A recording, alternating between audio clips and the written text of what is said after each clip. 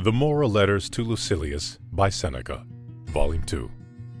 A raw fiction narration, read by Ryan Cullen. Letter 66. On various aspects of virtue. I have just seen my former schoolmate Clarinus for the first time in many years. You need not wait for me to add that he is an old man, but I assure you that I found him hale in spirit and sturdy, although he is wrestling with a frail and feeble body. For nature acted unfairly when she gave him a poor domicile for so rare a soul, or perhaps it was because she wished to prove to us that an absolutely strong and happy mind can lie hidden under any exterior. Be that as it may, Clarinus overcomes all these hindrances, and by despising his own body has arrived at a stage where he can despise other things also. The poet who sang, "Worth shows more pleasing in a form that's fair," is, in my opinion, mistaken. For virtue needs nothing to set it off. It is its own great glory, and it hallows the body in which it dwells. At any rate, I have begun to regard Clarinus in a different light. He seems to me handsome, and as well set up in body as in mind. A great man can spring from a hovel. So can a beautiful and great soul from an ugly and insignificant body. For this reason, nature seems to me to breed certain men of this stamp with the idea of proving that virtue springs into birth in any place whatsoever. Had it been possible for her to produce souls by themselves and naked, she would have done so.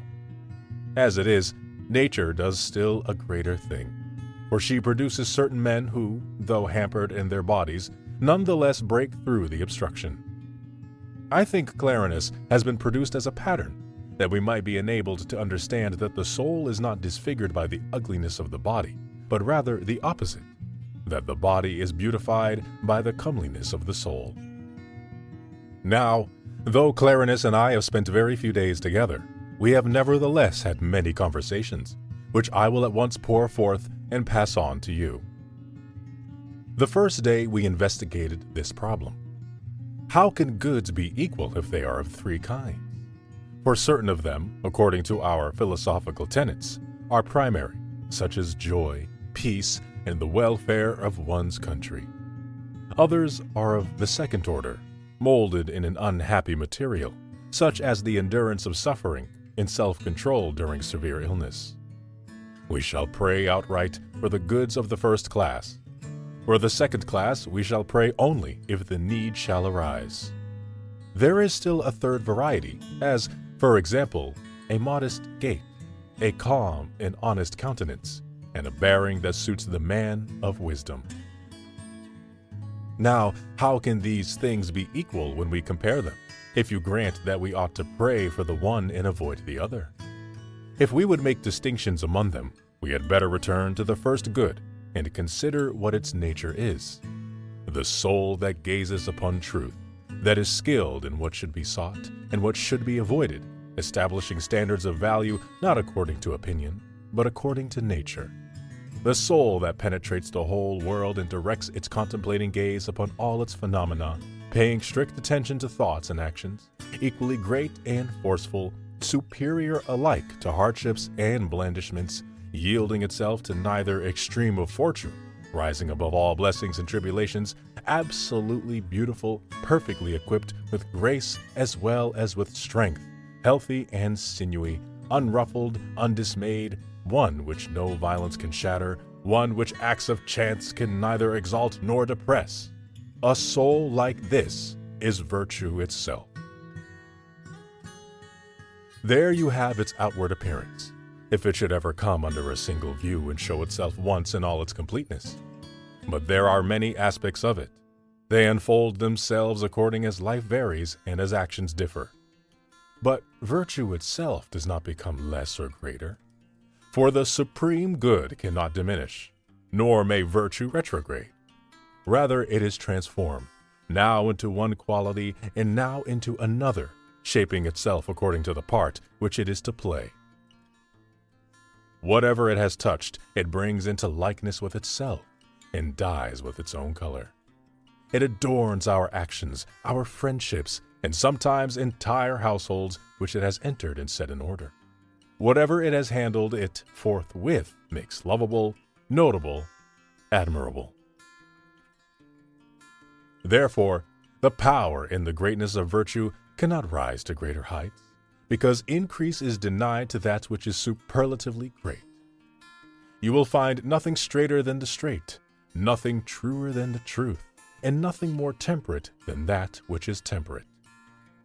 Every virtue is limitless, for limits depend upon definite measurements. Constancy cannot advance further any more than fidelity or truthfulness or loyalty. What can be added to that which is perfect? Nothing otherwise that was not perfect to which something has been added.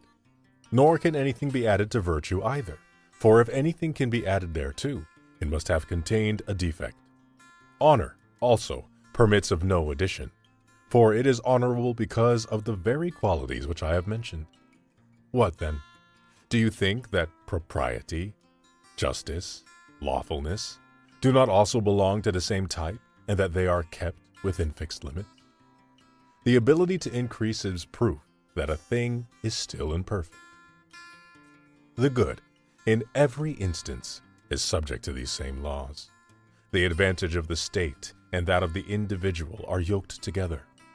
Indeed, it is as impossible to separate them as to separate the commendable from the desirable. Therefore, virtues are mutually equal, and so are the works of virtue, and all men who are so fortunate as to possess these virtues.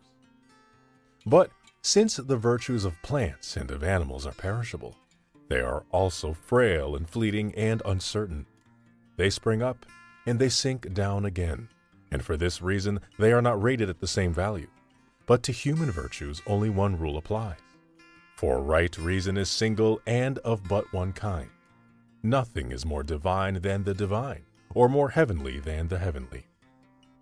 Mortal things decay, fall, are worn out, grow up, are exhausted, and replenished. Hence, in their case, in view of the uncertainty of their lot, there is inequality. But of things divine, the nature is one. Reason, however, is nothing else than a portion of the divine spirit set in a human body. If reason is divine, and the good in no case lacks reason, then the good in every case is divine. And furthermore, there is no distinction between things divine. Hence, there is none between goods either. Therefore, it follows that joy and a brave unyielding endurance of torture are equal goods. For in both there is the same greatness of soul relaxed and cheerful in the one case, in the other combative and braced for action. What?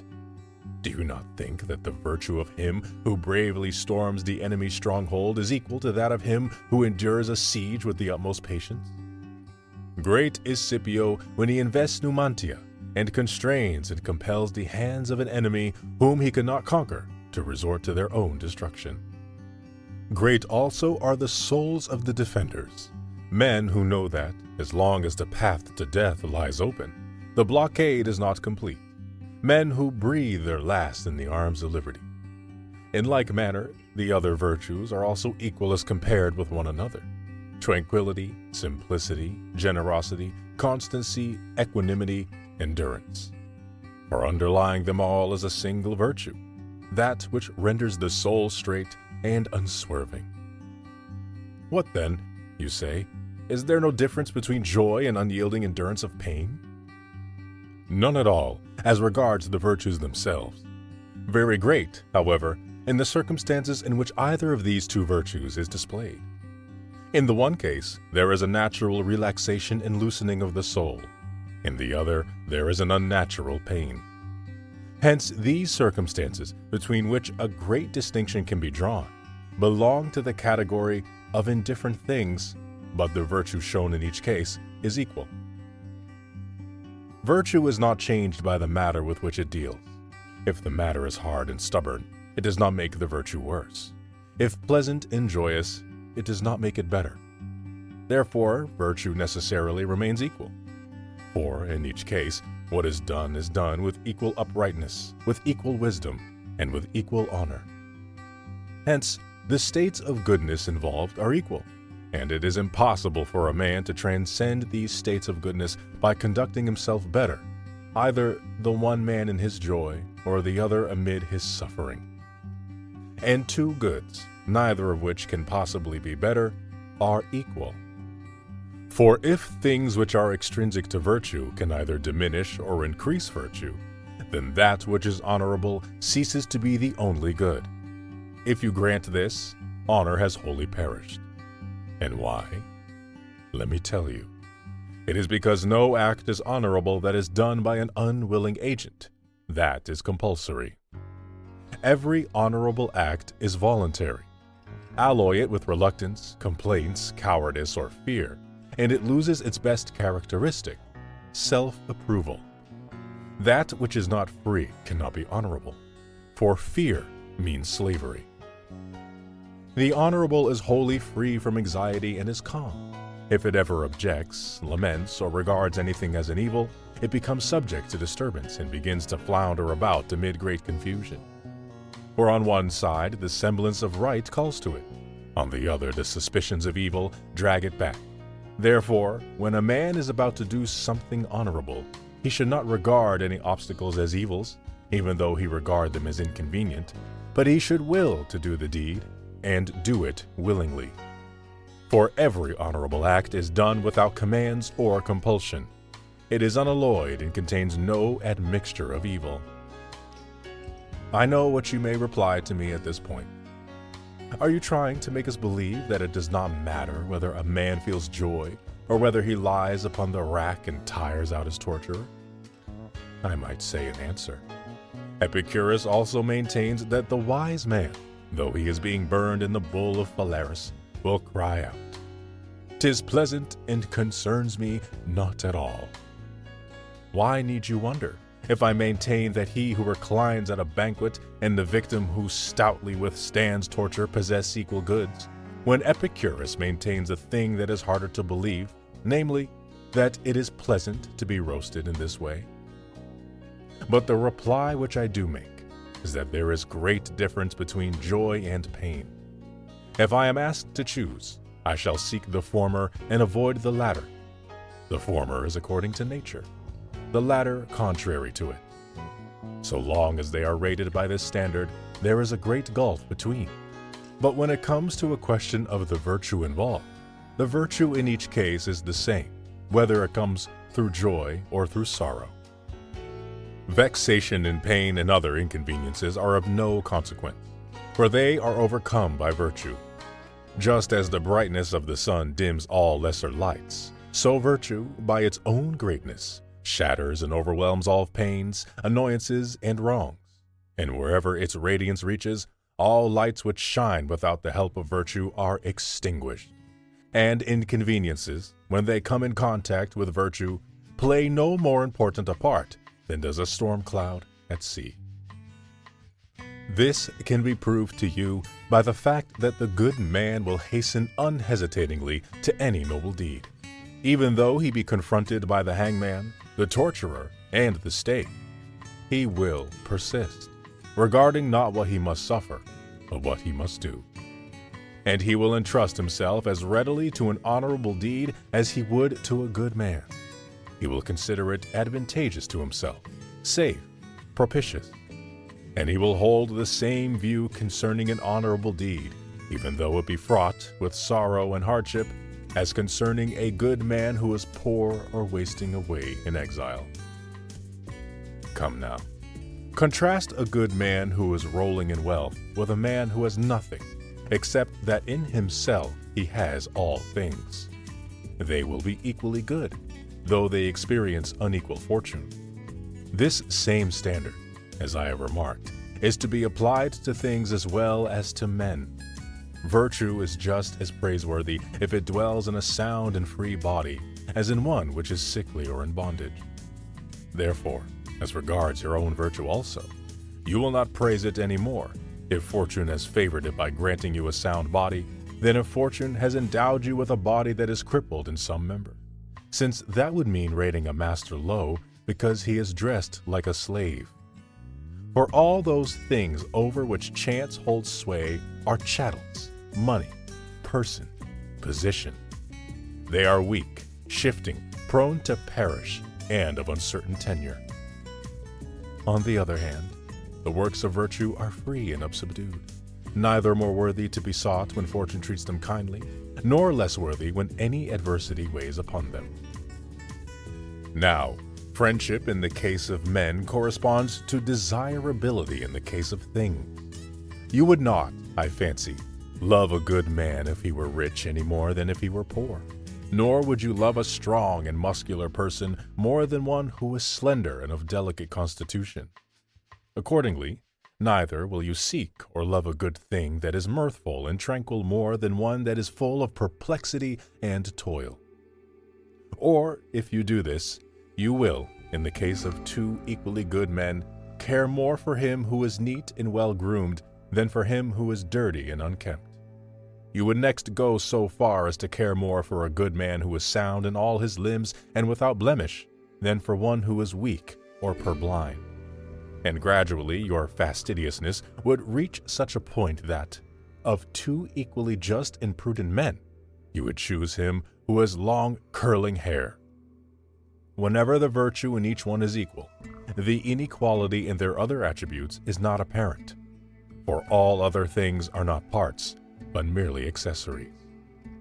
Would any man judge his children so unfairly as to care more for a healthy son than for one who is sickly, or for a tall child of unusual stature more than for one who is short or of middling height? Wild beasts show no favoritism among their offspring. They lie down in order to suckle all alike. Birds make fair distribution of their food. Ulysses hastens back to the rocks of his Ithaca as eagerly as Agamemnon speeds to the kingly walls of Mycenae. For no man loves his native land because it is great. He loves it because it is his own. And what is the purpose of all this? That you may know that virtue regards all her works in the same light, as if they were her children, showing equal kindness to all, and still deeper kindness to those which encounter hardships. For even parents lean with more affection towards those of their offspring for whom they feel pity. Virtue, too, does not necessarily love more deeply those of her works which she beholds in trouble and under heavy burdens, but, like good parents, she gives them more of her fostering care. Why is no good greater than any other good? It is because nothing can be more fitting than that which is fitting, and nothing more level than that which is level. You cannot say that one thing is more equal to a given object than another thing. Hence, also nothing is more honorable than that which is honorable. Accordingly, if all the virtues are by nature equal, the three varieties of goods are equal. This is what I mean. There is an equality between feeling joy with self-control and suffering pain with self-control. The joy in the one case does not surpass in the other the steadfastness of soul that gulps down the groan when the victim is in the clutches of the torturer. Goods of the first kind are desirable, while those of the second are worthy of admiration. And in each case, they are none the less equal, because whatever inconvenience attaches to the latter is compensated by the qualities of the good, which is so much greater. Any man who believes them to be unequal is turning away from the virtues themselves and is surveying mere externals. True goods have the same weight and the same width. The spurious sort contain much emptiness. Hence, when they are weighed in the balance, they are found wanting, although they look imposing and grand to the gaze. Yes, my dear Lucilius, the good which true reason approves is solid and everlasting. It strengthens the spirit and exalts it, so that it will always be on the heights. But those things which are thoughtlessly praised and are goods in the opinion of the mob merely puff us up with empty joy. And again, those things which are feared as if they were evils merely inspire trepidation in men's minds, for the mind is disturbed by the semblance of danger, just as animals are disturbed. Hence, it is without reason that both these things distract and sting the spirit. The one is not worthy of joy, nor the other of fear. It is reason alone that is unchangeable, that holds fast to its decisions. For reason is not a slave to the senses, but a ruler over them. Reason is equal to reason, as one straight line to another. Therefore, virtue also is equal to virtue. Virtue is nothing else than right reason. All virtues are reasons. Reasons are reasons, if they are right reasons. If they are right, they are also equal. As reason is, so also are actions. Therefore, all actions are equal. For since they resemble reason, they also resemble each other. Moreover, I hold that actions are equal to each other in so far as they are honorable and right actions. There will be, of course, great differences according as the material varies, as it becomes now broader and now narrower, now glorious and now base, now manifold in scope and now limited. However, that which is best in all these cases is equal. They are all honorable. In the same way, all good men, in so far as they are good, are equal. There are indeed differences of age, one is older, another younger; of body, one is comely, another is ugly; of fortune, this man is rich, that man poor; this one is influential, powerful, and well known to cities and peoples; that man is unknown to most, and is obscure.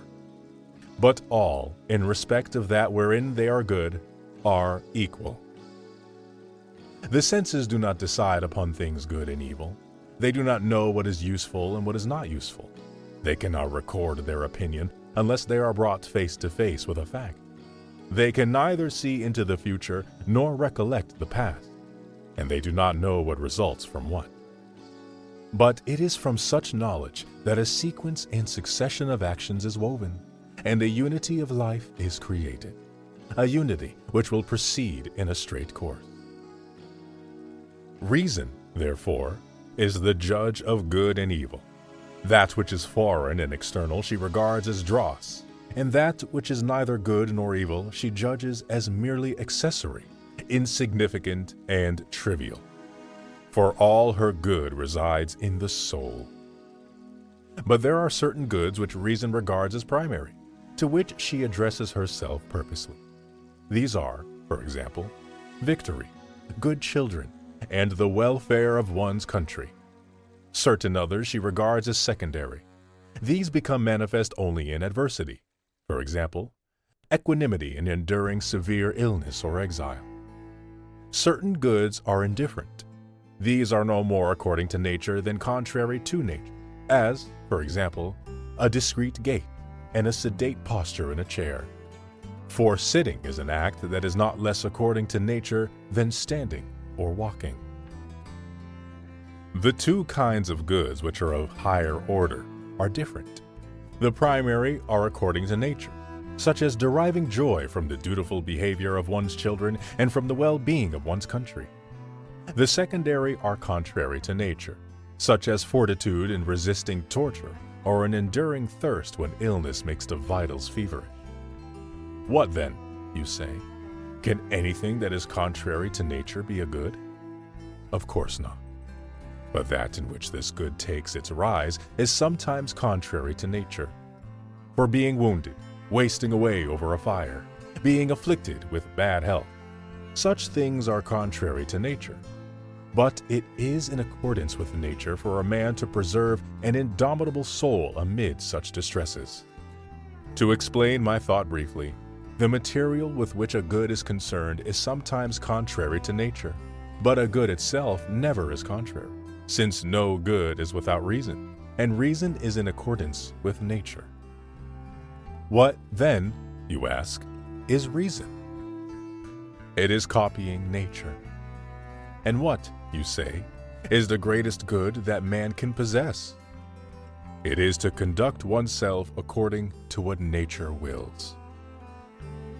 There is no doubt, says the objector, that peace affords more happiness when it has not been assailed than when it has been recovered at the cost of great slaughter.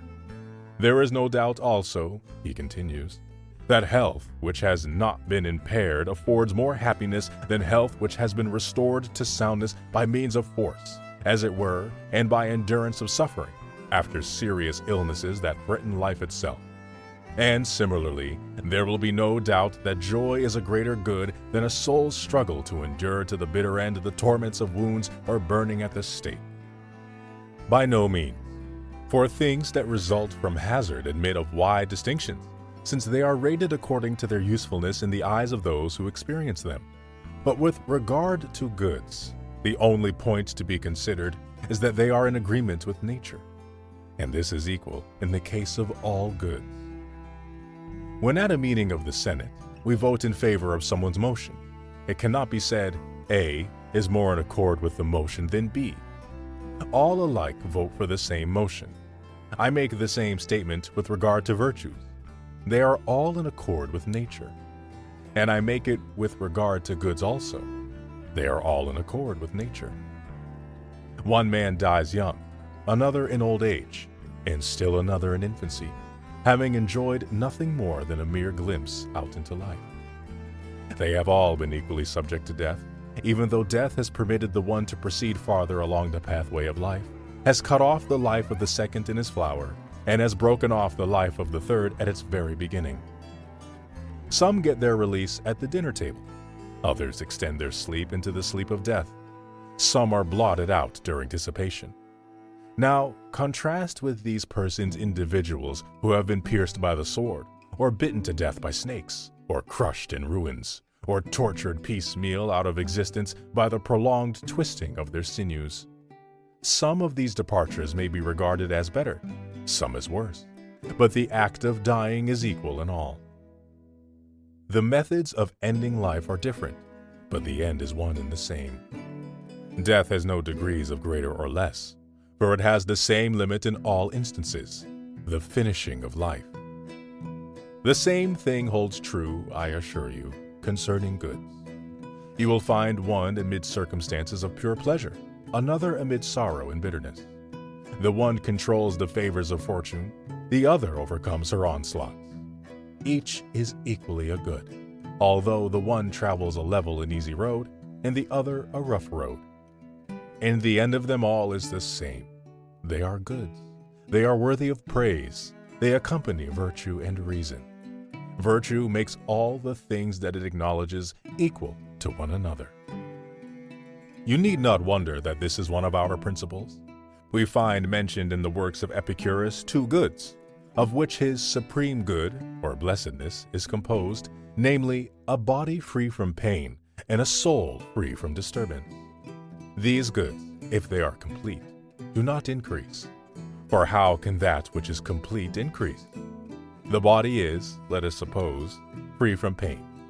What increase can there be to this absence of pain? The soul is composed and calm. What increase can there be to this tranquility?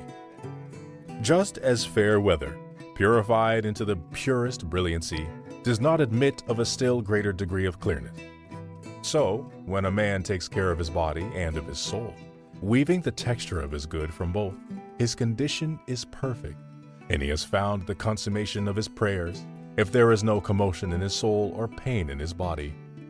Whatever delights fall to his lot over and above these 2 things do not increase his supreme good. They merely season it, so to speak, and add spice to it. For the absolute good of man's nature is satisfied with peace in the body and peace in the soul. I can show you at this moment in the writings of Epicurus a graded list of goods just like that of our own school. For there are some things, he declares, which he prefers should fall to his lot, such as bodily rest free from all inconvenience, and relaxation of the soul as it takes delight in the contemplation of its own goods. And there are other things which, though he would prefer that they did not happen, he nevertheless praises and approves.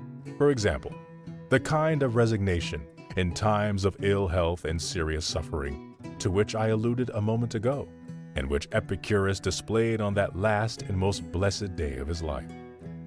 For he tells us that he had to endure excruciating agony from a diseased bladder and from an ulcerated stomach, so acute that it permitted no increase of pain. And yet, he says, that day was none the less happy. And no man can spend such a day in happiness unless he possesses the supreme good. We therefore find mentioned, even by Epicurus, those goods which one would prefer not to experience, which, however, because circumstances have decided thus, must be welcomed and approved and placed on a level with the highest goods. We cannot say that the good which has rounded out a happy life, the good for which Epicurus rendered thanks in the last words he uttered, is not equal to the greatest. Allow me, excellent Lucilius, to utter a still bolder word. If any goods could be greater than others, I should prefer those which seem harsh to those which are mild and alluring, and should pronounce them greater. For it is more of an accomplishment to break one's way through difficulties than to keep joy within bounds. It requires the same use of reason, I am fully aware, for a man to endure prosperity well and also to endure misfortune bravely. What man may be just as brave who sleeps in front of the ramparts without fear of danger when no enemy attacks the camp, as the man who, when the tendons of his legs have been severed, holds himself up on his knees and does not let fall his weapons? But it is to the blood-stained soldier returning from the front that men cry, "Well done, thou hero." And therefore I should bestow greater praise upon those goods that have stood trial and show courage, and have fought it out with fortune. Should I hesitate whether to give greater praise to the maimed and shriveled hand of Mucius than to the uninjured hand of the bravest man in the world?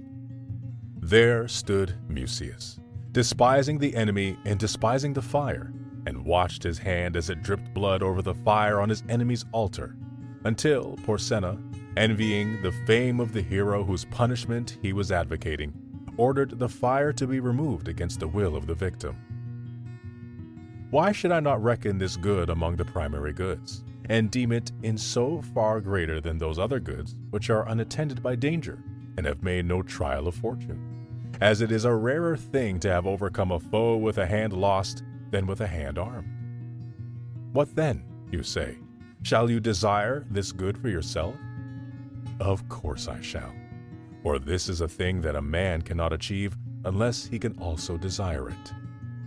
Should I desire, instead, to be allowed to stretch out my limbs for my slaves to massage, or to have a woman or a man changed into the likeness of a woman pull my finger joints? I cannot help believing that Mucius was all the more lucky because he manipulated the flames as calmly as if he were holding out his hand to the manipulator. He had wiped out all his previous mistakes. He finished the war unarmed and maimed, and with that stump of a hand, he conquered 2 kings. Farewell. Letter 67. On ill health and endurance of suffering. If I may begin with a commonplace remark, spring is gradually disclosing itself. But though it is rounding into summer, when you would expect hot weather, it is kept rather cool, and one cannot yet be sure of it, for it often slides back into winter weather. Do you wish to know how uncertain it still is? I do not yet trust myself to a bath which is absolutely cold. Even at this time, I break its chill. You may say that this is no way to show the endurance either of heat or of cold. Very true, dear Lucilius, but at my time of life, one is at length contented with the natural chill of the body. I can scarcely thaw out in the middle of the summer. Accordingly, I spend most of the time bundled up, and I thank old age for keeping me fastened to my bed. Why should I not thank old age on this account? That which I ought not to wish to do, I lack the ability to do. Most of my converse is with books. Whenever your letters arrive, I imagine that I am with you, and I have the feeling that I am about to speak my answer instead of writing it. Therefore, let us together investigate the nature of this problem of yours, just as if we were conversing with one another. You ask me whether every good is desirable. You say, if it is a good to be brave under torture, to go to the stake with a stout heart, to endure illness with resignation, it follows that these things are desirable. But I do not see that any of them is worth praying for. At any rate, I have as yet known of no man who has paid a vow by reason of having been cut to pieces by the rod, or twisted out of shape by the gout, or made taller by the rack. My dear Lucilius, you must distinguish between these cases. You will then comprehend that there is something in them that is to be desired. I should prefer to be free from torture, but if the time comes when it must be endured, I shall desire that I may conduct myself therein with bravery, honor, and courage. Of course, I prefer that war should not occur, but if war does occur, I shall desire that I may nobly endure the wounds, the starvation, and all that the exigency of war brings. Nor am I so mad as to crave illness, but if I must suffer illness, I shall desire that I may do nothing which shows lack of restraint, and nothing that is unmanly. The conclusion is, not that hardships are desirable, but that virtue is desirable, which enables us patiently to endure hardships. Certain of our school think that, of all such qualities, a stout endurance is not desirable, though not to be deprecated either, because we ought to seek by prayer only the good which is unalloyed, peaceful, and beyond the reach of trouble. Personally, I do not agree with them. And why? First, because it is impossible for anything to be good without being also desirable. Because, again, if virtue is desirable, and if nothing that is good lacks virtue, then everything good is desirable. And lastly, because a brave endurance, even under torture, is desirable. At this point, I ask you, is not bravery desirable? And yet bravery despises and challenges danger. The most beautiful and most admirable part of bravery is that it does not shrink from the stake, advances to meet wounds, and sometimes does not even avoid the spear, but meets it with opposing breast. If bravery is desirable, so is patient endurance of torture, for this is part of bravery. Only sift these things, as I have suggested, then there will be nothing which can lead you astray. For it is not mere endurance of torture, but brave endurance that is desirable. I therefore desire that brave endurance, and this is virtue. But, you say, whoever desired such a thing for himself? Some prayers are open and outspoken, when the requests are offered specifically.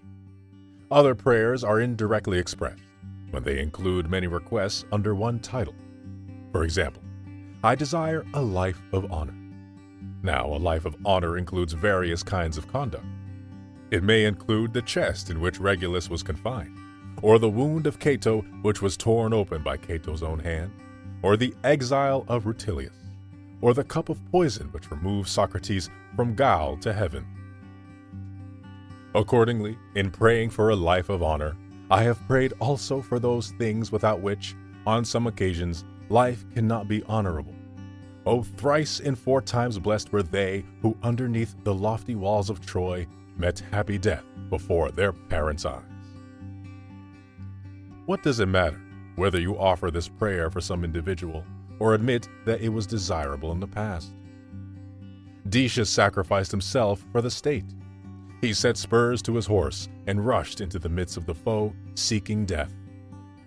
The second Decius, rivaling his father's valor, reproducing the words which had become sacred and already household words, dashed into the thickest of the fight, anxious only that his sacrifice might bring omen of success, and regarding a noble death as a thing to be desired. Do you doubt, then, whether it is best to die glorious in performing some deed of valor? When one endures torture bravely, one is using all the virtues. Endurance may perhaps be the only virtue that is on view and most manifest, but bravery is there too, and endurance and resignation and long-suffering are its branches. There too is foresight, for without foresight no plan can be undertaken. It is foresight that advises one to bear as bravely as possible the things one cannot avoid. There is also steadfastness, which cannot be dislodged from its position, which the wrench of no force can cause to abandon its purpose. There is the whole inseparable company of virtues. Every honorable act is the work of one single virtue, but it is in accordance with the judgment of the whole council. And that which is approved by all the virtues, even though it seems to be the work of one alone, is desirable. What? Do you think that those things only are desirable which come to us amid pleasure and ease, and which we bedeck our doors to welcome? There are certain goods whose features are forbidding. There are certain prayers which are offered by a throng, not of men who rejoice, but of men who bow down reverently and worship. Was it not in this fashion, think you, that Regulus prayed that he might reach Carthage?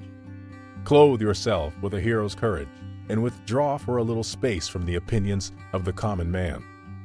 Form a proper conception of the image of virtue, a thing of exceeding beauty and grandeur. This image is not to be worshipped by us with incense or garlands, but with sweat and blood. Behold Marcus Cato, laying upon that hollowed breast his unspotted hands, and tearing apart the wounds which had not gone deep enough to kill him.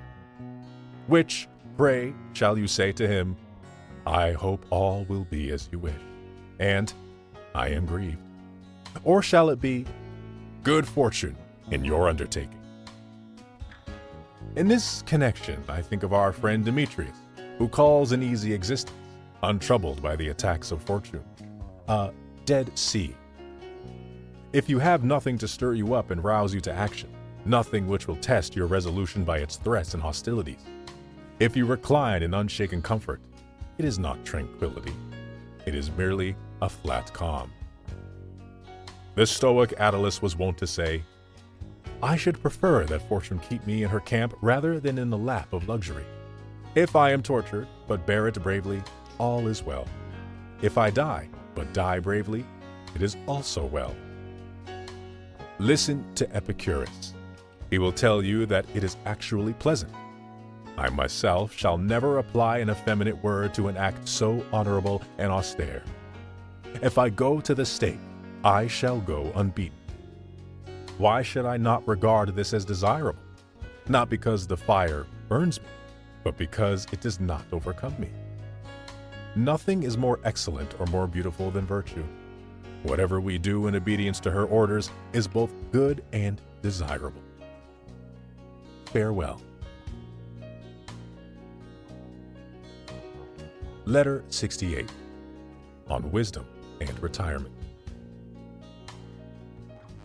I fall in with your plan. Retire and conceal yourself in repose, but at the same time conceal your retirement also.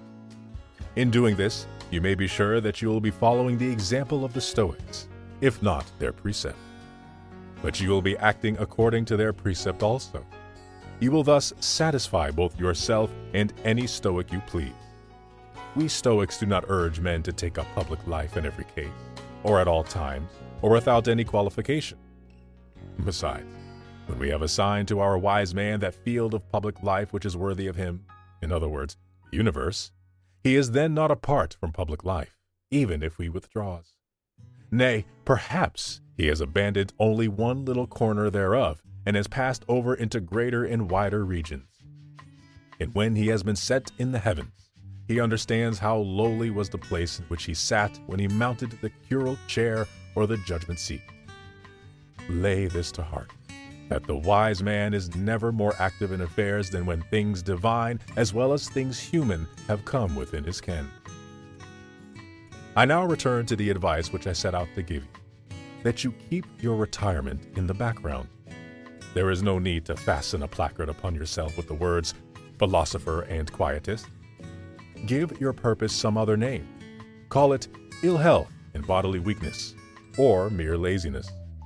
To boast of our retirement is but idle self-seeking. Certain animals hide themselves from discovery by confusing the marks of their footprints in the neighborhood of their lairs. You should do the same. Otherwise, there will always be someone dogging your footsteps. Many men pass by that which is visible, and peer after things hidden and concealed. A locked room invites the thief. Things which lie in the open appear cheap. The housebreaker passes by that which is exposed to view. This is the way of the world, and the way of all ignorant men. They crave to burst in upon hidden things. It is therefore best not to vaunt one's retirement. It is, however, a sort of vaunting to make too much of one's concealment and of one's withdrawal from the sight of men. So-and-so has gone into his retreat at Tarentum. That other man has shut himself up at Naples. This third person for many years has not crossed the threshold of his own house. To advertise one's retirement is to collect a crowd. When you withdraw from the world, your business is to talk with yourself, not to have men talk about you. But what shall you talk about? Do just what people are fond of doing when they talk about their neighbors. Speak ill of yourself when by yourself.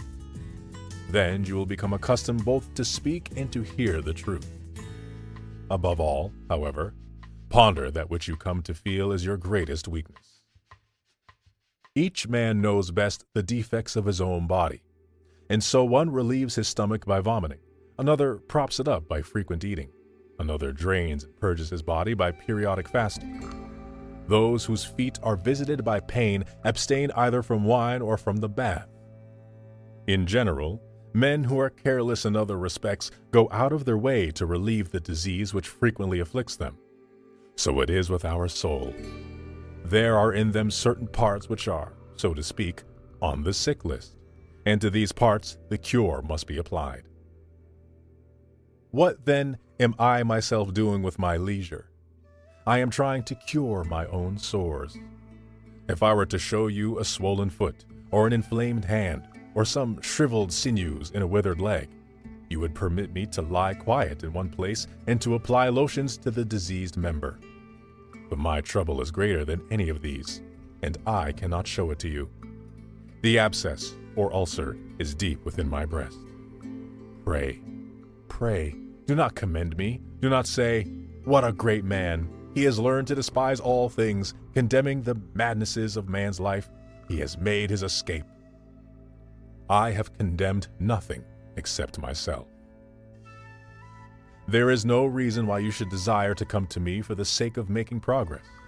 You are mistaken if you think that you will get any assistance from this quarter. It is not a physician that dwells here, but a sick man.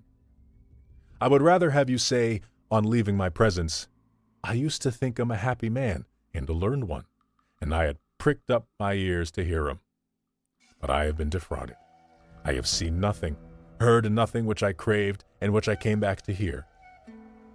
If you feel thus, and speak thus, some progress has been made. I prefer you to pardon rather than envy my retirement. Then you say, "Is it retirement, Seneca, that you are recommending to me? You will soon be falling back upon the maxim of Epicurus." I do recommend retirement to you, but only that you may use it for greater and more beautiful activities than those which you have resigned. To knock at the haughty doors of the influential, to make alphabetical lists of childless old men, to wield the highest authority in public life. This kind of power exposes you to hatred, is short-lived, and, if you rate it at its true value, is tawdry. One man shall be far ahead of me as regards his influence in public life, another in salary as an army officer and in the position which results from this, another in the throng of his clients. But it is worthwhile to be outdone by all these men, provided that I myself can outdo fortune. And I am no match for her in the throng. She has the greater backing. Would that in earlier days you had been minded to follow this purpose. Would that we were not discussing the happy life in plain view of death. But even now, let us have no delay. For now we can take the word of experience, which tells us that there are many superfluous and hostile things. For this, we should long since have taken the word of reason.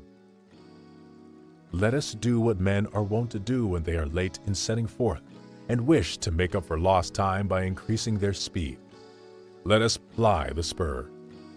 Our time of life is the best possible for these pursuits, for the period of boiling and foaming is now past. The faults that were uncontrolled in the first fierce heat of youth are now weakened, and but little further effort is needed to extinguish them. And when, you ask, Will that profit you which you do not learn until your departure? And how will it profit you? Precisely in this way, that I shall depart a better man. You need not think, however, that any time of life is more fitted to the attainment of a sound mind than that which has gained the victory over itself by many trials and by long and oft-repeated regret for past mistakes, and, its passions assuaged, has reached a state of health. This is indeed the time to have acquired this good. He who has attained wisdom in his old age has attained it by his years. Farewell. Letter 69. On Rest and Restlessness. I do not like you to change your headquarters and scurry about from one place to another. My reasons are, first, that such frequent flitting means an unsteady spirit, and the spirit cannot through retirement grow into unity unless it has ceased from its inquisitiveness and its wanderings. To be able to hold your spirit in check, you must first stop the runaway flight of the body. My second reason is that the remedies which are most helpful are those which are not interrupted. You should not allow your quiet, or the oblivion to which you have consigned your former life, to be broken into. Give your eyes time to unlearn what they have seen, and your ears to grow accustomed to more wholesome words. Whenever you stir abroad, you will meet, even as you pass from one place to another, things that will bring back your old cravings. Just as he who tries to be rid of an old love must avoid every reminder of the person once held dear, for nothing grows again so easily as love. Similarly, he who would lay aside his desire for all the things which he used to crave so passionately must turn away both eyes and ears from the objects which he has abandoned. The emotions soon return to the attack. At every turn they will notice before their eyes an object worth their attention. There is no evil that does not offer inducements. Avarice promises money. Luxury, a varied assortment of pleasures. Ambition, a purple robe and applause, and the influence which results from applause, and all that influence can do. Vices tempt you by the rewards which they offer. But in the life of which I speak, you must live without being paid. Scarcely will a whole lifetime suffice to bring our vices into subjection and to make them accept the yoke, swollen as they are by long-continued indulgence. And still less if we cut into our brief span by any interruption. Even constant care and attention can scarcely bring any one undertaking to full completion. If you will give ear to my advice, ponder and practice this: how to welcome death, or even, if circumstances commend that course, to invite it. There is no difference whether death comes to us or whether we go to death. Make yourself believe that all ignorant men are wrong when they say, "It is a beautiful thing to die one's own death." But there is no man who does not die his own death. What is more, you may reflect on this thought: no one dies except on his own day. You are throwing away none of your own time, for what you leave behind does not belong to you. Farewell. Letter 70. On the proper time to slip the cable. After a long space of time, I have seen your beloved Pompeii. I was thus brought again face to face with the days of my youth.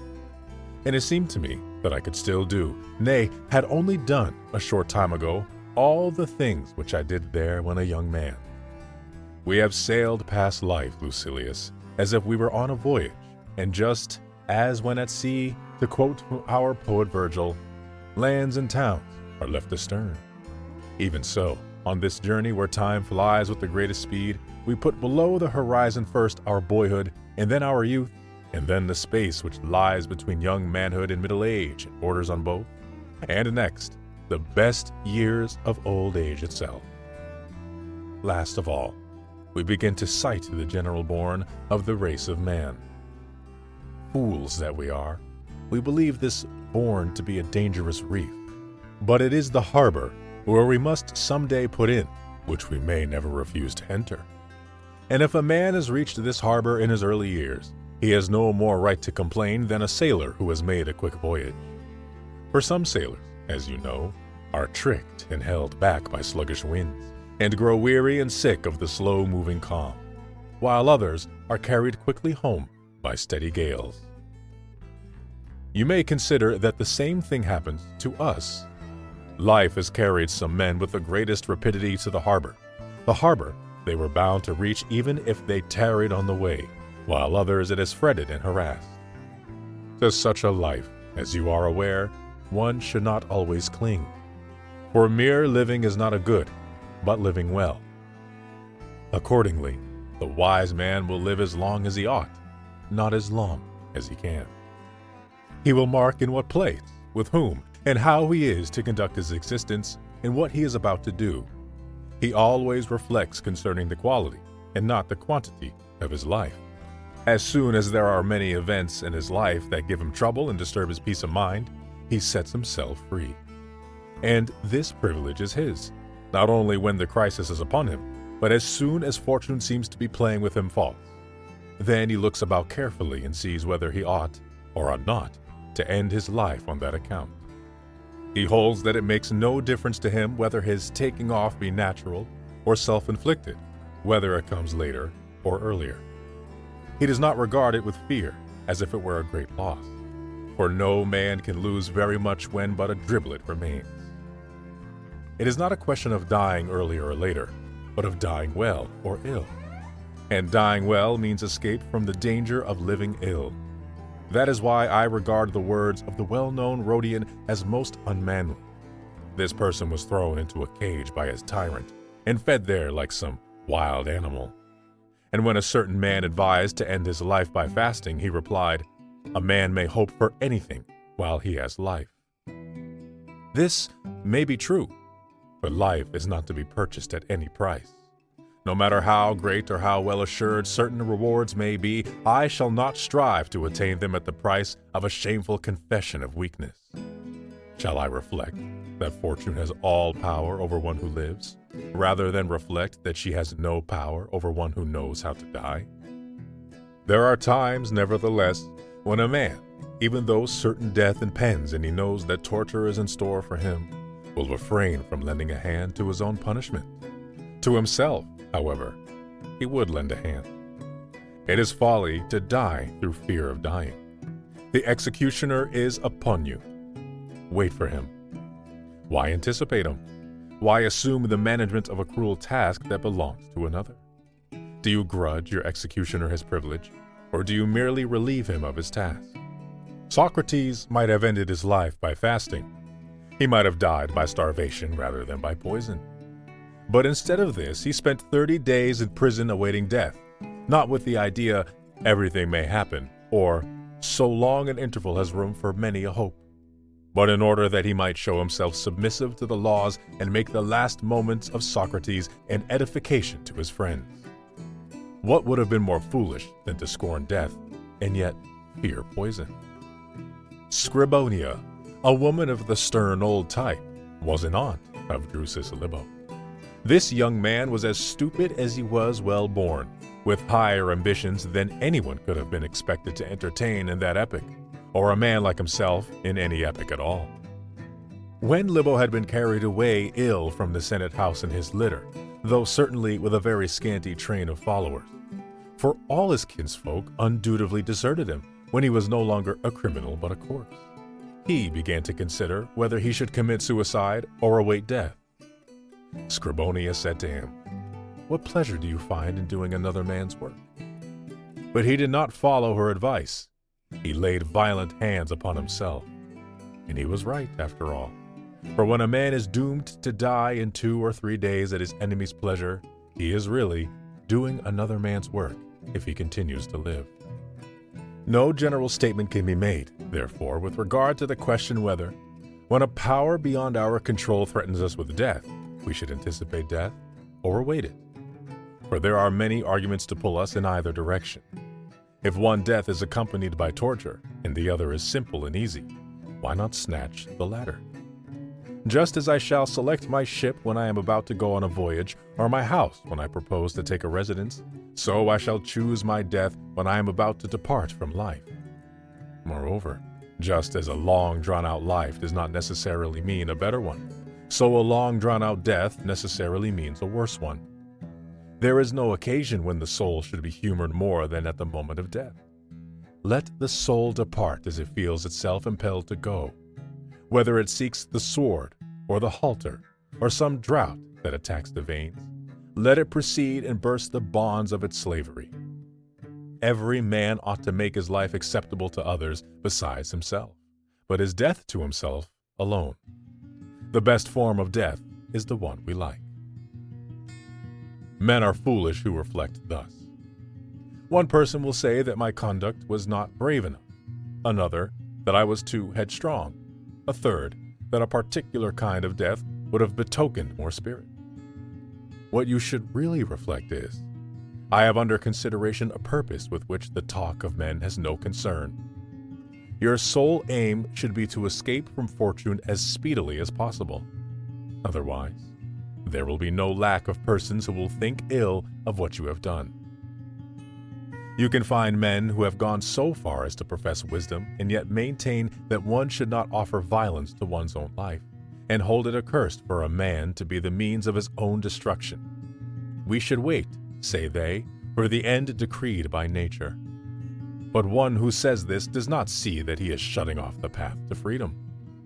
The best thing which eternal law ever ordained was that it allowed us one entrance into life, but many exits. Must I await the cruelty either of disease or of man, when I can depart through the midst of torture and shake off my troubles? This is the one reason why we cannot complain of life. It keeps no one against his will. Humanity is well situated, because no man is unhappy except by his own fault. Live, if you so desire. If not, you may return to the place whence you came. You have often been cupped in order to relieve headaches. You have had veins cut for the purpose of reducing your weight. If you would pierce your heart, a gaping wound is not necessary. A lancet will open the way to that great freedom, and tranquility can be purchased at the cost of a pinprick. What, then, is it which makes us lazy and sluggish? None of us reflect that some day he must depart from this house of life, just so old tenants are kept from moving by fondness for a particular place and by custom, even in spite of ill treatment. Would you be free from the restraint of your body? Live in it as if you were about to leave it. Keep thinking of the fact that someday you will be deprived of this tenure. Then you will be more brave against the necessity of departing. But how will a man take thought of his own end if he craves all things without end?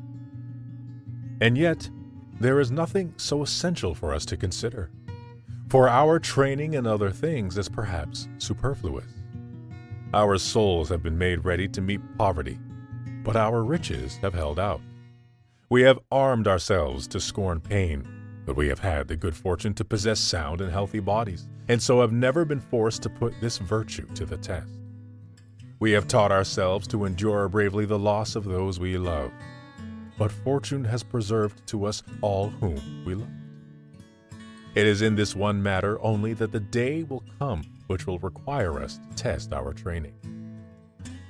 You need not think that none but great men have had the strength to burst the bonds of human servitude. You need not believe that this cannot be done except by a Cato. Cato, who with his hand dragged forth the spirit which had not succeeded in freeing by the sword.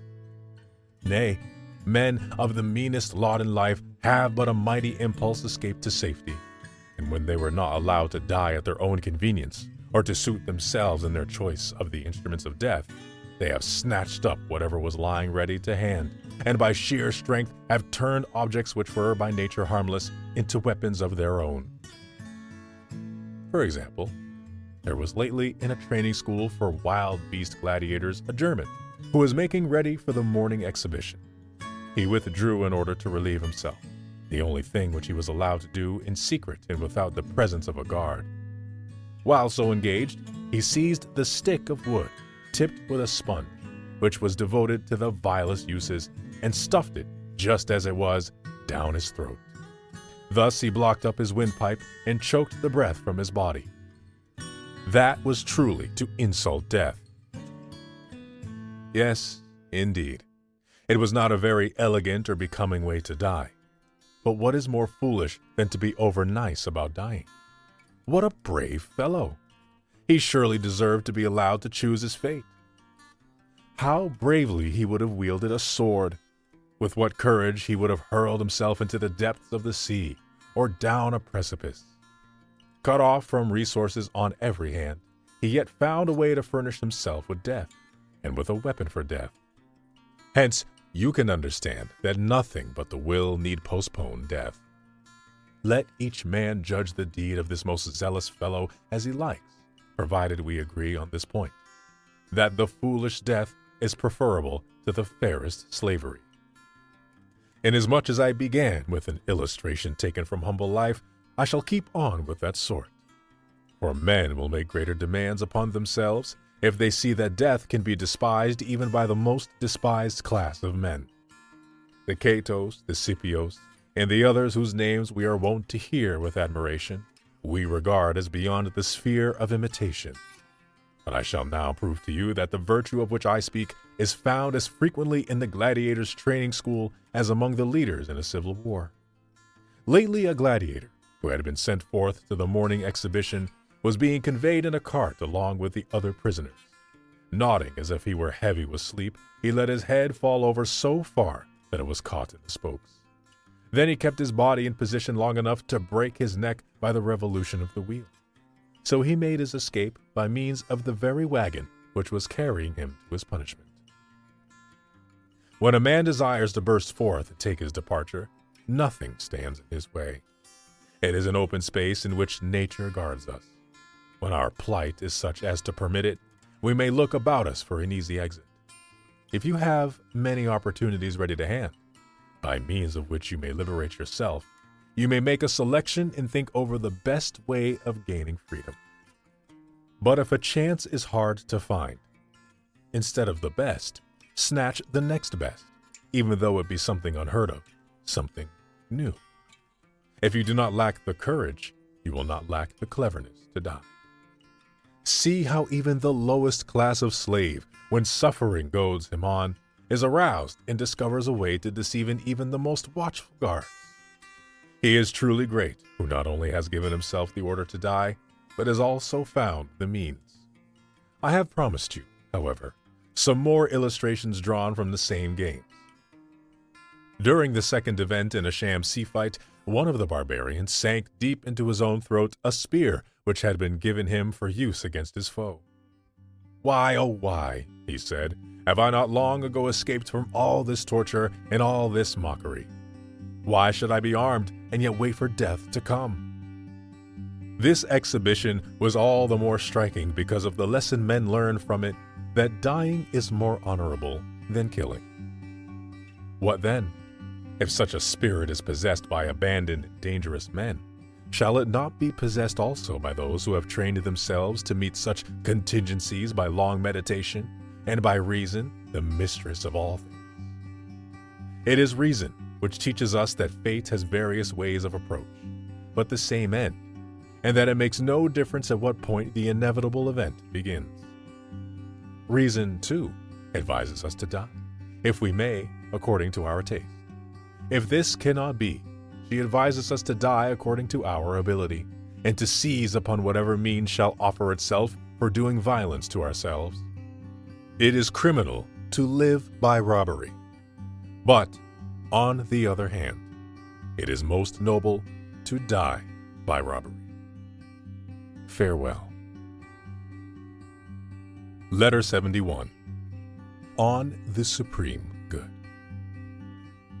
You are continually referring special questions to me, forgetting that a vast stretch of sea sunders us. Since, however, the value of advice depends mostly on the time when it is given, it must necessarily result that by the time my opinion on certain matters reaches you, the opposite opinion is the better. For advice conforms to circumstances, and our circumstances are carried along, or rather, whirled along. Accordingly, advice should be produced at short notice, and even this is too late. It should grow while we work, as the saying is, and I propose to show you how you may discover the method. As often as you wish to know what is to be avoided or what is to be sought, consider its relation to the supreme good, to the purpose of your whole life. For whatever we do ought to be in harmony with this. No man can set in order the details unless he has already set before himself the chief purpose of his life. The artist may have his colors all prepared, but he cannot produce a likeness unless he has already made up his mind on what he wishes to paint. The reason we make mistakes is because we all consider the parts of life, but never life as a whole. The archer must know what he is seeking to hit. Then he must aim and control the weapon by his skill. Our plans miscarry because they have no aim. When a man does not know what harbor he is making for, no wind is the right wind. Chance must necessarily have great influence over our lives because we live by chance. It is the case with certain men, however, that they do not know that they know certain things. Just as we often go searching for those who stand beside us, so we are apt to forget that the goal of the supreme good lies near us. To infer the nature of this supreme good, one does not need many words or any roundabout discussion. It should be pointed out with the forefinger, so to speak, and not be dissipated into many parts. For what good is there in breaking it up into tiny bits when you can say, the supreme good is that which is honorable? Besides, and you may still be more surprised at this, that which is honorable is the only good. All other goods are alloyed and debased. If you once convince yourself of this, and if you come to love virtue devotedly, for mere loving is not enough, anything that has been touched by virtue will be fraught with blessing and prosperity for you, no matter how it shall be regarded by others. Torture, if only, as you lie suffering, you are more calm in mind than your very torturer. Illness, if only you curse not fortune and yield not to the disease. In short, all those things which others regard as ills will become manageable and will end up in good, if you succeed in rising above them. Let this once be clear, that there is nothing good except that which is honorable, and all hardships will have a just title to the name of goods, when once virtue has made them honorable. Many think that we Stoics are holding out expectations greater than our human lot admits of, and they have a right to think so, for they have regard to the body only. But let them turn back to the soul, and they will soon measure man by the standard of God. Rouse yourself, most excellent Lucilius, and leave off all this wordplay of the philosophers, who reduce a most glorious subject to a matter of syllables, and lower and wear out the soul by teaching fragments. Then you will become like the men who discovered these precepts, instead of those who by their teaching do their best to make philosophy seem difficult rather than great. Socrates, who recalled the whole of philosophy to rules of conduct, and asserted that the highest wisdom consisted in distinguishing between good and evil, said, "Follow these rules, if my words carry weight with you, in order that you may be happy. And let some men think you even a fool. Allow any man who so desires to insult you and work you wrong. But if only virtue dwells with you, you will suffer nothing. If you wish to be happy, if you would be in good faith a good man, let one person or another despise you."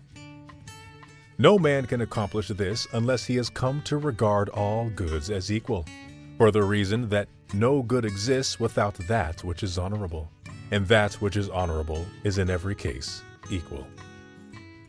You may say, "What then? Is there no difference between Cato's being elected praetor and his failure at the polls, or whether Cato is conquered or conqueror in the battle line of Pharsalia? And when Cato could not be defeated, though his party met defeat, was not this goodness of his equal to that which would have been his if he had returned victorious to his native land and arranged a peace?" Of course it was, for it is by the same virtue that evil fortune is overcome and good fortune is controlled. Virtue, however, cannot be increased or decreased. Its stature is uniform. But, you will object, Gnaeus Pompey will lose his army.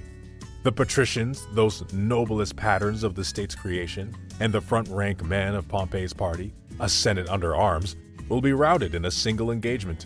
The ruins of that great oligarchy will be scattered all over the world.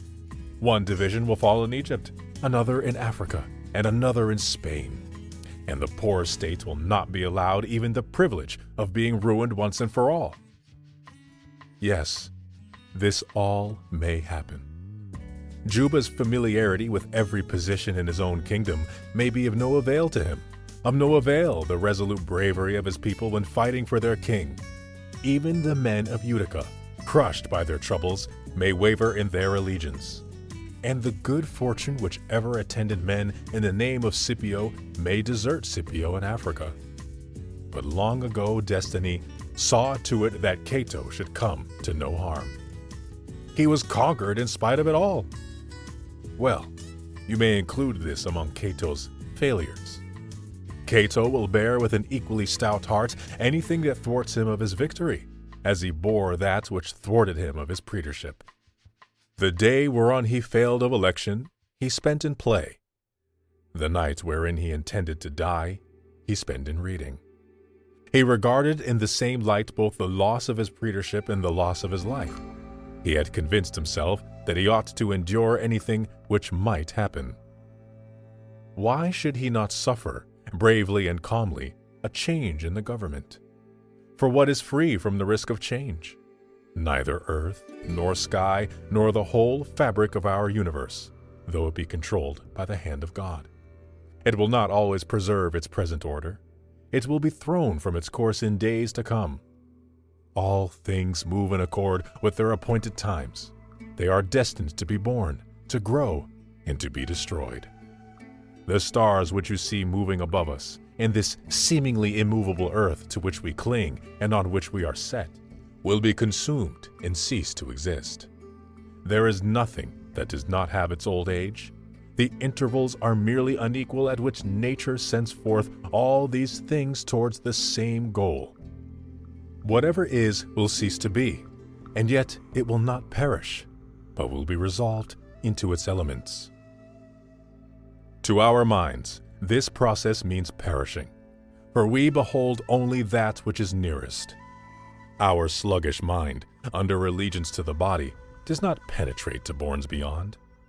Were it not so, the mind would endure with greater courage its own ending and that of its possessions, if only it could hope that life and death, like the whole universe about us, go by turns, that whatever has been put together is broken up again, that whatever has been broken up is put together again, and that the eternal craftsmanship of God, who controls all things, is working at this task. Therefore, the wise man will say just what a Marcus Cato would say, after reviewing his past life. The whole race of man, both that which is and that which is to be, is condemned to die. Of all the cities that at any time have held sway over the world, and of all that have been the splendid ornaments of empires not their own, men shall someday ask where they were, and they shall be swept away by destructions of various kinds. Some shall be ruined by wars, others shall be wasted away by inactivity and by the kind of peace which ends in sloth, or by that vice which is fraught with destruction even for mighty dynasties. Luxury. All these fertile plains shall be buried out of sight by a sudden overflowing of the sea, or a slipping of the soil as it settles to lower levels, shall draw them suddenly into a yawning chasm. Why then should I be angry or feel sorrow if I precede the general destruction by a tiny interval of time? Let great souls comply with God's wishes, and suffer unhesitatingly whatever fate the law of the universe ordains. For the soul at death is either sent forth into a better life, destined to dwell with deity amid greater radiance and calm, or else, at least, without suffering any harm to itself, it will be mingled with nature again, and will return to the universe.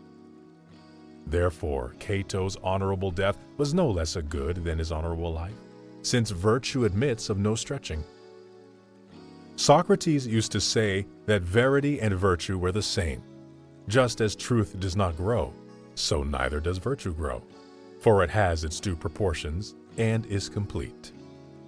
You need not, therefore, wonder that goods are equal, both those which are to be deliberately chosen and those which circumstances have imposed. For if you once adopt the view that they are unequal, deeming, for instance, a brave endurance of torture as among the lesser goods, you will be including it among the evils also. You will pronounce Socrates unhappy in his prison, Cato unhappy when he reopens his wounds with more courage than he allowed in inflicting them, and Regulus the most ill-starred of all when he pays the penalty for keeping his word even with his enemies. And yet no man, even the most effeminate person in the world, has ever dared to maintain such an opinion. For though such persons deny that a man like Regulus is happy, yet for all that, they also deny that he is wretched. The earlier academics do indeed admit that a man is happy even amid such tortures, but do not admit that he is completely or fully happy. With this view, we cannot in any wise agree, for unless a man is happy, he has not attained the supreme good. And the good which is supreme admits of no higher degree, if only virtue exists within this man, and if adversity does not impair his virtue, and if, though the body be injured, the virtue abides unharmed. And it does abide, for I understand virtue to be high-spirited and exalted, so that it is aroused by anything that molests it. This spirit, which young men of noble breeding often assume, when they are so deeply stirred by the beauty of some honorable object that they despise all the gifts of chance, is assuredly infused in us and communicated to us by wisdom. Wisdom will bring the conviction that there is but one good, that which is honorable, that this can neither be shortened nor extended, any more than a carpenter's rule, with which straight lines are tested, can be bent. Any change in the rule means spoiling the straight line. Applying, therefore, this same figure to virtue, we shall say, virtue also is straight, and admits of no bending. What can be made more tense than a thing which is already rigid? Such is virtue, which passes judgment on everything, but nothing passes judgment on virtue. And if this rule, virtue, cannot itself be made more straight, neither can the things created by virtue be in one case straighter and in another less straight, for they must necessarily correspond to virtue. Hence, they are equal. What, you say, do you call reclining at a banquet and submitting to torture equally good? Does this seem surprising to you? You may be still more surprised at the following: that reclining at a banquet is an evil, while reclining on the rack is a good, if the former act is done in a shameful and the latter in an honorable manner. It is not the material that makes these actions good or bad, it is the virtue. All acts in which virtue has disclosed itself are of the same measure and value. At this moment, the man who measures the souls of all men by his own is shaking his fist in my face because I hold that there is a parity between the goods involved in the case of one who passes sentence honorably and of one who suffers sentence honorably. Or because I hold that there is a parity between the goods of one who celebrates a triumph and of one who, unconquered in spirit, is carried before the victor's chariot. For such critics think that whatever they themselves cannot do is not done. They pass judgment on virtue in the light of their own weaknesses. Why do you marvel if it helps a man, and on occasion even pleases him, to be burned, wounded, slain, or bound in prison? To a luxurious man, a simple life is a penalty. To a lazy man, work is punishment. The dandy pities the diligent man. To the slothful, studies are torture. Similarly, we regard those things with respect to which we are all infirm of disposition as hard and beyond endurance, forgetting what a torment it is to many men to abstain from wine or to be routed from their beds at break of day. These actions are not essentially difficult. It is we ourselves that are soft and flabby. We must pass judgment concerning great matters with greatness of soul. Otherwise, that which is really our fault will seem to be their fault, So it is that certain objects which are perfectly straight, when sunk in water, appear to the onlooker as bent or broken off. It matters not only what you see, but with what eyes you see it. Our souls are too dull of vision to perceive the truth. But give me an unspoiled and sturdy-minded young man. He will pronounce more fortunate one who sustains on unbending shoulders the whole weight of adversity, who stands out superior to fortune. It is not a cause for wonder that one is not tossed about when the weather is calm. Reserve your wonderment for cases where a man is lifted up when all others sink, and keeps his footing when all others are prostrate. What element of evil is there in torture and in the other things which we call hardships? It seems to me that there is this evil, that the mind sags and bends and collapses. But none of these things can happen to the sage. He stands erect under any load. Nothing can subdue him. Nothing that must be endured annoys him. For he does not complain that he has been struck by that which can strike any man. He knows his own strength.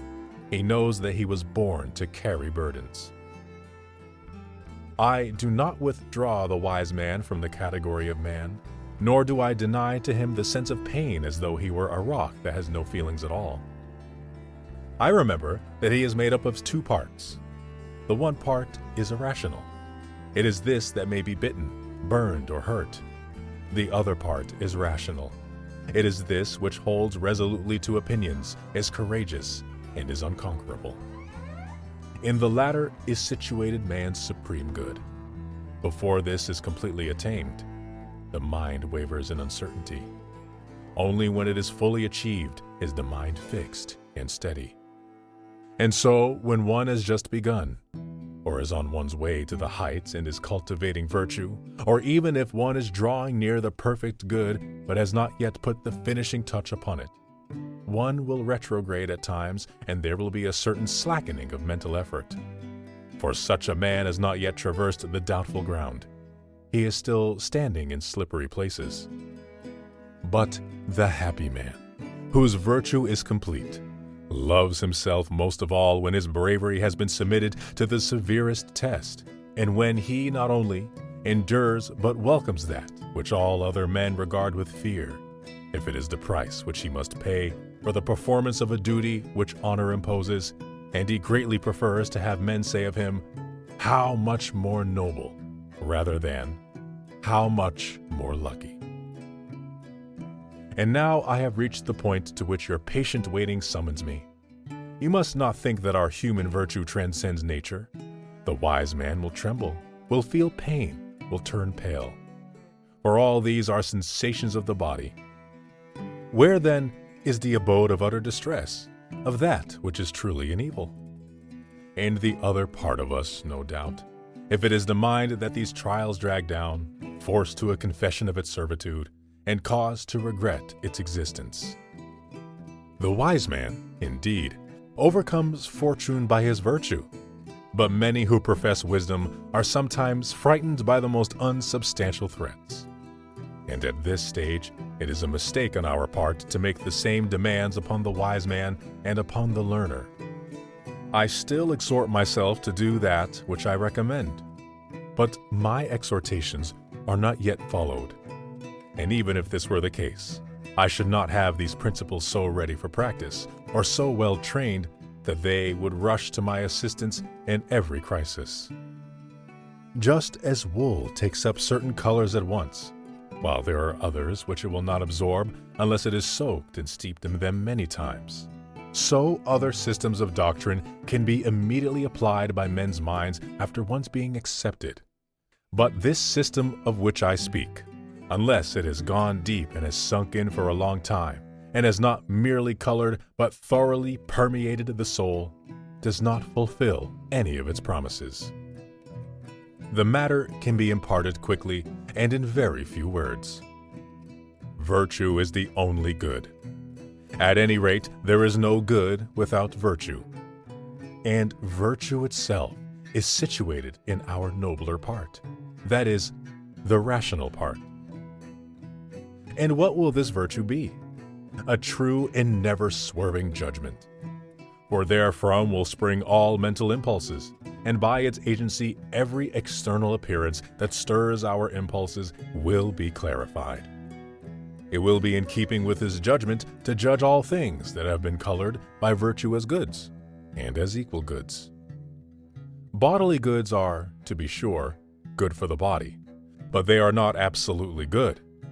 There will indeed be some value in them, but they will possess no genuine merit, for they will differ greatly. Some will be less, others greater. And we are constrained to acknowledge that there are great differences among the very followers of wisdom. One man has already made so much progress that he dares to raise his eyes and look fortune in the face, but not persistently, for his eyes soon drop, dazzled by her overwhelming splendor. Another has made so much progress that he is able to match glances with her, that is, unless he has already reached the summit and is full of confidence. That which is short of perfection must necessarily be unsteady, at one time progressing, at another slipping or growing faint, and it will surely slip back unless it keeps struggling ahead. For if a man slackens at all in zeal and faithful application, he must retrograde. No one can resume his progress at the point where he left off. Therefore, let us press on and persevere. There remains much more of the road than we have put behind us, but the greater part of progress is the desire to progress. I fully understand what this task is. It is a thing which I desire, and I desire it with all my heart. I see that you also have been aroused and are hastening with great zeal towards infinite beauty. Let us then hasten. Only on these terms will life be a boon to us. Otherwise, there is delay, and indeed disgraceful delay, while we busy ourselves with revolting things. Let us see to it that all time belongs to us. This, however, cannot be unless first of all our own selves begin to belong to us. And when will it be our privilege to despise both kinds of fortune? When will it be our privilege, after all the passions have been subdued and brought under our own control, to utter the words, "I have conquered"? Do you ask me whom I have conquered?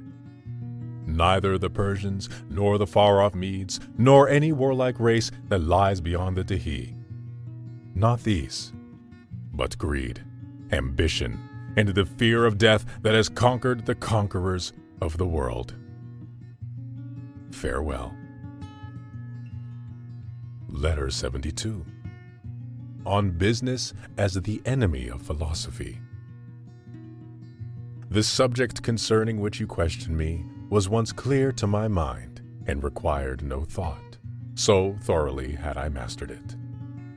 But I have not tested my memory of it for some time, and therefore it does not readily come back to me. I feel that I have suffered the fate of a book whose rolls have stuck together by disuse. My mind needs to be unrolled, and whatever has been stored away there ought to be examined from time to time, so that it may be ready for use when occasion demands. Let us therefore put this subject off for the present, for it demands much labor and much care. As soon as I can hope to stay for any length of time in the same place, I shall then take your question in hand. For there are certain subjects about which you can write even while traveling in a gig, and there are also subjects which need a study chair and quiet and seclusion. Nevertheless, I ought to accomplish something even on days like these, days which are fully employed, and indeed from morning till night.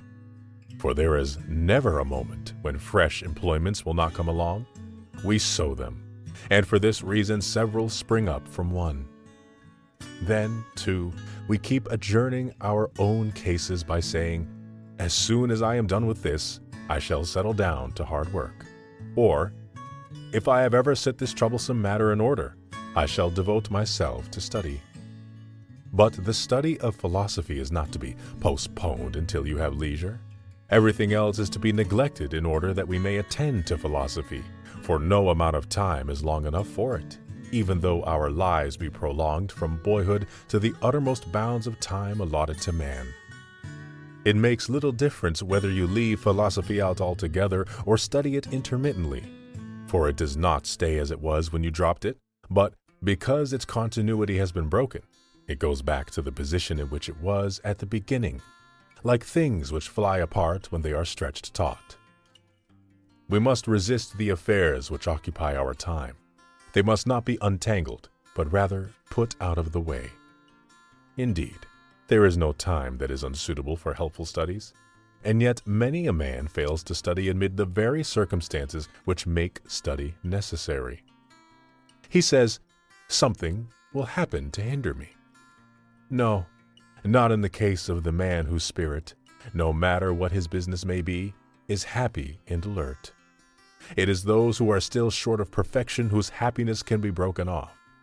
The joy of a wise man, on the other hand, is a woven fabric, rent by no chance happening and by no change of fortune. At all times and in all places, he is at peace. For his joy depends on nothing external and looks for no boon from man or fortune. His happiness is something within himself. It would depart from his soul if it entered in from the outside. It is born there.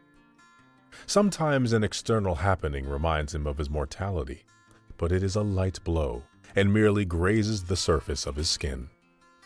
Some trouble, I repeat, may touch him like a breath of wind, but that supreme good of his is unshaken. This is what I mean. There are external disadvantages, like pimples and boils that break out upon a body which is normally strong and sound, but there is no deep-seated malady.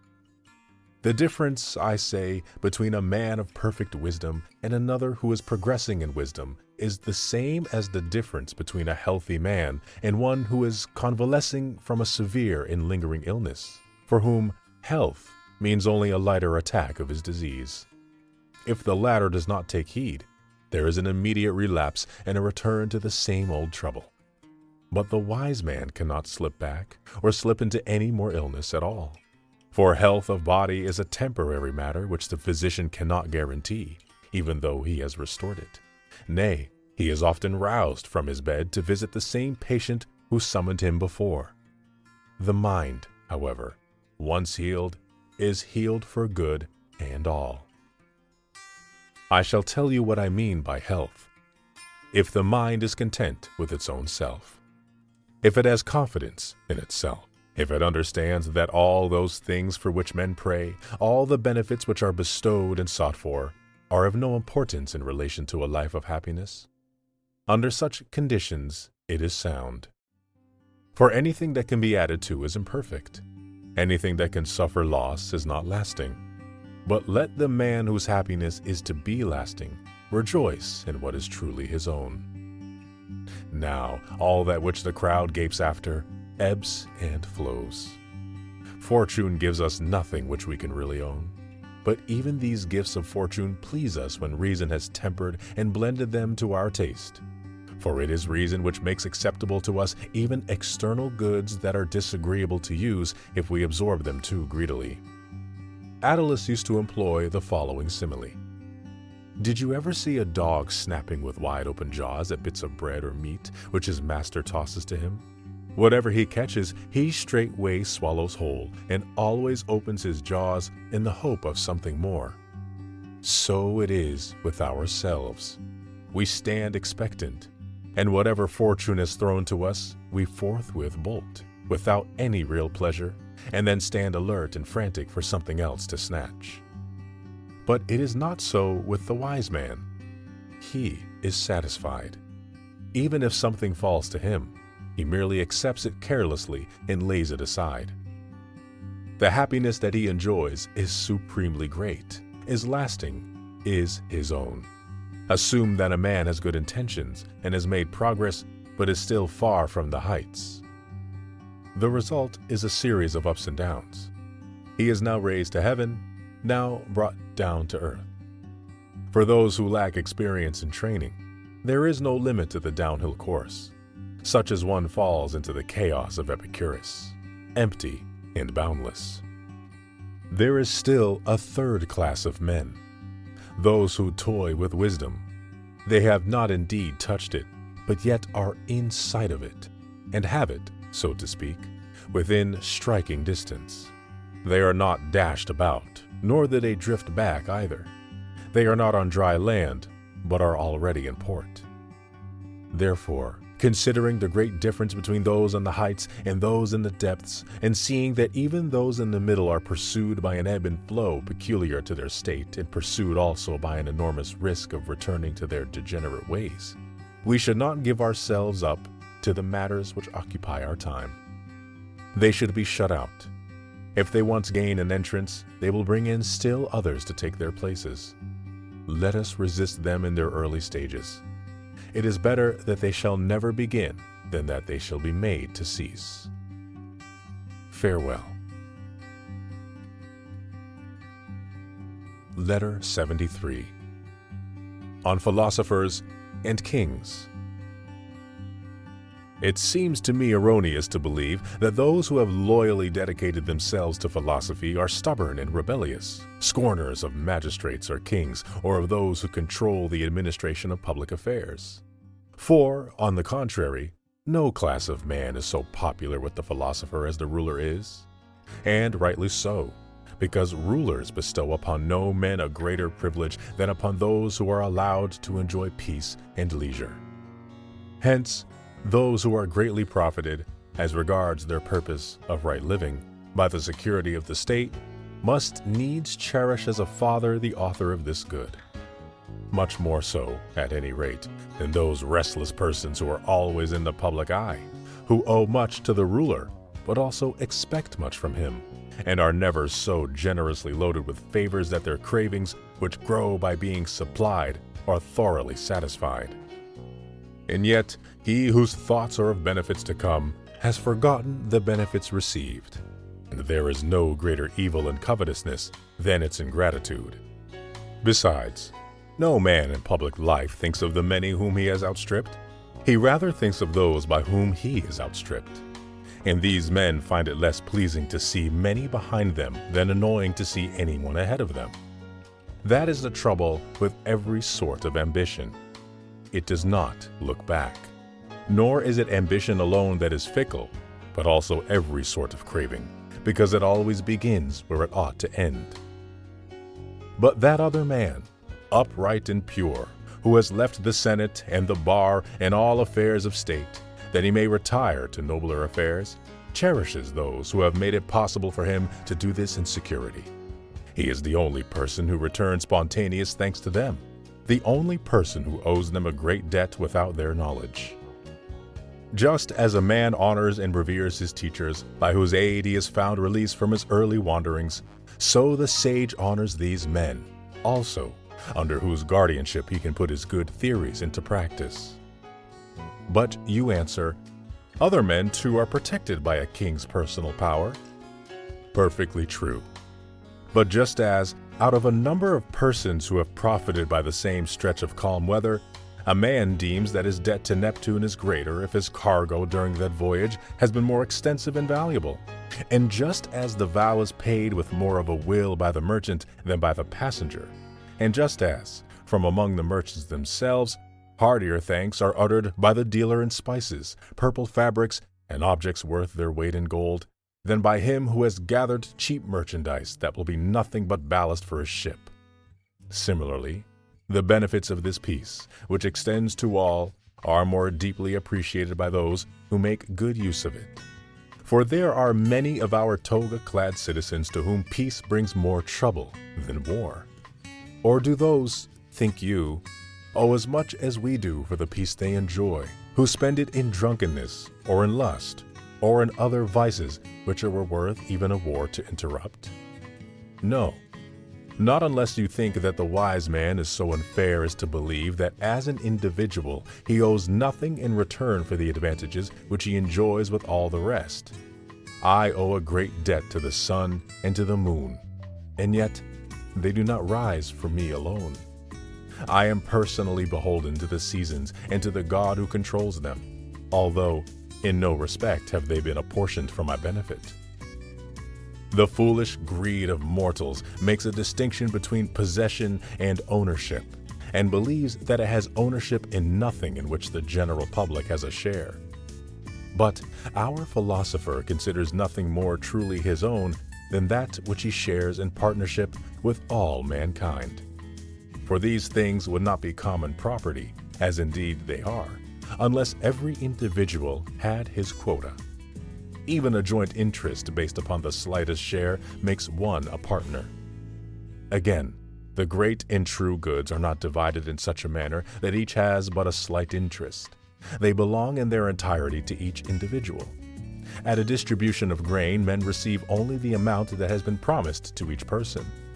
The banquet and the meat dole, or all else that a man can carry away with him, are divided into parts. These goods, however, are indivisible. I mean peace and liberty, and they belong in their entirety to all men just as much as they belong to each individual. Therefore, the philosopher thinks of the person who makes it possible for him to use and enjoy these things, of the person who exempts him when the state's dire need summons to arms, to sentry duty, to the defense of the walls, and to the manifold exactions of war. And he gives thanks to the helmsman of his state. That is what philosophy teaches most of all, honorably to avow the debt of benefits received, and honorably to pay them. Sometimes, however, the acknowledgment itself constitutes payment. Our philosopher will therefore acknowledge that he owes a large debt to the ruler who makes it possible, by his management and foresight, for him to enjoy rich leisure, control of his own time, and a tranquility uninterrupted by public employments. Shepherd, a God this leisure gave to me, for he shall be my God eternally. And even if such leisure as that of our poet owes a great debt to its author, though its greatest boon is this: as thou canst see, he let me turn my cattle out to feed, and play what fancy pleased on rustic reed.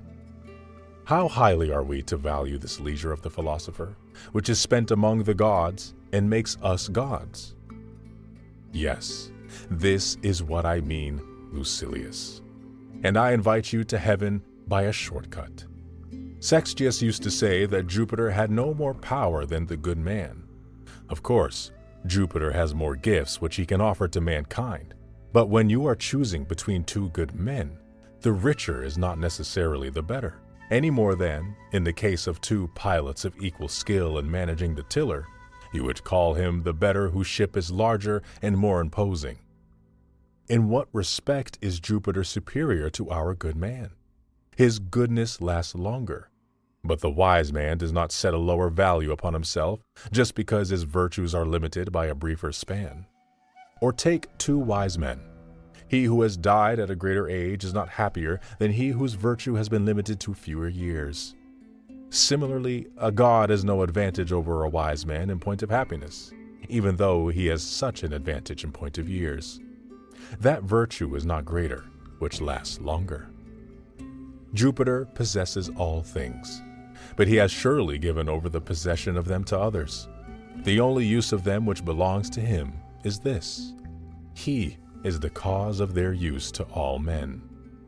The wise man surveys and scorns all the possessions of others as calmly as does Jupiter, and regards himself with the greater esteem because, while Jupiter cannot make use of them, he, the wise man, does not wish to do so. Let us therefore believe Sextius when he shows us the path of perfect beauty and cries, "This is the way to the stars." This is the way by observing thrift, self-restraint, and courage. The gods are not disdainful or envious. They open the door to you. They lend a hand as you climb. Do you marvel that man goes to the gods? God comes to men. Nay, he comes nearer. He comes into men. No mind that has not God is good. Divine seeds are scattered throughout our mortal bodies. If a good husbandman receives them, they spring up in the likeness of their source and of a parity with those from which they came. If, however, the husbandman be bad, like a barren or marshy soil, he kills the seeds, and causes tares to grow up instead of wheat. Farewell. Letter 74. On virtue as a refuge from worldly distractions. Your letter has given me pleasure and has roused me from sluggishness. It has also prompted my memory, which has been for some time slack and nerveless. You are right, of course, my dear Lucilius, in deeming the chief means of attaining the happy life to consist in the belief that the only good lies in that which is honorable. For anyone who deems other things to be good puts himself in the power of fortune and goes under the control of another. But he who has in every case defined the good by the honorable is happy with an inward happiness. One man is saddened when his children die. Another is anxious when they become ill. A third is embittered when they do something disgraceful or suffer a taint in their reputation. One man, you will observe, is tortured by passion for his neighbor's wife, another by passion for his own. You will find men who are completely upset by failure to win an election, and others who are actually plagued by the offices which they have won. But the largest throng of unhappy men among the host of mortals are those whom the expectation of death, which threatens them on every hand, drives to despair. For there is no quarter from which death may not approach. Hence, like soldiers scouting in the enemy's country, they must look about in all directions and turn their heads at every sound. Unless the breast be rid of this fear, one lives with a palpitating heart. You will readily recall those who have been driven into exile and dispossessed of their property. You will also recall, and this is the most serious kind of destitution, those who are poor in the midst of their riches. You will recall men who have suffered shipwreck, or those whose sufferings resemble shipwreck. For they were untroubled and at ease when the anger or perhaps the envy of the populace, a missile most deadly to those in high places, dismantled them like a storm which is wont to rise when one is most confident of continued calm, or like a sudden stroke of lightning which even causes the region round about it to tremble. For just as anyone who stands near the bolt is stunned and resembles one who is struck so in these sudden and violent mishaps, although but one person is overwhelmed by the disaster, the rest are overwhelmed by fear, and the possibility that they may suffer makes them as downcast as the actual sufferer. Every man is troubled in spirit by evils that come suddenly upon his neighbor. Like birds, who cower even at the whir of an empty sling, we are distracted by mere sounds as well as by blows. No man, therefore, can be happy if he yields himself up to such foolish fancies. For nothing brings happiness unless it also brings calm. It is a bad sort of existence that is spent in apprehension. Whoever has largely surrendered himself to the power of fortune has made for himself a huge web of disquietude, from which he cannot get free. If one would win a way to safety, there is but one road: to despise externals and to be contented with that which is honorable.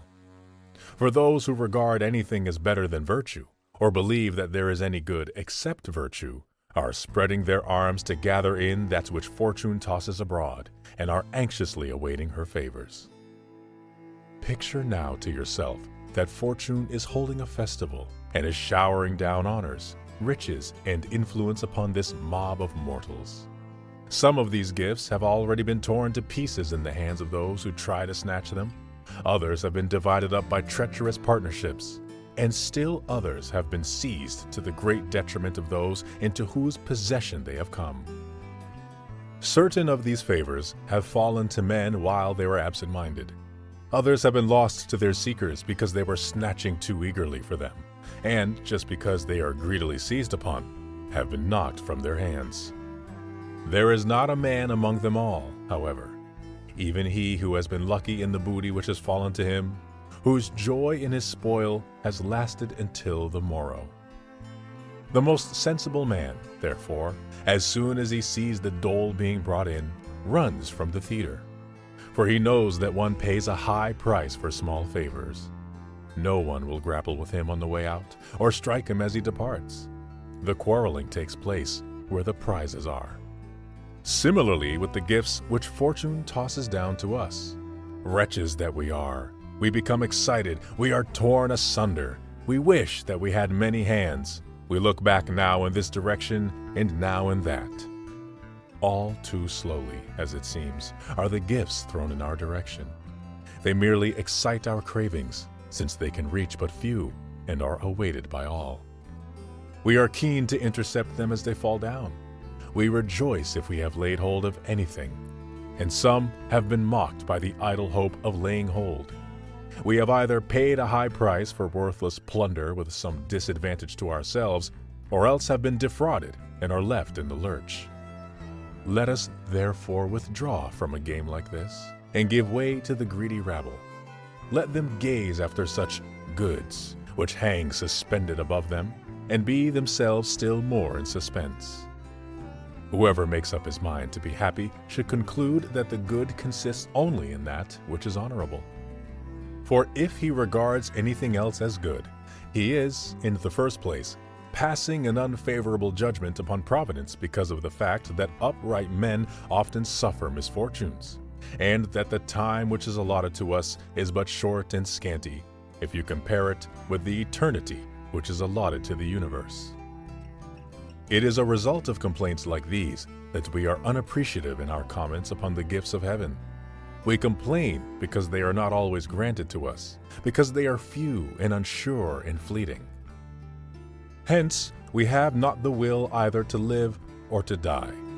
We are possessed by hatred of life, by fear of death.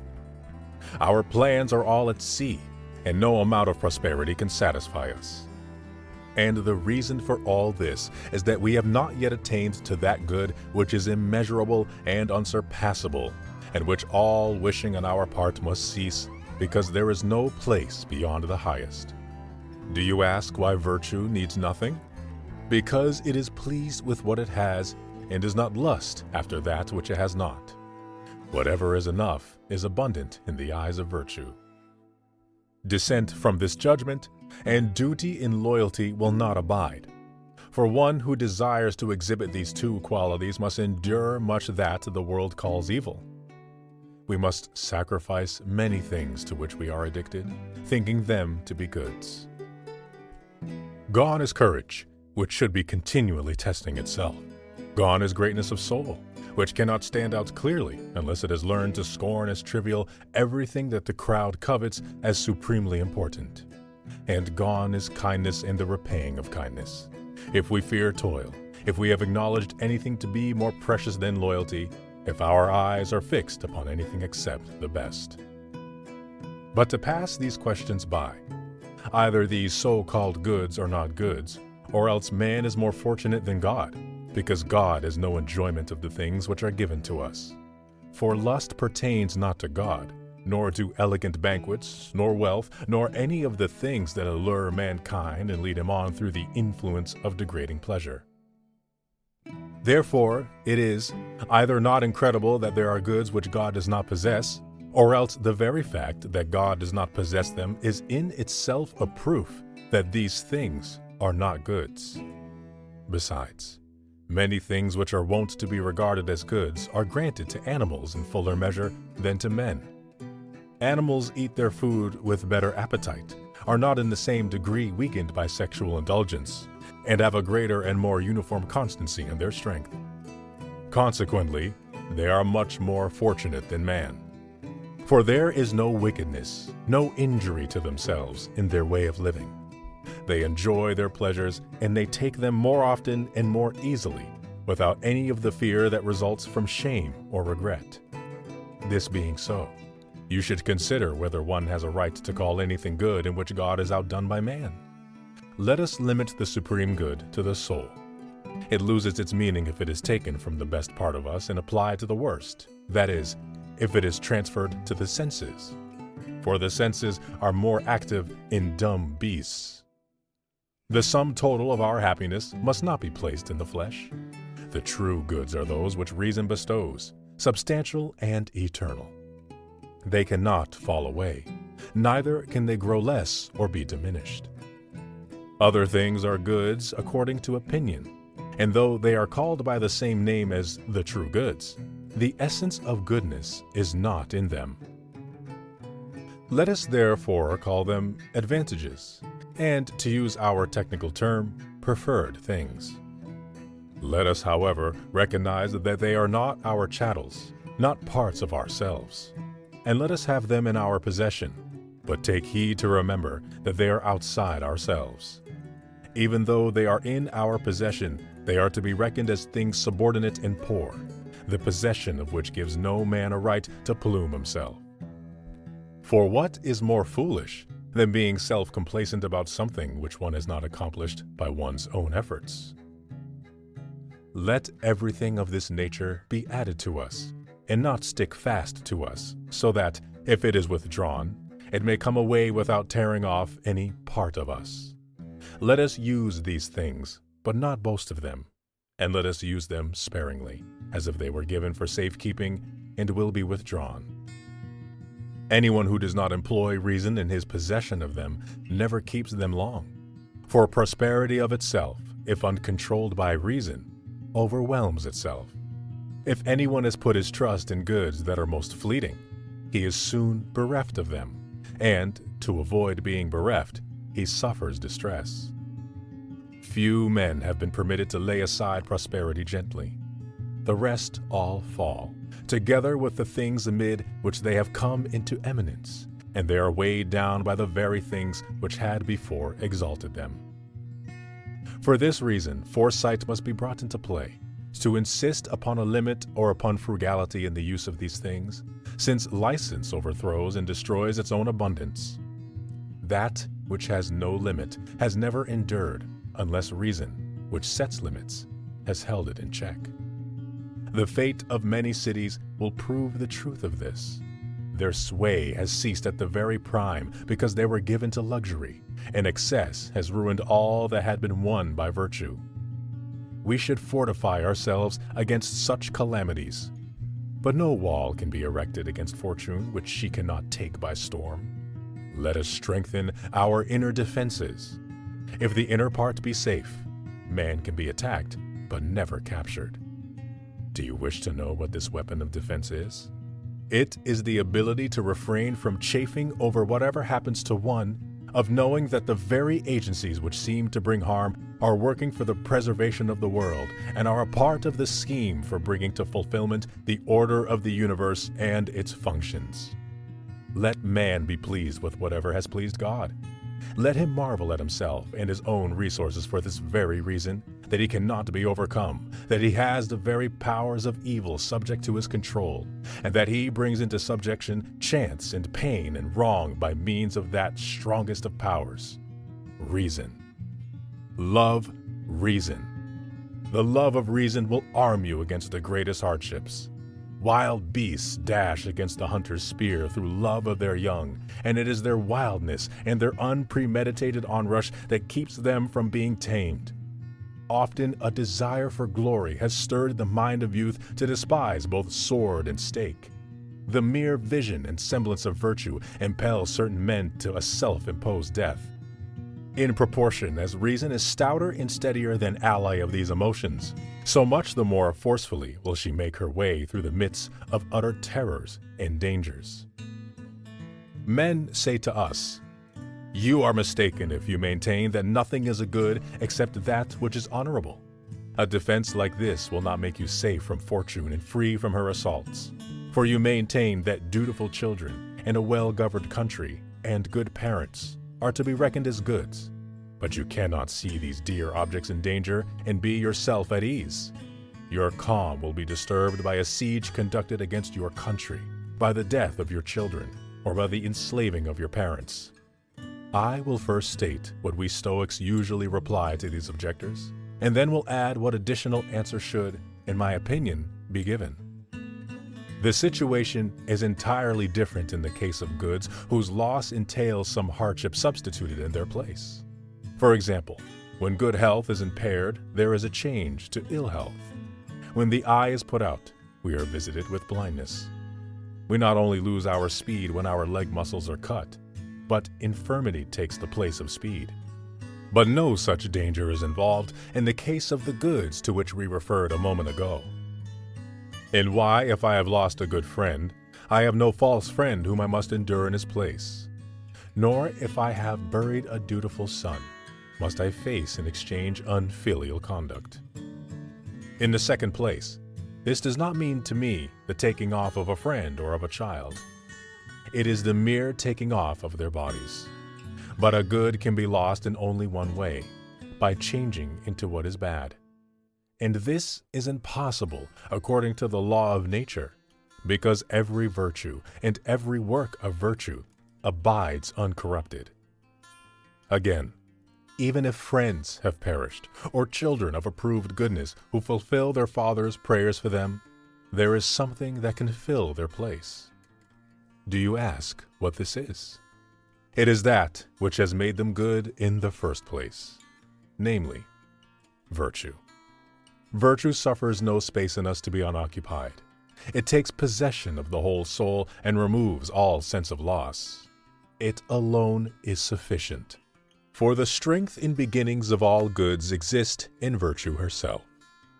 What does it matter if running water is cut off and flows away, as long as the fountain from which it has flowed is unharmed? You will not maintain that a man's life is more just if his children are unharmed than if they have passed away, nor yet better appointed, nor more intelligent, nor more honorable. Therefore, no better either. The addition of friends does not make one wiser, nor does their taking away make one more foolish. Therefore, not happier or more wretched either. As long as your virtue is unharmed, you will not feel the loss of anything that has been withdrawn from you. You may say, "Come now, is not a man happier when girt about with a large company of friends and children?" Why should this be so? For the supreme good is neither impaired nor increased thereby. It abides within its own limits, no matter how fortune has conducted herself. Whether a long old age falls to one's lot, or whether the end comes on this side of old age, the measure of the supreme good is unvaried, in spite of the difference in years. Whether you draw a larger or a smaller circle, its size affects its area, not its shape. One circle may remain as it is for a long time, while you may contract the other forthwith, or even merge it completely with the sand in which it was drawn. Yet each circle has had the same shape. That which is straight is not judged by its size, or by its number, or by its duration. It can no more be made longer than it can be made shorter. Scale down the honorable life as much as you like from the full 100 years, and reduce it to a single day. It is equally honorable. Sometimes virtue is widespread, governing kingdoms, cities, and provinces, creating laws, developing friendships, and regulating the duties that hold good between relatives and children. At other times, it is limited by the narrow bounds of poverty, exile, or bereavement. But it is no smaller when it is reduced from prouder heights to a private station, from a royal palace to a humble dwelling, or when from a general and broad jurisdiction it is gathered into the narrow limits of a private house or a tiny corner. Virtue is just as great, even when it has retreated within itself and is shut in on all sides. For its spirit is no less great and upright, its sagacity no less complete, its justice no less inflexible. It is, therefore, equally happy, for happiness has its abode in one place only, namely, in the mind itself, and is noble, steadfast, and calm. And this state cannot be attained without a knowledge of things divine and human. The other answer, which I promised to make to your objection, follows from this reasoning. The wise man is not distressed by the loss of children or of friends, for he endures their death in the same spirit in which he awaits his own. And he fears the one as little as he grieves for the other. For the underlying principle of virtue is conformity. All the works of virtue are in harmony and agreement with virtue itself. But this harmony is lost if the soul, which ought to be uplifted, is cast down by grief or a sense of loss. It is ever a dishonor for a man to be troubled and fretted, to be numbed when there is any call for activity. For that which is honorable is free from care and untrammeled, is unafraid, and stands girt for action. What, you ask? Will the wise man experience no emotion like disturbance of spirit? Will not his features change color, his countenance be agitated, and his limbs grow old? And there are other things which we do, not under the influence of the will, but unconsciously, and as the result of a sort of natural impulse. I admit that this is true, but the sage will retain the firm belief that none of these things is evil, or important enough to make a healthy mind break down. Whatever shall remain to be done, virtue can do with courage and readiness. For anyone would admit that it is a mark of folly to do in a slothful and rebellious spirit whatever one has to do, or to direct the body in one direction and the mind in another, and thus to be torn between utterly conflicting emotions. For folly is despised precisely because of the things for which she vaunts and admires herself, and she does not do gladly even those things in which she prides herself. But if folly fears some evil, she is burdened by it in the very moment of awaiting it, just as if it had actually come, already suffering in apprehension whatever she fears she may suffer. Just as in the body symptoms of latent ill health precede the disease, there is, for example, a certain weak sluggishness, a lassitude which is not the result of any work, a trembling and a shivering that pervades the limbs. So the feeble spirit is shaken by its ills a long time before it is overcome by them. It anticipates them and totters before its time. But what is greater madness than to be tortured by the future and not to save your strength for the actual suffering, but to invite and bring on wretchedness? If you cannot be rid of it, you ought at least to postpone it. Will you not understand that no man should be tormented by the future? The man who has been told that he will have to endure torture 50 years from now is not disturbed thereby, unless he has leaped over the intervening years and has projected himself into the trouble that is destined to arrive a generation later. In the same way, souls that enjoy being sick and that seize upon excuses for sorrow are saddened by events long past and effaced from the records. Past and future are both absent. We feel neither of them. But there can be no pain except as the result of what you feel. Farewell. Letter 75. On the diseases of the soul. You have been complaining that my letters to you are rather carelessly written. Now, who talks carefully unless he also desires to talk affectedly? I prefer that my letters should be just what my conversation would be if you and I were sitting in one another's company or taking walks together, spontaneous and easy. For my letters have nothing strained or artificial about them. If it were possible, I should prefer to show rather than speak my feelings. Even if I were arguing a point, I should not stamp my foot or toss my arms about or raise my voice, but I should leave that sort of thing to the orator and should be content to have conveyed my feelings to you without having either embellished them or lowered their dignity.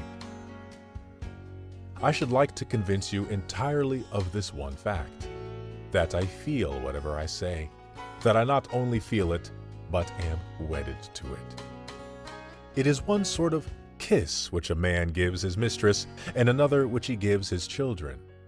Yet in the father's embrace also, holy and restrained as it is, plenty of affection is disclosed.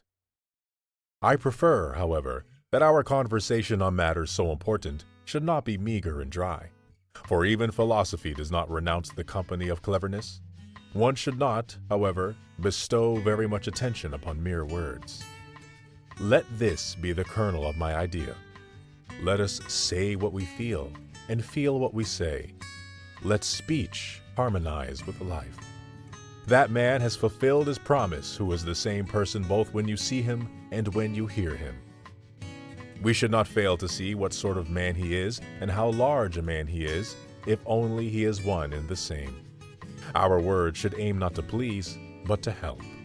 If, however, you can attain eloquence without painstaking, and if you either are naturally gifted or can gain eloquence at slight cost, Make the most of it and apply it to the noblest uses. But let it be of such a kind that it displays facts rather than itself. It and the other arts are wholly concerned with cleverness, but our business here is the soul. A sick man does not call in a physician who is eloquent, but if it so happens that the physician who can cure him likewise discourses elegantly about the treatment which is to be followed, the patient will take it in good part. For all that, he will not find any reason to congratulate himself on having discovered a physician who is eloquent. For the case is no different from that of a skilled pilot who is also handsome. Why do you tickle my ears? Why do you entertain me? There is other business at hand. I am to be cauterized, operated upon, or put on a diet. That is why you were summoned to treat me. You are required to cure a disease that is chronic and serious, one which affects the general weal. You have as serious a business on hand as a physician has during a plague. Are you concerned about words? Rejoice this instant if you can cope with things. When shall you learn all that there is to learn? When shall you so plant in your mind that which you have learned, that it cannot escape? When shall you put it all into practice? For it is not sufficient merely to commit these things to memory, like other matters. They must be practically tested. He is not happy who only knows them, but he who does them. You reply, what? Are there no degrees of happiness below your happy man? Is there a sheer descent immediately below wisdom? I think not. For though he who makes progress is still numbered with the fools, yet he is separated from them by a long interval. Among the very persons who are making progress, there are also great spaces intervening. They fall into three classes, as certain philosophers believe. First come those who have not yet attained wisdom, but have already gained a place nearby. Yet even that which is not far away is still outside. These, if you ask me, are men who have already laid aside all passions and vices, who have learned what things are to be embraced, but their assurance is not yet tested. They have not yet put their good into practice, yet from now on they cannot slip back into the faults which they have escaped. They have already arrived at a point from which there is no slipping back, but they are not yet aware of the fact. As I remember writing in another letter, they are ignorant of their knowledge. It has now been vouchsafed to them to enjoy their good, but not yet to be sure of it. Some define this class, of which I have been speaking, a class of men who are making progress, as having escaped the diseases of the mind, but not yet the passions, and as still standing upon slippery ground. Because no one is beyond the dangers of evil except him who has cleared himself of it wholly. But no one has so cleared it himself except the man who has adopted wisdom in its stead. I have often before explained the difference between the diseases of the mind and its passions, and I shall remind you once more. The diseases are hardened and chronic vices, such as greed and ambition. They have enfolded the mind in too close a grip, and have begun to be permanent evils thereof. To give a brief definition, by disease, we mean a persistent perversion of the judgment, so that things which are mildly desirable are thought to be highly desirable. Or, if you prefer, we may define it thus: to be too zealous in striving for things which are only mildly desirable or not desirable at all, or to value highly things which ought to be valued but slightly, or valued not at all. Passions are objectionable impulses of the spirit, sudden and vehement. They have come so often, and so little attention has been paid to them, that they have caused a state of disease, just as a catarrh, when there has been but a single attack, and the catarrh has not yet become habitual, produces a cough, but causes consumption when it has become regular and chronic. Therefore, we may say that those who have made most progress are beyond the reach of the diseases, but they still feel the passions, even when very near perfection. The second class is composed of those who have laid aside both the greatest ills of the mind and its passions, but yet are not in assured possession of immunity, where they can still slip back into their former state. The third class are beyond the reach of many of the vices, and particularly of the great vices, but not beyond the reach of all. They have escaped avarice, for example, but still feel anger. They no longer are troubled by lust, but are still troubled by ambition.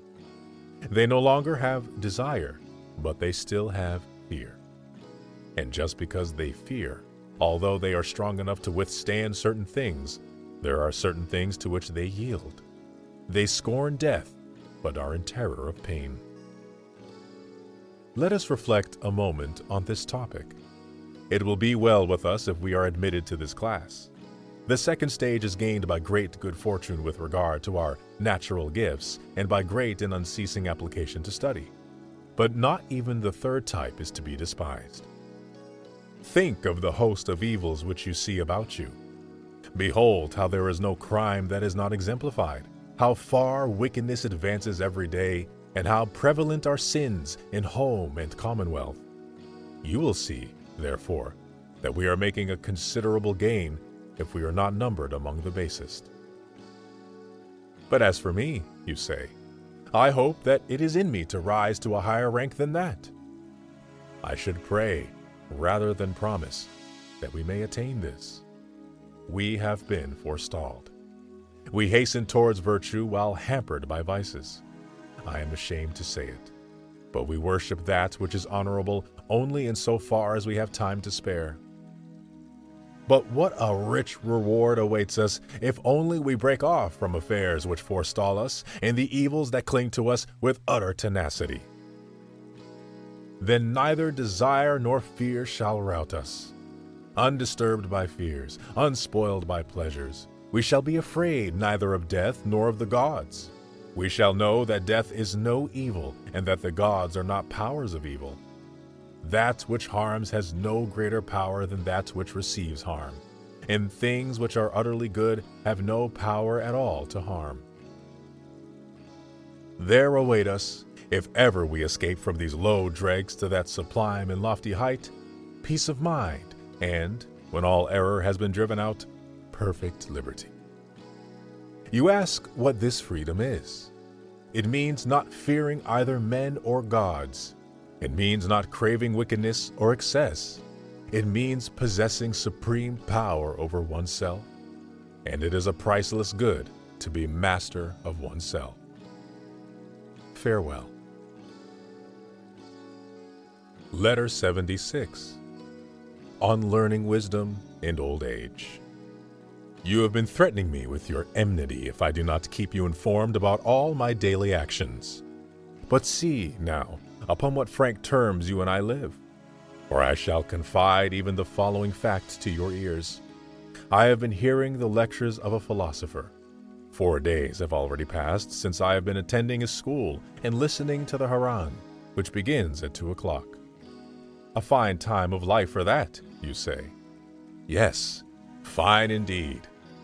Now, what is more foolish than refusing to learn, simply because one has not been learning for a long time?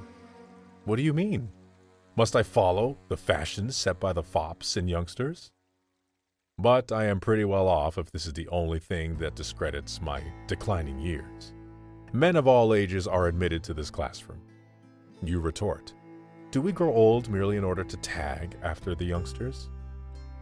But if I, an old man, go to the theater and am carried to the races and allow no duel in the arena to be fought to a finish without my presence, shall I blush to attend a philosopher's lecture? You should keep learning as long as you are ignorant, even to the end of your life, if there is anything in the proverb. And the proverb suits the present case as well as any. As long as you live, keep learning how to live. For all that, there is also something which I can teach in that school. You ask, do you, what I can teach? That even an old man should keep learning. But I am ashamed of mankind as often as I enter the lecture hall. On my way to the house of Metronax, I am compelled to go, as you know, right past the Neapolitan Theater. The building is jammed. Men are deciding, with tremendous zeal, who is entitled to be called a good flute player. Even the Greek piper and the herald draw their crowds. But in other place, where the question discussed is, what is a good man? And the lesson which we learn is, how to be a good man, very few are in attendance, and the majority think that even these few are engaged in no good business. They have the name of being empty-headed idler. I hope I may be blessed with that kind of mockery, for one should listen in an unruffled spirit to the railings of the ignorant. When one is marching toward the goal of honor, one should scorn itself. Proceed then, Lucilius, and hasten, lest you yourself be compelled to learn in your old age, as is the case with me. Nay, you must hasten all the more, because for a long time you have not approached the subject, which is one that you can scarcely learn thoroughly when you are old. How much progress shall I make, you ask? Just as much as you tried to make. Why do you wait? Wisdom comes haphazard to no man. Money will come of its own accord. Titles will be given to you. Influence and authority will perhaps be thrust upon you. But virtue will not fall upon you by chance. Either is knowledge thereof to be won by light effort or small toil. But toiling is worthwhile when one is about to win all goods at a single stroke. For there is but a single good, namely, that which is honorable. In all those other things of which the general opinion approves, you will find no truth or certainty. Why it is, however, that there is but one good, namely, that which is honorable. Why it is, however, that there is but one good, namely, that which is honorable, I shall now tell you, inasmuch as you judge that in my earlier letter I did not carry the discussion far enough, and I think that this theory was committed to you rather than proved. I shall also compress the remarks of other authors into narrow compass. Everything is estimated by the standard of its own good. The vine is valued for its productiveness and the flavor of its wine, the stag for his speed. We ask, with regard to beasts of burden, how sturdy of back they are, for their only use is to bear burdens.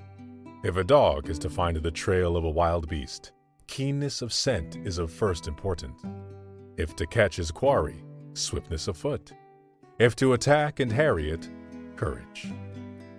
In each thing, that quality should be best for which the thing is brought into being and by which it is judged. And what quality is best in man? It is reason. By virtue of reason, he surpasses the animals and is surpassed only by the gods. Perfect reason is therefore a good peculiar to man. All other qualities he shares in some degree with animals and plants. Man is strong, so is the lion. Man is comely, so is the peacock. Man is swift, so is the horse. I do not say that man is surpassed in all these qualities. I am not seeking to find that which is greatest in him, but that which is peculiarly his own. Man has body, so also have trees. Man has the power to act and to move at will. So have beasts and worms. Man has a voice, but how much louder is the voice of the dog? How much shriller that of the eagle? How much deeper that of the bull? And how much sweeter and more melodious that of the nightingale? What then is peculiar to man? Reason. When this is right and has reached perfection, man's felicity is complete. Hence, if everything is praiseworthy and has arrived at the end intended by its nature, when it has brought its peculiar good to perfection, and if man's peculiar good is reason, then, if a man has brought his reason to perfection, he is praiseworthy and has readied the end suited to his nature. This perfect reason is called virtue, and is likewise that which is honorable. Hence, that in man is alone a good which alone belongs to man. For we are not now seeking to discover what is a good, but what good is man's. And if there is no other attribute which belongs peculiarly to man except reason, then reason will be his one peculiar good, but a good that is worth all the rest put together. If any man is bad, he will, I suppose, be regarded with disapproval. If good, I suppose he will be regarded with approval. Therefore, that attribute of man whereby he is approved or disapproved is his chief and only good. You do not doubt whether this is a good. You merely doubt whether it is the sole good. If a man possess all other things, such as health, riches, pedigree, a crowded reception hall, but is confessedly bad, you will disapprove of him. Likewise, if a man possess none of the things which I have mentioned, and lacks money, or an escort of clients, or rank in a line of grandfathers and great-grandfathers, but is confessedly good, you will approve of him. Hence, this is man's one peculiar good, and the possessor of it is to be praised, even if he lacks other things. But he who does not possess it, though he possess everything else in abundance, is condemned and rejected. The same thing holds good regarding men as regarding things. A ship is said to be good not when it is decorated with costly colors, nor when its prow is covered with silver or gold, or its figurehead embossed in ivory, nor when it is laden with the imperial revenues or with the wealth of kings, but when it is steady and staunch and taut, with seams that keep out of the water, stout enough to endure the buffeting of the waves, obedient to its helm, swift and caring naught for the winds. You will speak of a sword as good, not when its sword belt is of gold, or its scabbard is studded with gems, but when its edge is fine for cutting, and its point will pierce any armor. Take the carpenter's rule. We do not ask how beautiful it is, but how straight it is. Each thing is praised in regard to that attribute which is taken as its standard, in regard to that which is its peculiar quality. Therefore, in the case of man also, it is not pertinent to the question to know how many acres he plows, how much money he has out of interest, how many callers attend his receptions, how costly is the couch on which he lies, how transparent are the cups from which he drinks, but how good he is.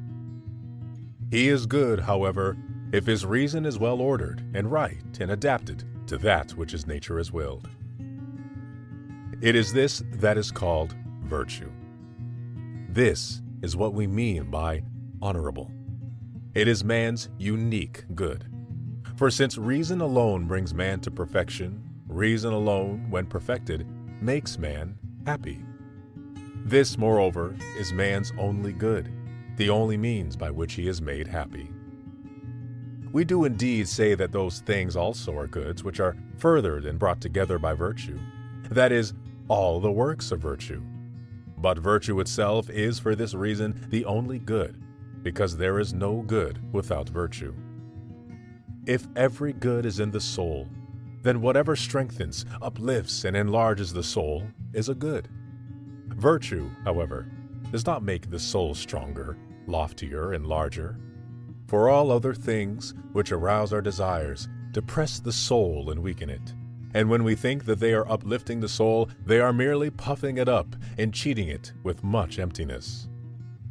Therefore, that alone is good which will make the soul better. All the actions of life, taken as a whole, are controlled by the consideration of what is honorable or base. It is with reference to these two things that our reason is governed in doing or not doing a particular thing. I shall explain what I mean. A good man will do what he thinks it will be honorable for him to do, even if it involves toil.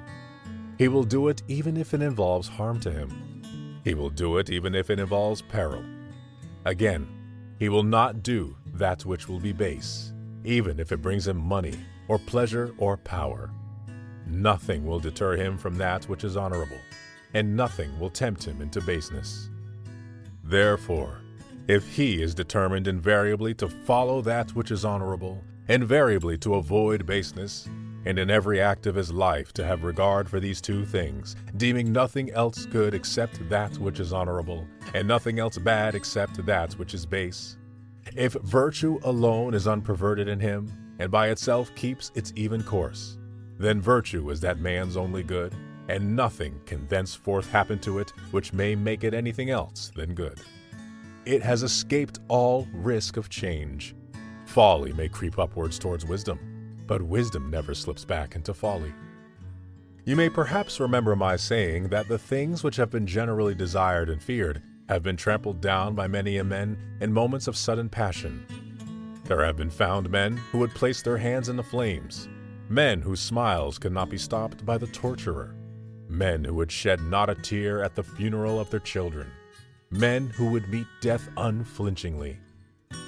It is love, for example, anger, lust, which have challenged dangers. If a momentary stubbornness can accomplish all this when roused by some goad that pricks the spirit, how much more can be accomplished by virtue, which does not act impulsively or suddenly, but uniformly and with a strength that is lasting?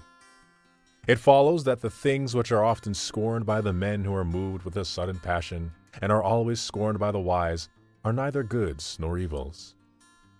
Virtue itself is therefore the only good. She marches proudly between the two extremes of fortune, with great scorn for both. If, however, you accept the view that there is anything good besides that which is honorable, all the virtues will suffer. For it will never be possible for any virtue to be won and held if there is anything outside itself which virtue must take into consideration. If there is any such thing, then it is at variance with reason, from which the virtues spring, and with truth also, which cannot exist without reason. Any opinion, however, which is at variance with truth, is wrong. A good man, you will admit, must have the highest sense of duty toward the gods. Hence he will endure with an unruffled spirit whatever happens to him, for he will know that it has happened as a result of the divine law by which the whole creation moves. This being so, there will be for him one good, and only one, namely, that which is honorable. For one of its dictates is that we shall obey the gods and not blaze forth in anger at sudden misfortunes or deplore our lot, but rather patiently accept fate and obey its commands. If anything except the honorable is good, we shall be hounded by greed for life, and by greed for the things which provide life with its furnishing, an intolerable state, subject to no limits, unstable. The only good, therefore, is that which is honorable, that which is subject to bounds. I have declared that man's life would be more blessed than that of the gods, if those things which the gods do not enjoy are goods, such as money and offices of dignity. There is this further consideration. If only it is true that our souls, when released from the body, still abide, a happier condition is in store for them than is theirs while they dwell in the body. And yet, if those things are goods which we make use of for our body's sake, our souls will be worse off when set free. And that is contrary to our belief, to say that the soul is happier when it is cabined and confined than when it is free and has betaken itself to the universe. I also said that if those things which dumb animals possess equally with man are goods, then dumb animals also will lead a happy life, which is of course impossible. One must endure all things in defense of that which is honorable, but this would not be necessary if there existed any other good besides that which is honorable. Although this question was discussed by me pretty extensively in a previous letter, I have discussed it summarily and briefly run through the argument. But an opinion of this kind will never seem true to you unless you exalt your mind and ask yourself whether, at the call of duty, you would be willing to die for your country and buy the safety of all your fellow citizens at the price of your own. Whether you would offer your neck not only with patience, but also with gladness. If you would do this, there is no other good in your eyes, for you are giving up everything in order to acquire this good. Consider how great is the power of that which is honorable. You will die for your country, even at a moment's notice, when you know that you ought to do so. Sometimes, as a result of noble conduct, one wins great joy even in a very short and fleeting space of time. And though none of the fruits of a deed that has been done will accrue to the doer after he is dead and removed from the sphere of human affairs, yet the mere contemplation of a deed that is to be done is a delight, and the brave and upright man, picturing to himself the guerdons of his death, guerdons such as the freedom of his country and the deliverance of all those for whom he is paying out his life, partakes of the greatest pleasure and enjoys the fruit of his own peril. But that man also who is deprived of this joy, the joy which is afforded by the contemplation of some last noble effort, will leap to his death without a moment's hesitation, content to act rightly and dutifully. Moreover, you may confront him with many discouragements. You may say, "Your deed will speedily be forgotten," or "Your fellow citizens will offer you scant thanks." He will answer, "All these matters lie outside my task. My thoughts are on the deed itself. I know that this is honorable. Therefore, whithersoever I am led and summoned by honor, I will go." This, therefore, is the only good, and not only is every soul that has reached perfection aware of it, but also every soul that is by nature noble and of right instincts. All other goods are trivial and mutable. For this reason we are harassed if we possess them, even though, by the kindness of fortune, they have been heaped together. They weigh heavily upon their owners, always pressing them down and sometimes crushing them. None of those whom you behold clad in purple is happy, any more than one of these actors upon whom the play bestows a scepter and a cloak while on the stage. They strut their hour before a crowded house, with swelling port and buskined foot. But when once they make their exit, the footgear is removed, and they return to their proper stature. None of those who have been raised to a loftier height by riches and honors is really great. Why, then, does he seem great to you? It is because you are measuring the pedestal along with the man. A dwarf is not tall, though he stand upon a mountaintop. A colossal statue will still be tall, though you place it in a well. This is the error under which we labor. This is the reason why we are imposed upon. We value no man at what he is, but add to the man himself the trappings in which he is clothed. But when you wish to inquire into a man's true worth, and to know what manner of man he is, look at him when he is naked. Make him lay aside his inherited estate, his titles, and other deceptions of fortune. Let him even strip off his body. Consider his soul, its quality and its stature, and thus learn whether its greatness is borrowed or its own. If a man can behold with unflinching eyes the flash of a sword, if he knows that it makes no difference to him whether his soul takes flight through his mouth or through a wound in his throat, you may call him happy. You may also call him happy if, when he is threatened with bodily torture, whether it be the result of accident or of the might of the stronger, he can without concern hear talk of chains, or of exile, or of all the idle fears that stir men's minds, and can say, "O maiden, no new sudden form of toil springs up before my eyes. Within my soul I have forestalled and surveyed everything. Today it is you who threaten me with these terrors, but I have always threatened myself with them, and have prepared myself as a man to meet man's destiny.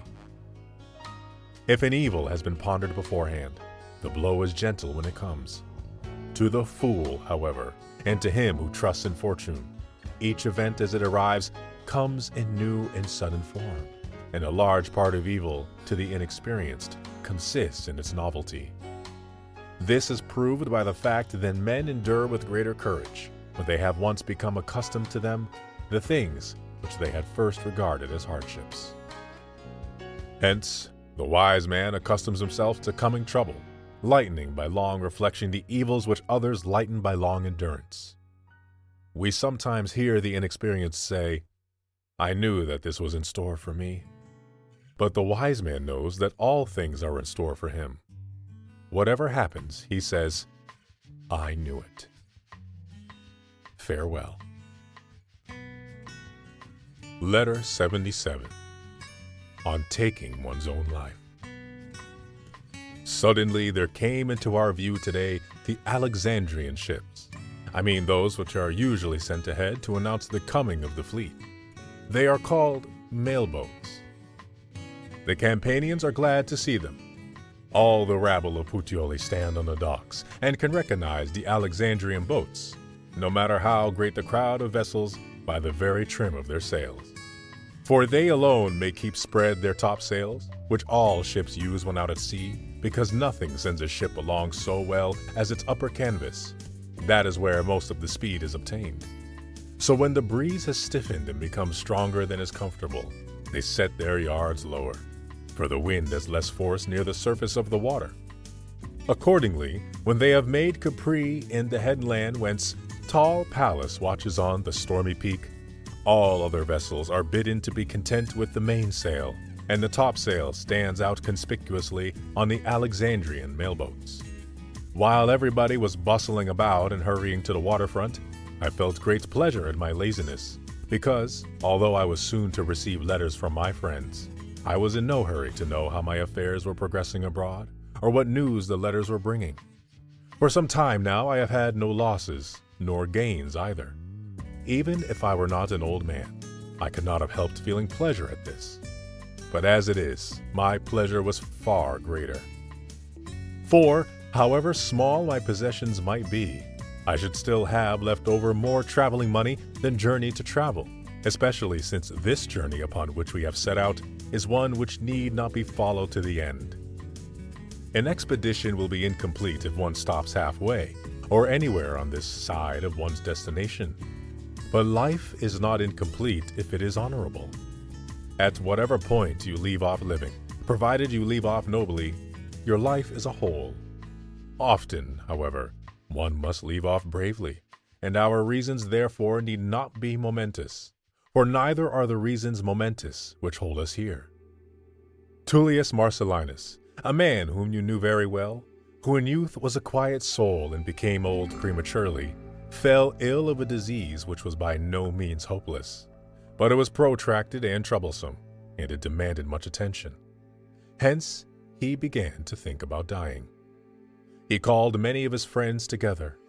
Each one of them gave Marcellinus advice, the timid friend urging him to do what he had made up his mind to do, the flattering and wheedling friend giving counsel which he supposed would be more pleasing to Marcellinus when he came to think of the matter over. But our Stoic friend, a rare man, and to praise him in language which he deserves, a man of courage and vigor, admonished him best of all, as it seems to me.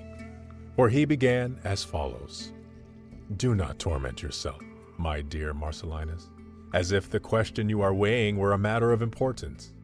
It is not an important matter to live. All your slaves live, and so do all the animals. But it is important to die honorably, sensibly, bravely. Reflect how long you have been doing the same thing. Food, sleep, lust. This is one's daily round. The desire to die may be felt, not only by the sensible man or the brave or unhappy man, but even by the man who is merely surfeited." Marcellinus did not need someone to urge him, but rather someone to help him. His slaves refused to do his bidding. The Stoic therefore removed their fears, showing them that there was no risk involved for the household except when it was uncertain whether the master's death was self-sought or not. Besides, it was as bad a practice to kill one's master as it was to prevent him forcibly from killing himself. Then he suggested to Marcellinus himself that it would be a kindly act to distribute gifts to those who had attended him throughout his whole life, when that life was finished, just as, when a banquet is finished, the remaining portion is divided among the attendants who stand about the table. Marcellinus was of a compliant and generous disposition, even when it was a question of his own property. So he distributed little sums among his sorrowing slaves, and comforted them besides. No need had he of sword or of bloodshed. For 3 days he fasted and had a tent put up in his very bedroom. Then a tub was brought in. He lay in it for a long time, and as the hot water was continually poured over him, he gradually passed away, not without a feeling of pleasure, as he himself remarked, such a feeling as slow dissolution is wont to give. Those of us who have ever fainted know from experience what this feeling is. This little anecdote into which I have digressed will not be displeasing to you, for you will see that your friend departed neither with difficulty nor with suffering. Though he committed suicide, yet he withdrew most gently, gliding out of life.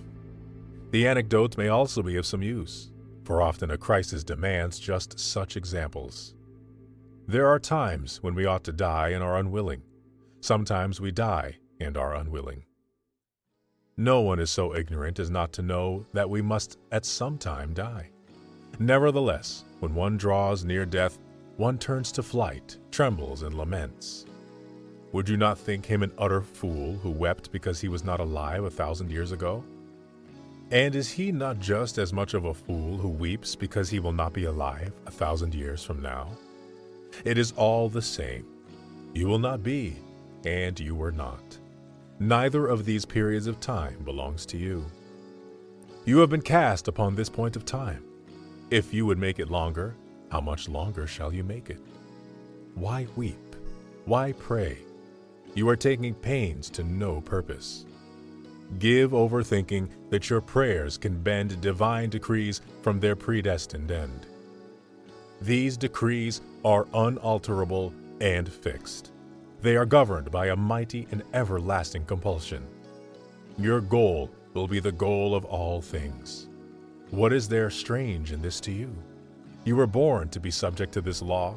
This fate befell your father, your mother, your ancestors, all who came before you, and it will befall all who shall come after you. A sequence which cannot be broken or altered by any power binds all things together and draws all things in its course. Think of the multitudes of men doomed to death who will come after you, of the multitudes who will go with you.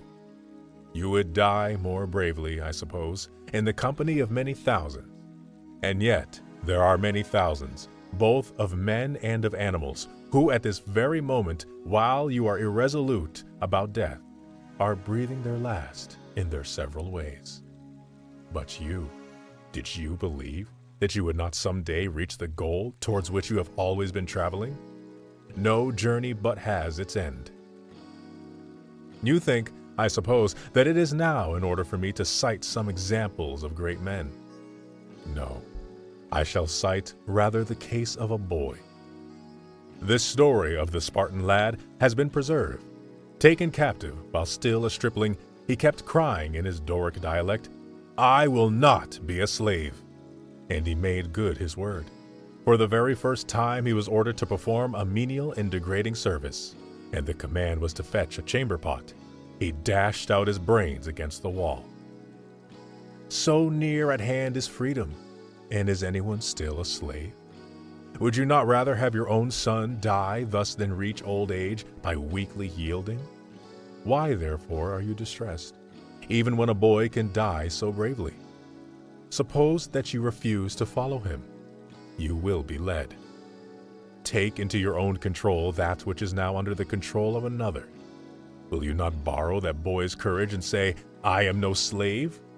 Unhappy fellow, you are a slave to men. You are a slave to your business. You are a slave to life.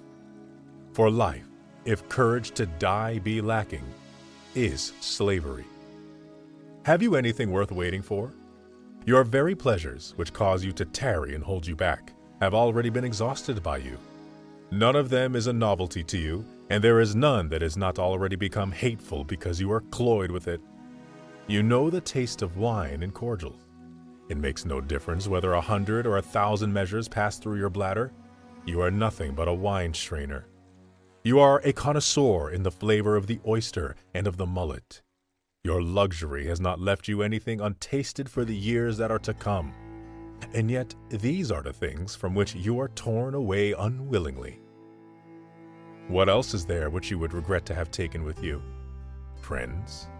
But who can be a friend to you? Country? What? Do you think enough of your country to be late to dinner? The light of the sun? You would extinguish it, if you could.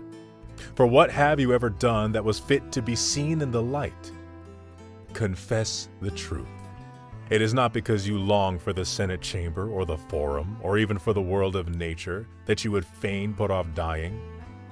It is because you are loth to leave the fish market, though you have exhausted its stores.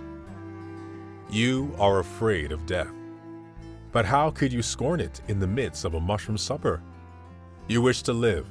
Well, do you know how to live? You are afraid to die.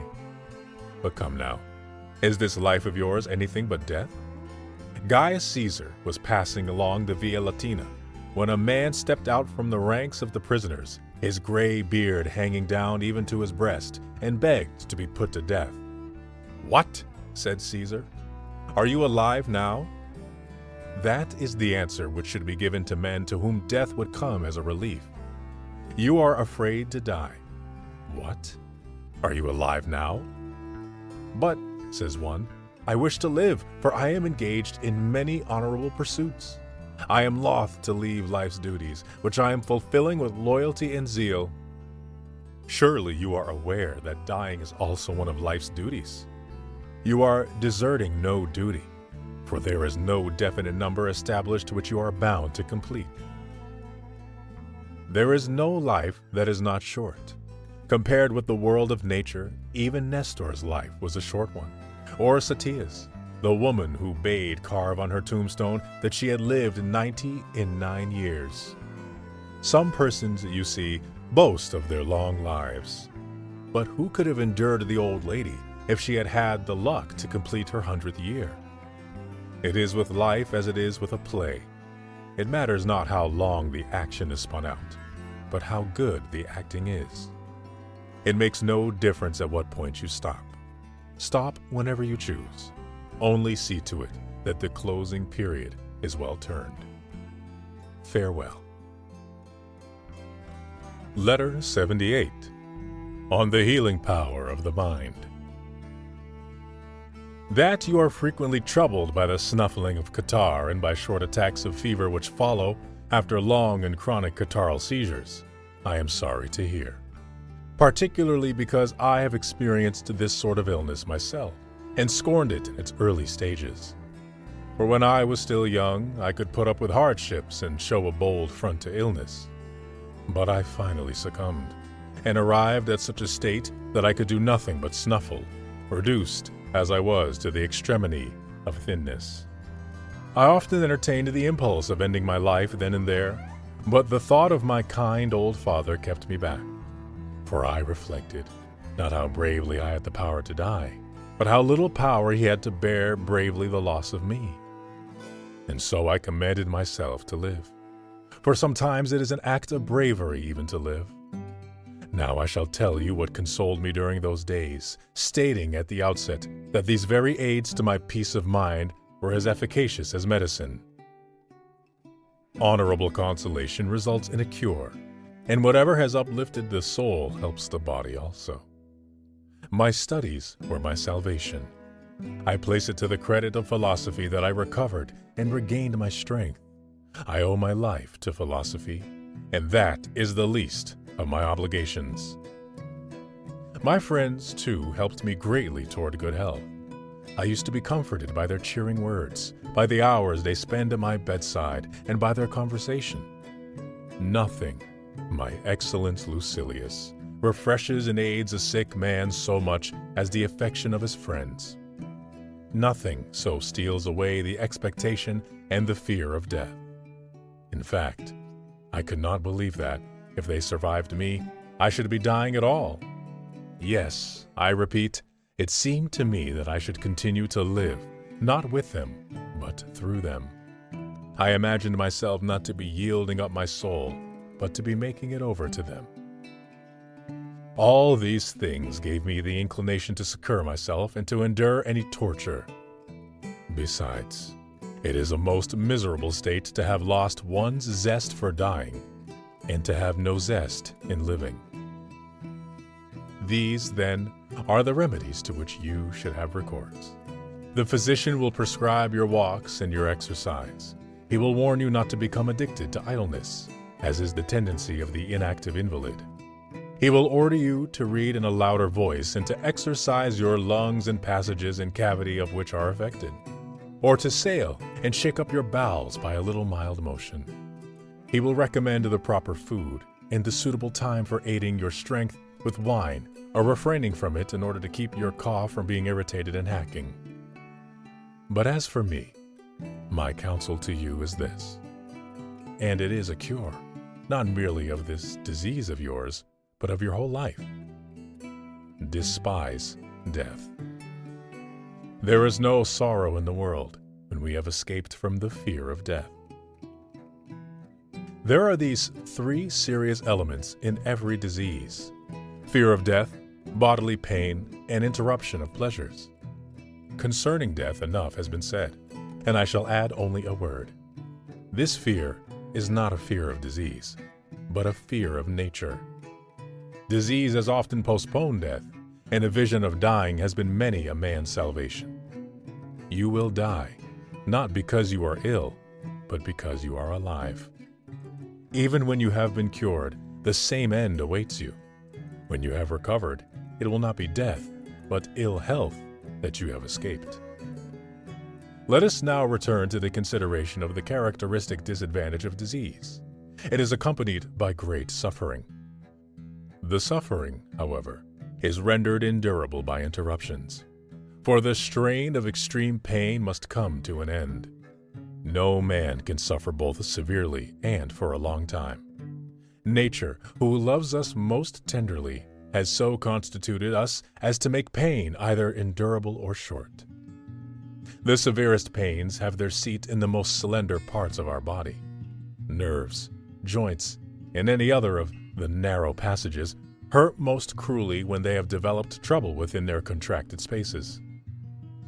But these parts soon become numb, and by reason of the pain itself lose the sensation of pain, whether because the life force, when checked in its natural course and changed for the worse, loses the peculiar power through which it thrives and through which it warns us, or because the disease humors of the body, when they cease to have a place into which they may flow, are thrown back upon themselves, and deprive of sensation the parts where they have caused congestion. So gout, both in the feet and in the hands, and all pain in the vertebrae and in the nerves, have their intervals of rest at the times when they have dulled the parts which they before had tortured. The first twinges, in all such cases, are what cause the distress, and their onset is checked by lapse of time, so that there is an end of pain when numbness has set in.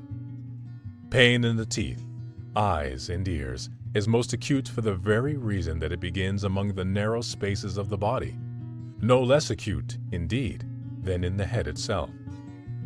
But if it is more violent than usual, it turns to delirium and stupor. This is, accordingly, a consolation for excessive pain, that you cannot help ceasing to feel it if you feel it to excess. The reason, however, why the inexperienced are impatient when their bodies suffer is that they have not accustomed themselves to be contented in spirit. They have been closely associated with the body.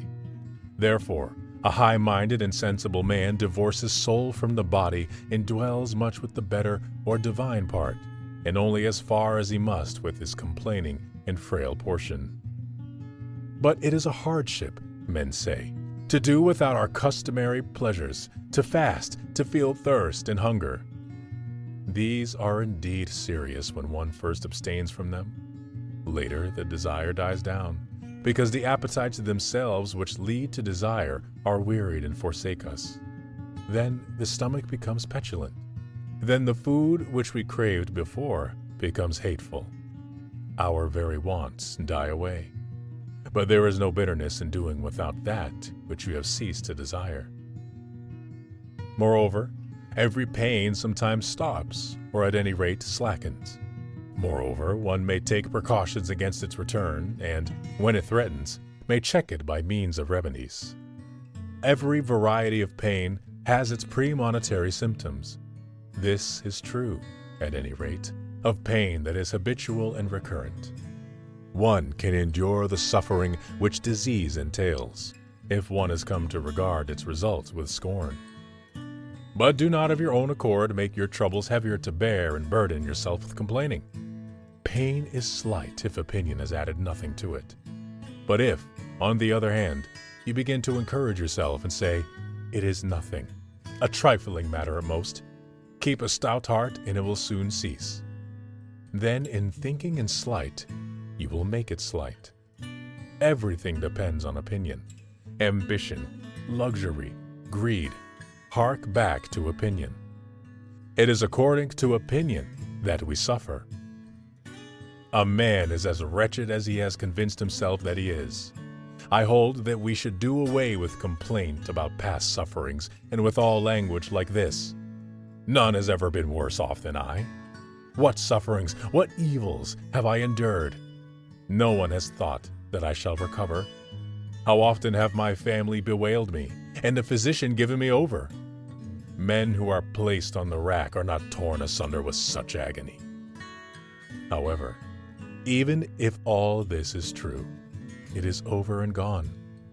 What benefit is there in reviewing past sufferings and in being unhappy just because once you were unhappy?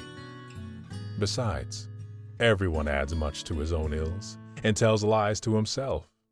And that which was bitter to bear is pleasant to have borne. It is natural to rejoice at the ending of one's ills. Two elements must therefore be rooted out once and for all: the fear of future suffering and the recollection of past suffering, since the latter no longer concerns me, and the former concerns me not yet. But when set in the very midst of troubles, one should say, perchance some day the memory of this sorrow will even bring delight. Let such a man fight against them with all his might. If he once gives way, he will be vanquished. But if he strives against his sufferings, he will conquer. As it is, however, what most men do is to drag down upon their own heads a falling ruin which they ought to try to support. If you begin to withdraw your support from that which thrusts toward you and totters and is ready to plunge, it will follow you and lean more heavily upon you. But if you hold your ground and make up your mind to push against it, it will be forced back. What blows do athletes receive on their faces and all over their bodies? Nevertheless, through their desire for fame, they endure every torture, and they undergo these things not only because they are fighting, but in order to be able to fight. Their very training means torture. So let us also win the way to victory in all our struggles, for the reward is not a garland or a palm or a trumpeter who calls for silence at the proclamation of our names, but rather virtue, steadfastness of soul, and a peace that is won for all time, if fortune has once been utterly vanquished in any combat. You say, I feel severe pain. What then? Are you relieved from feeling it if you endure it like a woman? Just as an enemy is more dangerous to a retreating army, so every trouble that fortune brings attacks us all the harder if we yield and turn our backs. But the trouble is serious. What? Is it for this purpose that we are strong, that we may have light burdens to bear? Would you have your illness long drawn out, or would you have it quick and short? If it is long, it means a respite, allows you a period of resting yourself, bestows upon you the boon of time and plenty. As it arises, so it must also subside. A short and rapid illness will do one of two things. It will quench or be quenched. And what difference does it make whether it is not or I am not? In either case, there is an end of pain. This, too, will help, to turn the mind aside to thoughts of other things and thus to depart from pain. Call to mind what honorable or brave deeds you have done. Consider the good side of your own life. Run over in your memory those things which you have particularly admired. Then, think of all the brave men who have conquered pain, of him who continued to read his book as he allowed the cutting out of varicose veins, of him who did not cease to smile, though that very smile so enraged his torturers that they tried upon him every instrument of their cruelty. If pain can be conquered by a smile, will it not be conquered by reason? You may tell me now of whatever you like, of colds, bad coughing spells that bring up parts of our entrails, fever that parches our very vitals, thirst, limbs so twisted that the joints protrude in different directions. Yet worse than these are the stake, the rack, the red-hot plates, the instrument that reopens wounds while the wounds themselves are still swollen and that drives their imprint still deeper. Nevertheless, there have been men who have not uttered a moan amid these tortures. More yet, says the torturer, but the victim has not begged for release. More yet, he says again, and no answer has come. More yet. The victim has smiled, and heartily too. Can you not bring yourself, after an example like this, to make a mock at pain? But, you object, my illness does not allow me to be doing anything. It has withdrawn me from all my duties. It is your body that is hampered by ill health, and not your soul as well. It is for this reason that it clogs the feet of the runner and will hinder the handiwork of the cobbler or the artisan. But if your soul be habitually in practice, you will plead and teach, listen and learn, investigate and meditate. What more is necessary? Do you think that you are doing nothing if you possess self-control in your illness? You will be showing that a disease can be overcome, or at any rate endured. There is, I assure you, a place for virtue even upon a bed of sickness. It is not only the sword and the battle line that prove the soul alert and unconquered by fear. A man can display bravery even when wrapped in his bedclothes. You have something to do. Wrestle bravely with disease. If it shall compel you to nothing, beguile you to nothing, it is a notable example that you display. Oh, what ample matter were there for renown, if we could have spectators of our sickness. Be your own spectator. Seek your own applause. Again, there are two kinds of pleasures. Disease checks the pleasures of the body, but does not do away with them. Nay, if the truth is to be considered, it serves to excite them. For the thirstier a man is, the more he enjoys a drink. The hungrier he is, the more pleasure he takes in food. Whatever falls to one's lot after a period of abstinence is welcomed with greater zest. The other kind, however, the pleasures of the mind, which are higher and less uncertain, no physician can refuse to the sick man. Whoever seeks these and knows well what they are, scorns all the blandishments of the senses. Men say, "Poor sick fellow," but why? Is it because he does not mix snow with his wine, or because he does not revive the chill of his drink, mixed as it is in a good-sized bowl, by chipping ice into it? Or because he does not have Lucrine oysters opened fresh at his table? Or because there is no din of cooks about his dining hall, as they bring in their very cooking apparatus along with their viands? For luxury has already devised this fashion of having the kitchen accompany the dinner, so that the food may not grow lukewarm or fail to be hot enough for a palate which has already become hardened. Poor sick fellow! He will eat as much as he can digest. There will be no boar lying before his eyes, banished from the table as if it were a common meat. And on his sideboard there will be heaped together no breast meat of birds, because it sickens him to see birds served whole. But what evil has been done to you? You will dine like a sick man, nay, sometimes like a sound man. All these things, however, can be greatly endured. Gruel, warm water, and anything else that seems unsupportable to a fastidious man, to one who is wallowing in luxury, sick in soul rather than in body, if only we cease to shudder at death. And we shall cease. If once we have gained a knowledge of the limits of good and evil, then and then only, life will not weary us, neither will death make us afraid.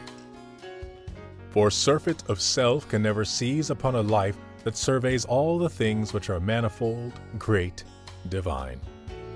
Only idle leisure is wont to make men hate their lives. To one who roams through the universe, the truth can never pall. It will be the untruths that will cloy. And, on the other hand, if death comes near with its summons, even though it be untimely in its arrival, though it cut one off in one's prime, a man has had a taste of all that the longest life can give. Such a man has in great measure come to understand the universe. He knows that honorable things do not depend on time for their growth, but any life must seem short to those who measure its lengths by pleasures which are empty and for that reason unbounded.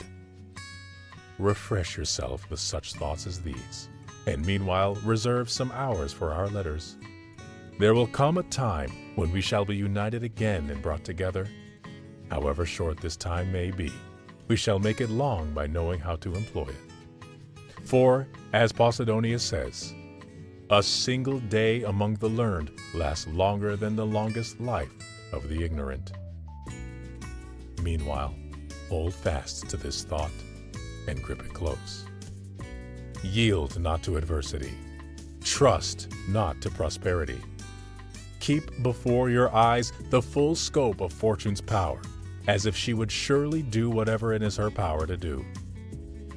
That which has been long expected comes more gently. Farewell. Letter 79. On the rewards of scientific discovery.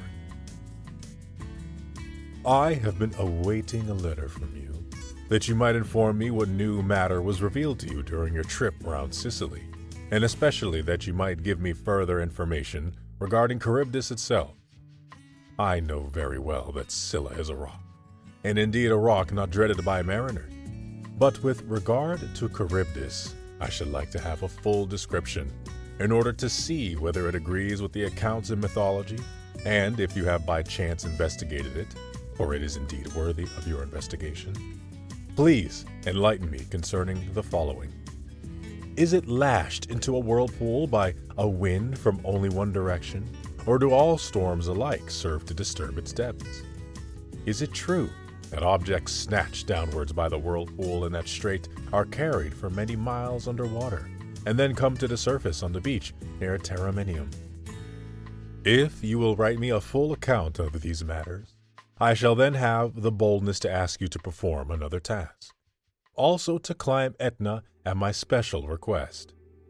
Certain naturalists have inferred that the mountain is wasting away and gradually settling, because sailors used to be able to see it from a greater distance. The reason for this may be, not that the height of the mountain is decreasing, but because the flames have become dim and the eruptions less strong and less copious, and because for the same reason the smoke also is less active by day. However, either of these two things is possible to believe. That on the one hand, the mountain is growing smaller because it is consumed from day to day, and that, on the other hand, it remains the same in size because the mountain is not devouring itself, but instead of this, the matter which seethes forth collects in some subterranean valley and is fed by other material, finding in the mountain itself not the food which it requires, but simply a passageway out. There is a well-known place in Lycia, called by the inhabitants Hephaestion, where the ground is full of holes in many places and is surrounded by a harmless fire, which does no injury to the plants that grow there. Hence, the place is fertile and luxuriant with growth, because the flames do not scorch, but merely shine with a force that is mild and feeble. But let us postpone this discussion and look into the matter when you have given me a description just how far distant the snow lies from the crater. I mean the snow which does not melt even in summer, so safe is it from the adjacent fire. But there is no ground for your charging this work to my account, for you were about to gratify your own craze for fine writing without a commission from anyone at all. Nay, what am I to offer you not merely to describe Etna in your poem, and not to touch lightly upon a topic which is a matter of ritual for all poets? Ovid could not be prevented from using this theme simply because Virgil had already fully covered it, nor could either of these writers frighten off Cornelius Severus. Besides, the topic has served them all with happy results, and those who have gone before seem to me not to have forestalled all what could be said, but merely to have opened the way. It makes a great deal of difference whether you approach a subject that has been exhausted or one where the ground has merely been broken. In the latter case, the topic grows day by day, and what is already discovered does not hinder new discoveries. Besides, he who writes last has the best of the bargain. He finds already at hand words which, when marshaled in a different way, show a new face. And he is not pilfering them, as if they belonged to someone else, when he uses them, for they are common property. Now, if Etna does not make your mouth water, I am mistaken in you. You have for some time been desirous of writing something in the grand style and on the level of the older school, for your modesty does not allow you to set your hopes any higher. This quality of yours is so pronounced that, it seems to me, you are likely to curb the force of your natural ability if there should be any danger of outdoing others. So greatly do you reverence the old masters. Wisdom has this advantage, among others, that no man can be outdone by another, except during the climb. But when you have arrived at the top, it is a draw. There is no room for further ascent. The game is over. Can the sun add to his size? Can the moon advance beyond her usual fullness? The seas do not increase in bulk. The universe keeps the same character, the same limits. Things which have reached their full stature cannot grow higher. Men who have attained wisdom will therefore be equal and on the same footing. Each of them will possess his own peculiar gifts. One will be more affable, another more facile, another more ready of speech, a fourth more eloquent. But as regards the quality under discussion, the element that produces happiness, it is equal in them all. I do not know whether this Etna of yours can collapse and fall in ruins, whether this lofty summit, visible for many miles over the deep sea, is wasted by the incessant power of the flames. But I do know that virtue will not be brought down to a lower plane either by flames or by ruins. Hers is the only greatness that knows no lowering. There can be for her no further rising or sinking. Her stature, like that of the stars in the heavens, is fixed. Let us therefore strive to raise ourselves to this altitude. Already much of the task is accomplished. Nay, rather, if I can bring myself to confess the truth, not much. For goodness does not mean merely being better than the lowest. Who that could catch but a mere glimpse of the daylight would boast his powers of vision? One who sees the sun shining through a mist may be contented, meanwhile, that he has escaped darkness, but he does not yet enjoy the blessing of light.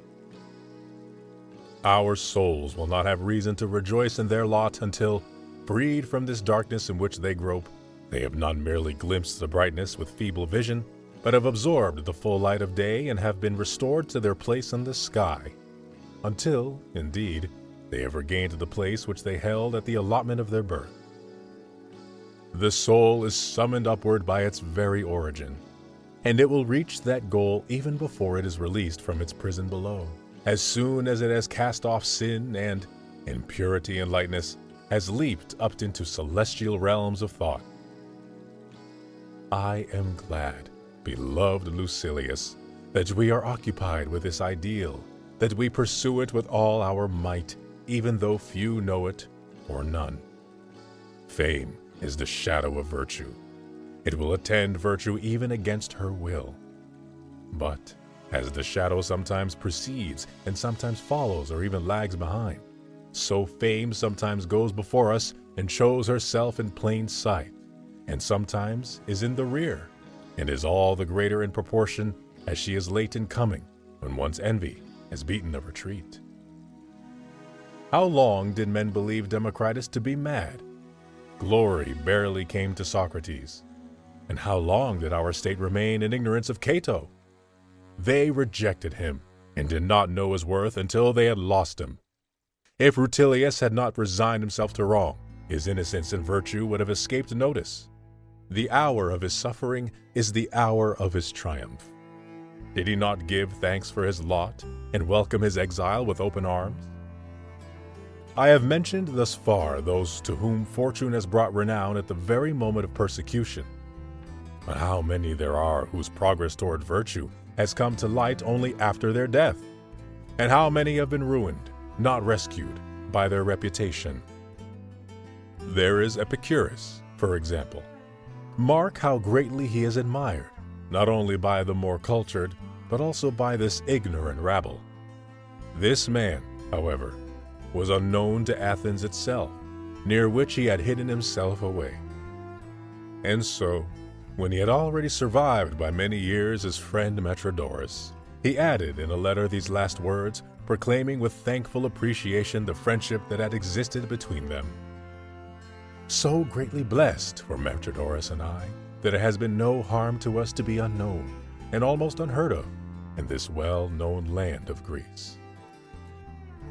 Is it not true, therefore, that men did not discover him until after he had ceased to be? Has not his renown shone forth for all that? Metrodorus also admits this fact in one of his letters, that Epicurus and he were not well known to the public, but he declares that after the lifetime of Epicurus and himself, any man who might wish to follow in their footsteps would win great and ready-made renown. Virtue is never lost to view, and yet to have been lost to view is no loss. There will come a day which will reveal her, though hidden away or suppressed by the spite of her contemporaries. That man is born merely for a few, who thinks only of the people of his own generation. Many thousands of years and many thousands of people will come after you. It is to these that you should have regard. Malice may have imposed silence upon the mouths of all who were alive in your day, but there will come men who will judge you without prejudice and without favor. If there is any reward that virtue receives at the hands of fame, not even this can pass away. We ourselves, indeed, shall not be affected by the talk of posterity. Nevertheless, posterity will cherish and celebrate us even though we are not conscious thereof. Virtue has never failed to reward a man, both during his life and after his death, provided he has followed her loyally, provided he has not decked himself out or painted himself up, but has been always the same, whether he appeared before men's eyes after being announced, or suddenly and without preparation. Pretense accomplishes nothing. Few are deceived by a mask that is easily drawn over the face. Truth is the same in every part. Things which deceive us have no real substance. Lies are thin stuff. They are transparent if you examine them with care. Farewell. Letter 80. On Worldly Deceptions. Today I have some free time, thanks not so much to myself as to the games, which have attracted all the boors to the boxing match.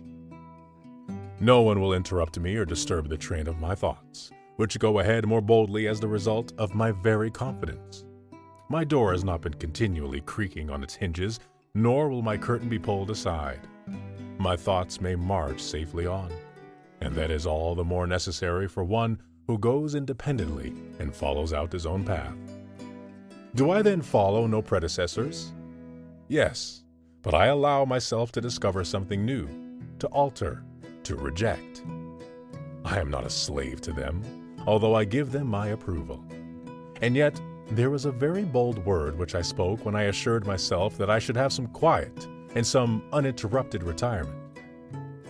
For lo, a great cheer comes from the stadium, and while it does not drive me distracted, yet it shifts my thought to a contrast suggested by this very noise.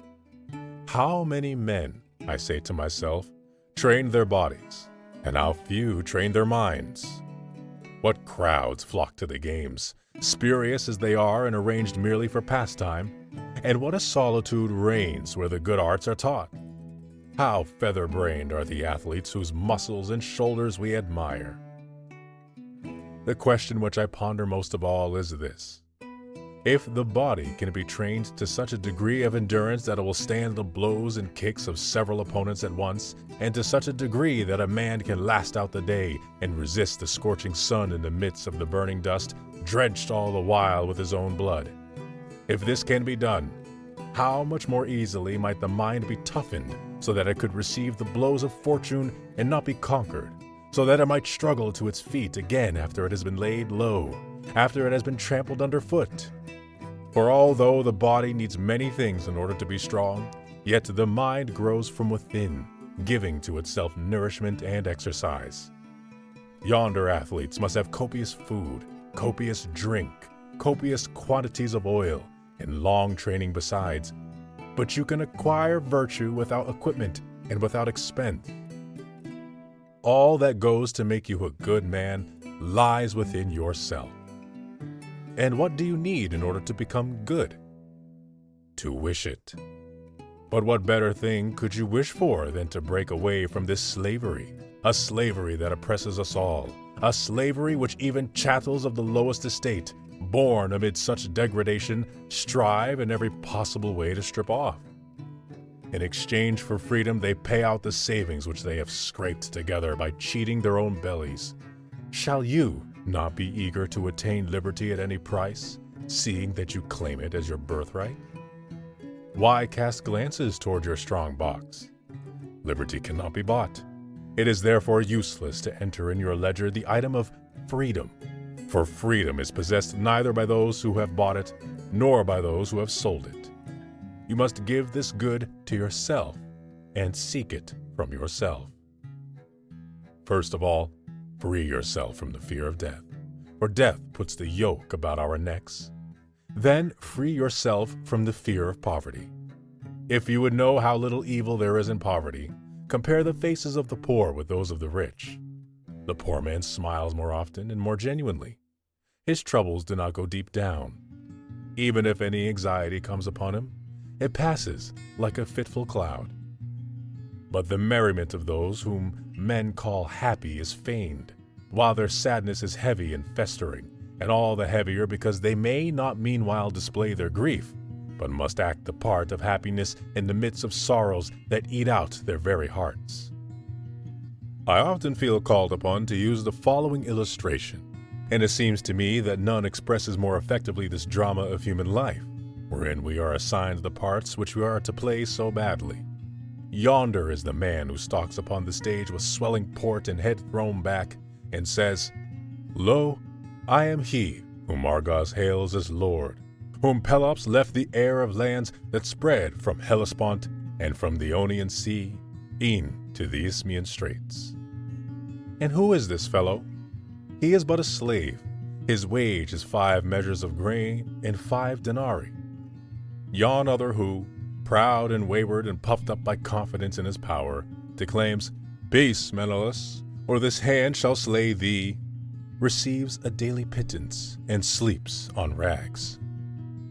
You may speak in the same way about all these dandies whom you see riding in litters above the heads of men and above the crowd. In every case, their happiness is put on like the actor's mask. Tear it off, and you will scorn them. When you buy a horse, you order its blanket to be removed. You pull off the garments from slaves that are advertised for sale, so that no bodily flaws may escape your notice. If you judge a man, do you judge him when he is wrapped in a disguise?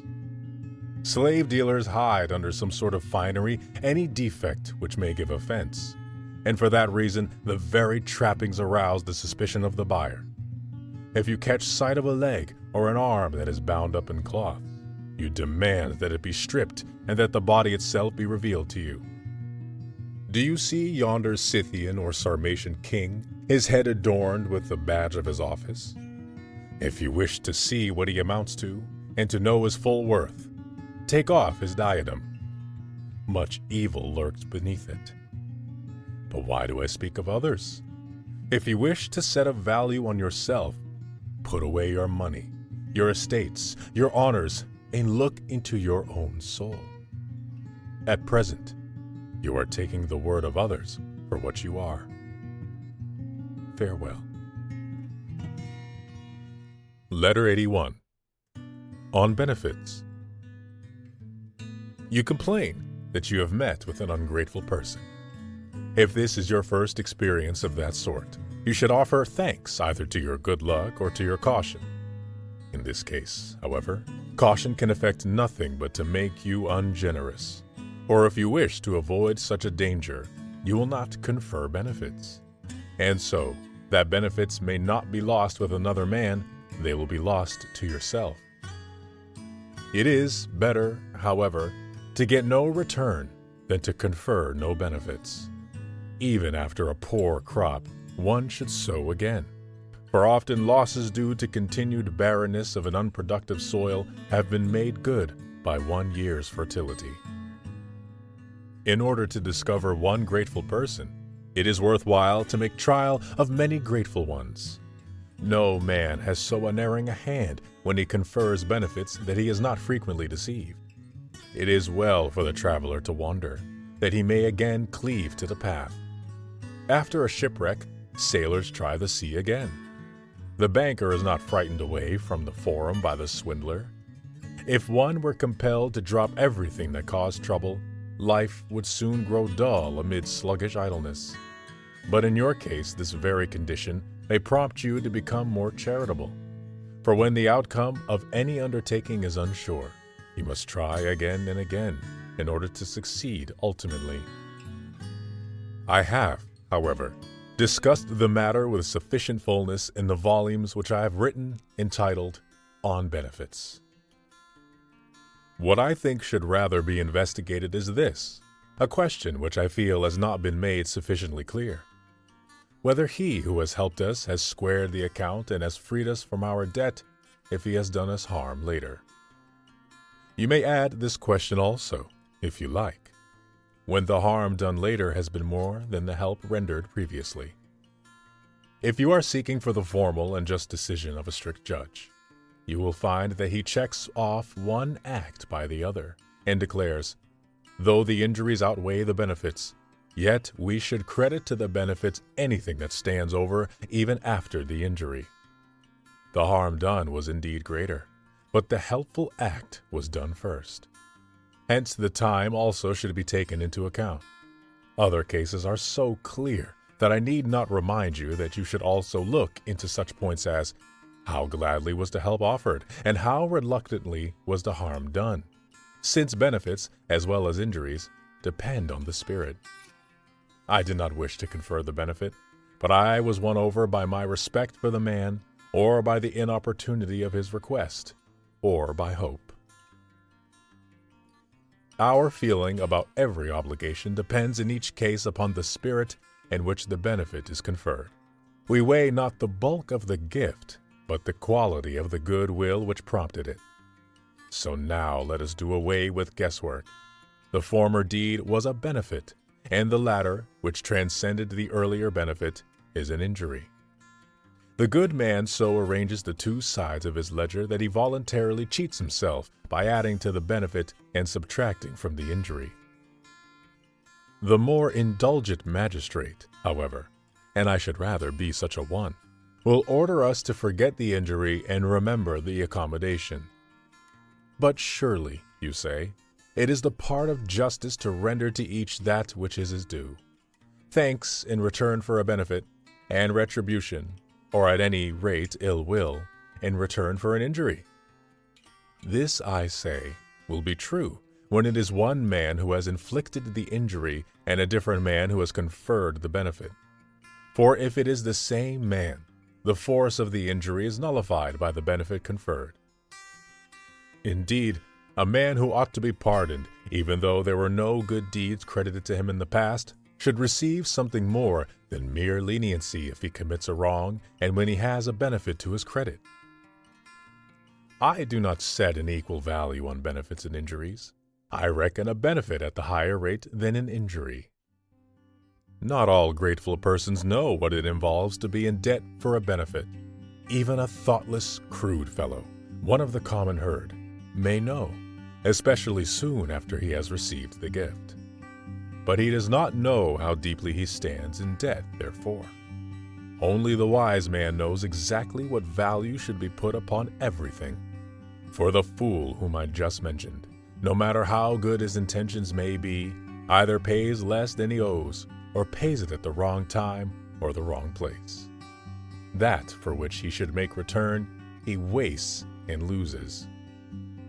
There is a marvelously accurate phraseology applied to certain subjects, a long-established terminology which indicates certain acts by means of symbols that are most efficient and that serve to outline men's duties.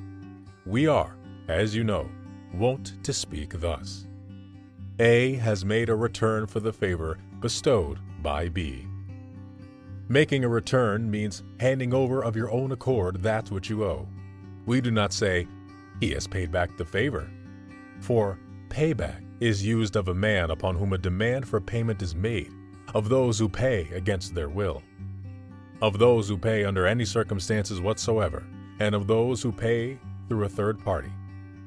We do not say, he has restored the benefit, or settled it. We have never been satisfied with a word which applies properly to a debt of money. Making a return means offering something to him from whom you have received something. The phrase implies a voluntary return. He who has made such a return has served the writ upon himself.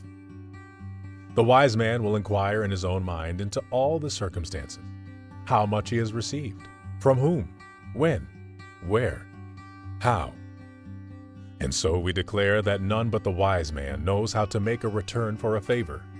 Moreover, none but the wise man knows how to confer a benefit.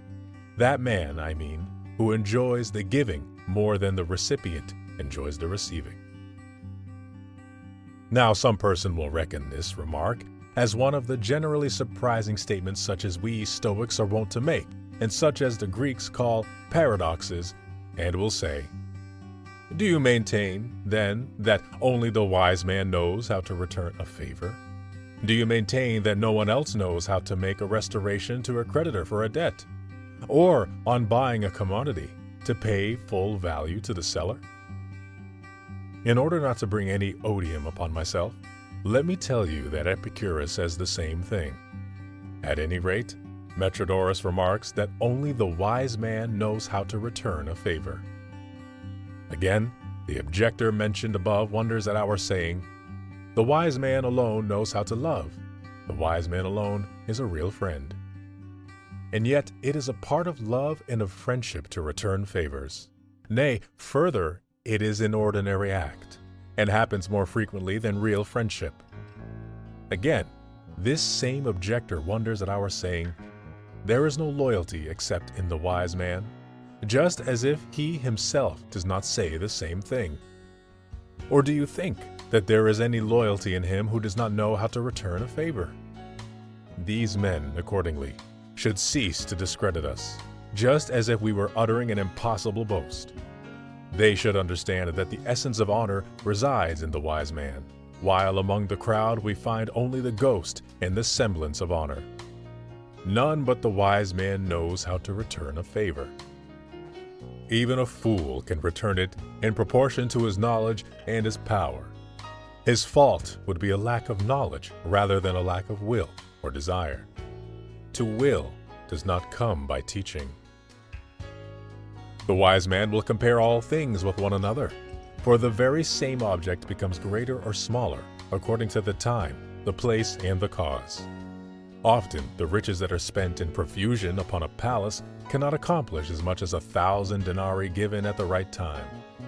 Now, it makes a great deal of difference whether you give outright or come to a man's assistance, whether your generosity saves him or sets him up in life. Often, the gift is small, but the consequence is great.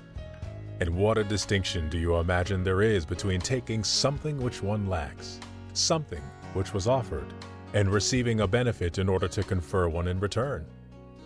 But we should not slip back into the subject which we have already sufficiently investigated. In this balancing of benefits and injuries, the good man will, to be sure, judge with the highest degree of fairness, but he will incline towards the side of the benefit. He will turn more readily in this direction. Moreover, in affairs of this kind, the person concerned is wont to count for a great deal.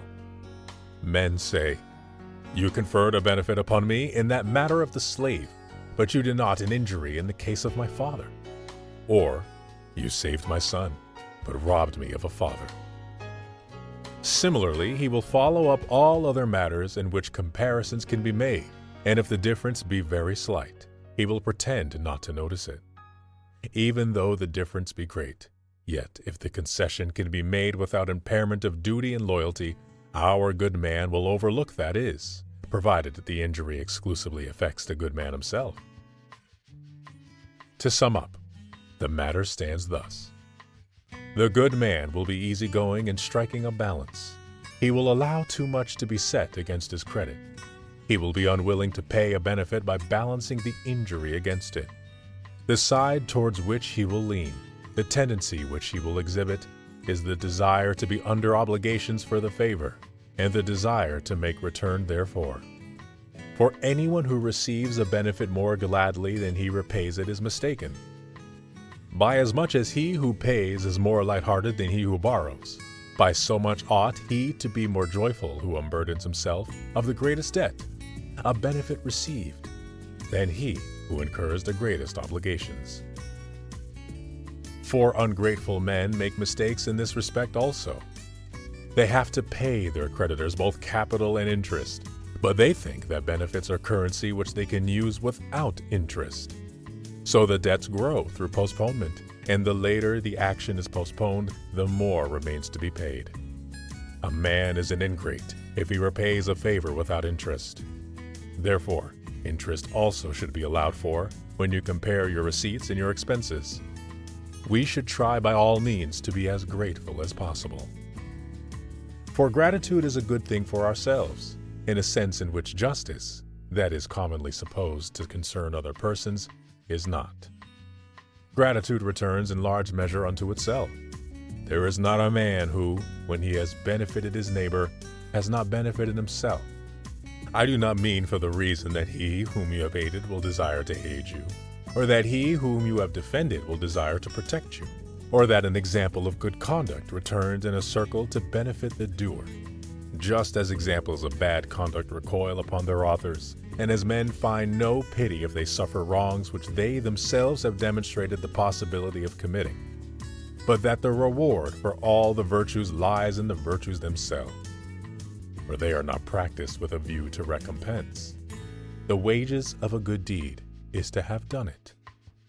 I am grateful, not in order that my neighbor, provoked by the earlier act of kindness, may be more ready to benefit me, but simply in order that I may perform a most pleasant and beautiful act. I feel grateful, not because it profits me, but because it pleases me. And to prove the truth of this to you, I declare that even if I may not be grateful without seeming ungrateful, even if I am able to retain a benefit only by an act which resembles an injury, even so, I shall strive in the utmost calmness of spirit toward the purpose which honor demands, in the very midst of disgrace. No one, I think, rates virtue higher, or is more consecrated to virtue than he who has lost his reputation for being a good man in order to keep from losing the approval of his conscience. Thus, as I have said, your being grateful is more conducive to your own good than to your neighbor's good. For while your neighbor has had a common, everyday experience, namely, receiving back the gift which he had bestowed, you have had a great experience which is the outcome of an utterly happy condition of soul, to have felt gratitude. For if wickedness makes men unhappy and virtue makes men blessed, and if it is a virtue to be grateful, then the return which you have made is the only customary thing. But the thing to which you have attained is priceless, the consciousness of gratitude, which comes only to the soul that is divine and blessed. The opposite feeling to this, however, is immediately attended by the greatest unhappiness. No man, if he be ungrateful, will be unhappy in the future. I allow him no day of grace. He is unhappy forthwith. Let us therefore avoid being ungrateful, not for the sake of others, but for our own sakes. When we do wrong, only the least and lightest portion of it flows back upon our neighbor. The worst, and if I may use the term, the densest portion of it stays at home and troubles the owner. My master Attalus used to say, "Evil herself drinks the largest portion of her own poison." The poison which serpents carry for the destruction of others and secrete without harm to themselves is not like this poison, for this sort is ruinous to the possessor. The ungrateful man tortures and torments himself. He hates the gifts which he has accepted, because he must make a return for them, and he tries to belittle their value, but he really enlarges and exaggerates the injuries which he has received. And what is more wretched than a man who forgets his benefits and clings to his injuries? Wisdom, on the other hand, lends grace to every benefit, and of her own free will commends it to her own favor, and delights her soul by continued recollection thereof. Evil men have but one pleasure in benefits, and a very short-lived pleasure at that. It lasts only while they are receiving them. But the wise man derives therefrom an abiding and eternal joy, for he takes delight not so much in receiving the gift as in having received it. And this joy never perishes. It abides with him always. He despises the wrongs done him. He forgets them, not accidentally, but voluntarily. He does not put a wrong construction upon everything, or seek for someone whom he may hold responsible for each happening. He rather ascribes the sins of men to chance. He will not misinterpret a word or a look. He makes light of all mishaps by interpreting them in a generous way. He does not remember an injury rather than a service. As far as possible, he lets his memory rest upon the earlier and the better deed, never changing his attitude towards those who have deserved well of him, except in climes where the bad deeds far outdistance the good, and the space between them is obvious even to one who closes his eyes to it. Even then only to this extent, that he strives, after receiving the preponderant injury, to resume the attitude which he held before he received the benefit. For when the injury merely equals the benefit, a certain amount of kindly feeling is left over. Just as a defendant is acquitted when the votes are equal, and just as the spirit of kindliness always tries to bend every doubtful case toward the better interpretation, so the mind of the wise man, when another's merits merely equal his bad deeds, will, to be sure, cease to feel an obligation, but does not cease to desire to feel it, and acts precisely like the man who pays his debts even after they have been legally canceled. But no man can be grateful unless he has learned to scorn the things which drive the common herd to distraction. If you wish to make return for a favor, you must be willing to go into exile, or to pour forth your blood, or to undergo poverty, or, and this will frequently happen, even to let your very innocence be stained and exposed to shameful slanders. It is no slight price that a man must pay for being grateful. We hold nothing dearer than a benefit, so long as we are seeking one. We hold nothing cheaper after we have received it. Do you ask what it is that makes us forget benefits received? It is our extreme greed for receiving others. We consider not what we have obtained, but what we are to seek. We are deflected from the right course by riches, titles, power, and everything which is valuable in our opinion, but worthless when rated at its real value. We do not know how to weigh matters. We should take counsel regarding them, not with their reputation, but with their nature. Those things possess no grandeur wherewith to enthrall our minds, except the fact that we have become accustomed to marvel at them. For they are not praised because they ought to be desired, but they are desired because they have been praised. And when the error of individuals has once created error on the part of the public, then the public error goes on creating error on the part of individuals.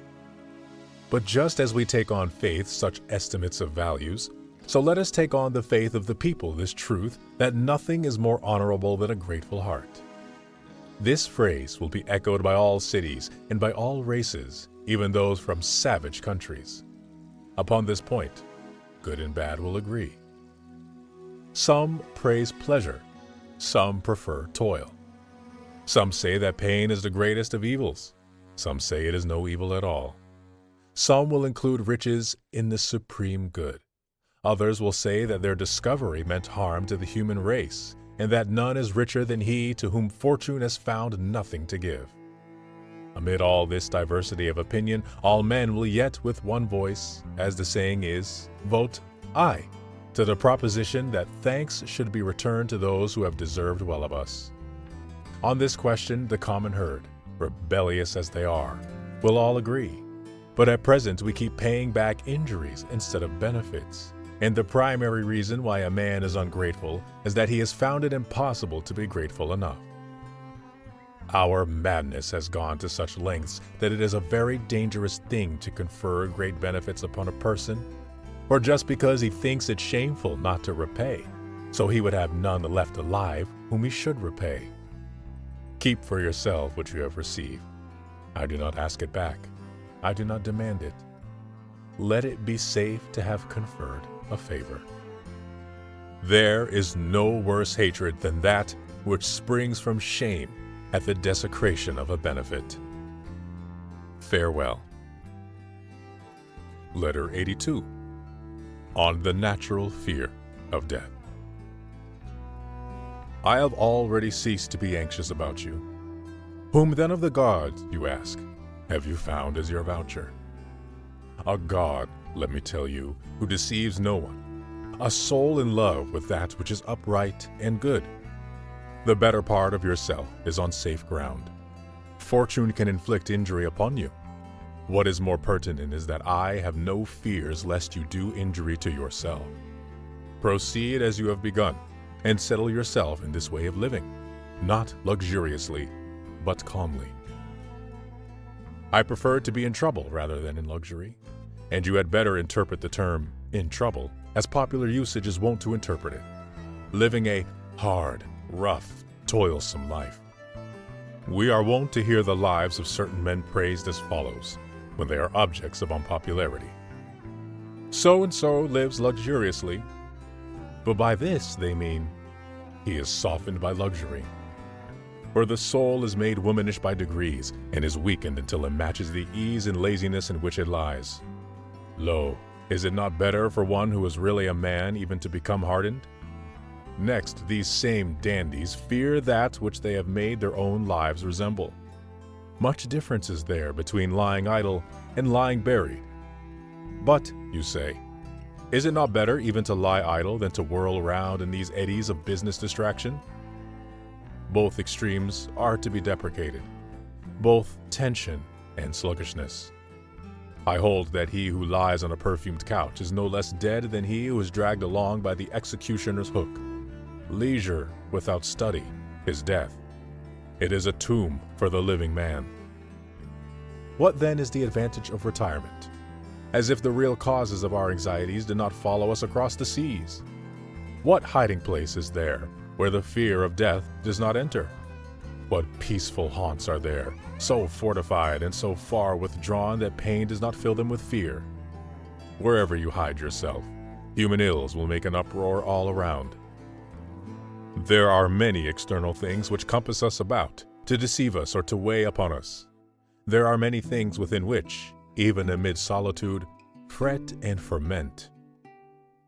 Therefore, gird yourself about with philosophy, an impregnable wall. Though it be assaulted by many engines, fortune can find no passage into it. The soul stands on unassailable ground if it has abandoned external things. It is independent in its own fortress, and every weapon that is hurled falls short of the mark. Fortune has not the long reach with which we credit her. She can seize none except him that clings to her. Let us then recoil from her as far as we are able. This will be possible for us only through knowledge of self and of the world of nature. The soul should know whither it is going and whence it came, what is good for it and what is evil, what it seeks and what it avoids, and what is that reason which distinguishes between the desirable and the undesirable, and thereby tames the madness of our desires and calms the violence of our fears. Some men flatter themselves that they have checked these evils by themselves even without the aid of philosophy. But when some accident catches them off their guard, a tardy confession of error is wrung from them. Their boastful words perish from their lips when the torturer commands them to stretch forth their hands and when death draws nearer. You might say to such a man, "It was easy for you to challenge evils that were not nearby. But here comes pain, which you declared you can endure. Here comes death, against which you uttered many a courageous boast. The whip cracks, the sword flashes. Ah, now, Aeneas, thou must needs be stout and strong of heart." This strength of heart, however, will come from constant study, provided that you practice, not with the tongue, but with the soul, and provided that you prepare yourself to meet death. To enable yourself to meet death, you may expect no encouragement or cheer from those who try to make you believe, by means of their hair-splitting logic, that death is no evil. For I take pleasure, excellent Lucilius, in poking fun at the absurdities of the Greeks, of which, to my continual surprise, I have not yet succeeded in ridding myself.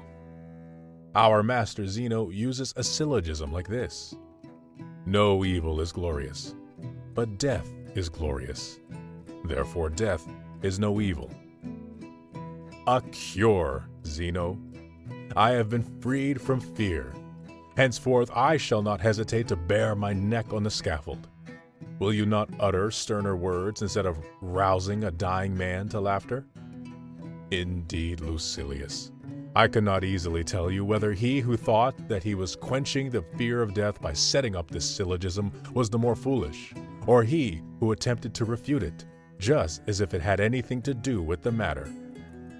For the refuter himself proposed a counter-syllogism, based upon the preposition that we regard death as indifferent, one of the things which the Greeks call adiaphora. Nothing, he says, that is indifferent can be glorious. Death is glorious. Therefore, death is not indifferent. You comprehend the tricky fallacy which is contained in this syllogism. Mere death is, in fact, not glorious, but a brave death is glorious. And when you say, nothing that is indifferent is glorious, I grant you this much, and declare that nothing is glorious except as it deals with indifferent things. I classify as indifferent, that is, neither good nor evil, sickness, pain, poverty, exile, death. None of these things is intrinsically glorious, but nothing can be glorious apart from them. For it is not poverty that we praise, it is the man whom poverty cannot humble or bend. Nor is it exile that we praise, it is the man who withdraws into exile in the spirit in which he would have sent another into exile. It is not pain that we praise, it is the man whom pain has not coerced. One praises not death, but the man whose soul death takes away before it can confound it. All these things are in themselves neither honorable nor glorious, but any one of them that virtue has visited and touched is made honorable and glorious by virtue. They merely lie in between, and their decisive question is only whether wickedness or virtue has laid hold upon them. For instance, the death which in Cato's case is glorious is in the case of Brutus forthwith base and disgraceful. For this Brutus, condemned to death, was trying to obtain postponement. He withdrew a moment in order to cease himself. When summoned to die in order to bare his throat, he exclaimed, "I will bare my throat, if only I may live." What madness it is to run away, when it is impossible to turn back. I will bare my throat, if only I may live. He came very near saying also, even under Antony. This fellow deserved indeed to be consigned to life. But, as I was going on to remark, you see that death in itself is neither an evil nor a good. Cato experienced death most honorably, Brutus most basely. Everything, if you add virtue, assumes a glory which it did not possess before. We speak of a sunny room, even though the same room is pitch dark at night.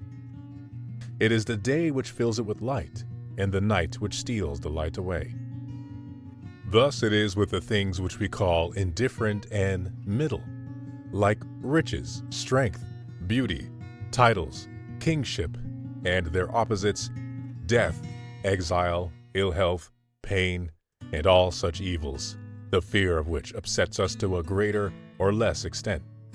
It is the wickedness or the virtue that bestows the name of good or evil. An object is not by its own essence either hot or cold. It is heated when thrown into a furnace, and chilled when dropped into water. Death is honorable when related to that which is honorable. By this I mean virtue in a soul that despises the worst hardships. Furthermore, there are vast distinctions among these qualities which we call middle. For example, death is not so indifferent as to question whether your hair should be worn evenly or unevenly.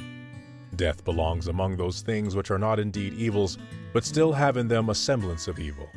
For there are implanted in us love of self, a desire for existence and self-preservation, and also an abhorrence of dissolution, because death seems to rob us of many goods and to withdraw us from the abundance to which we have become accustomed. And there is another element which estranges us from death. We are already familiar with the present, but are ignorant of the future into which we shall transfer ourselves, and we shrink from the unknown. Moreover, it is natural to fear the world of shades, whither death is supposed to lead.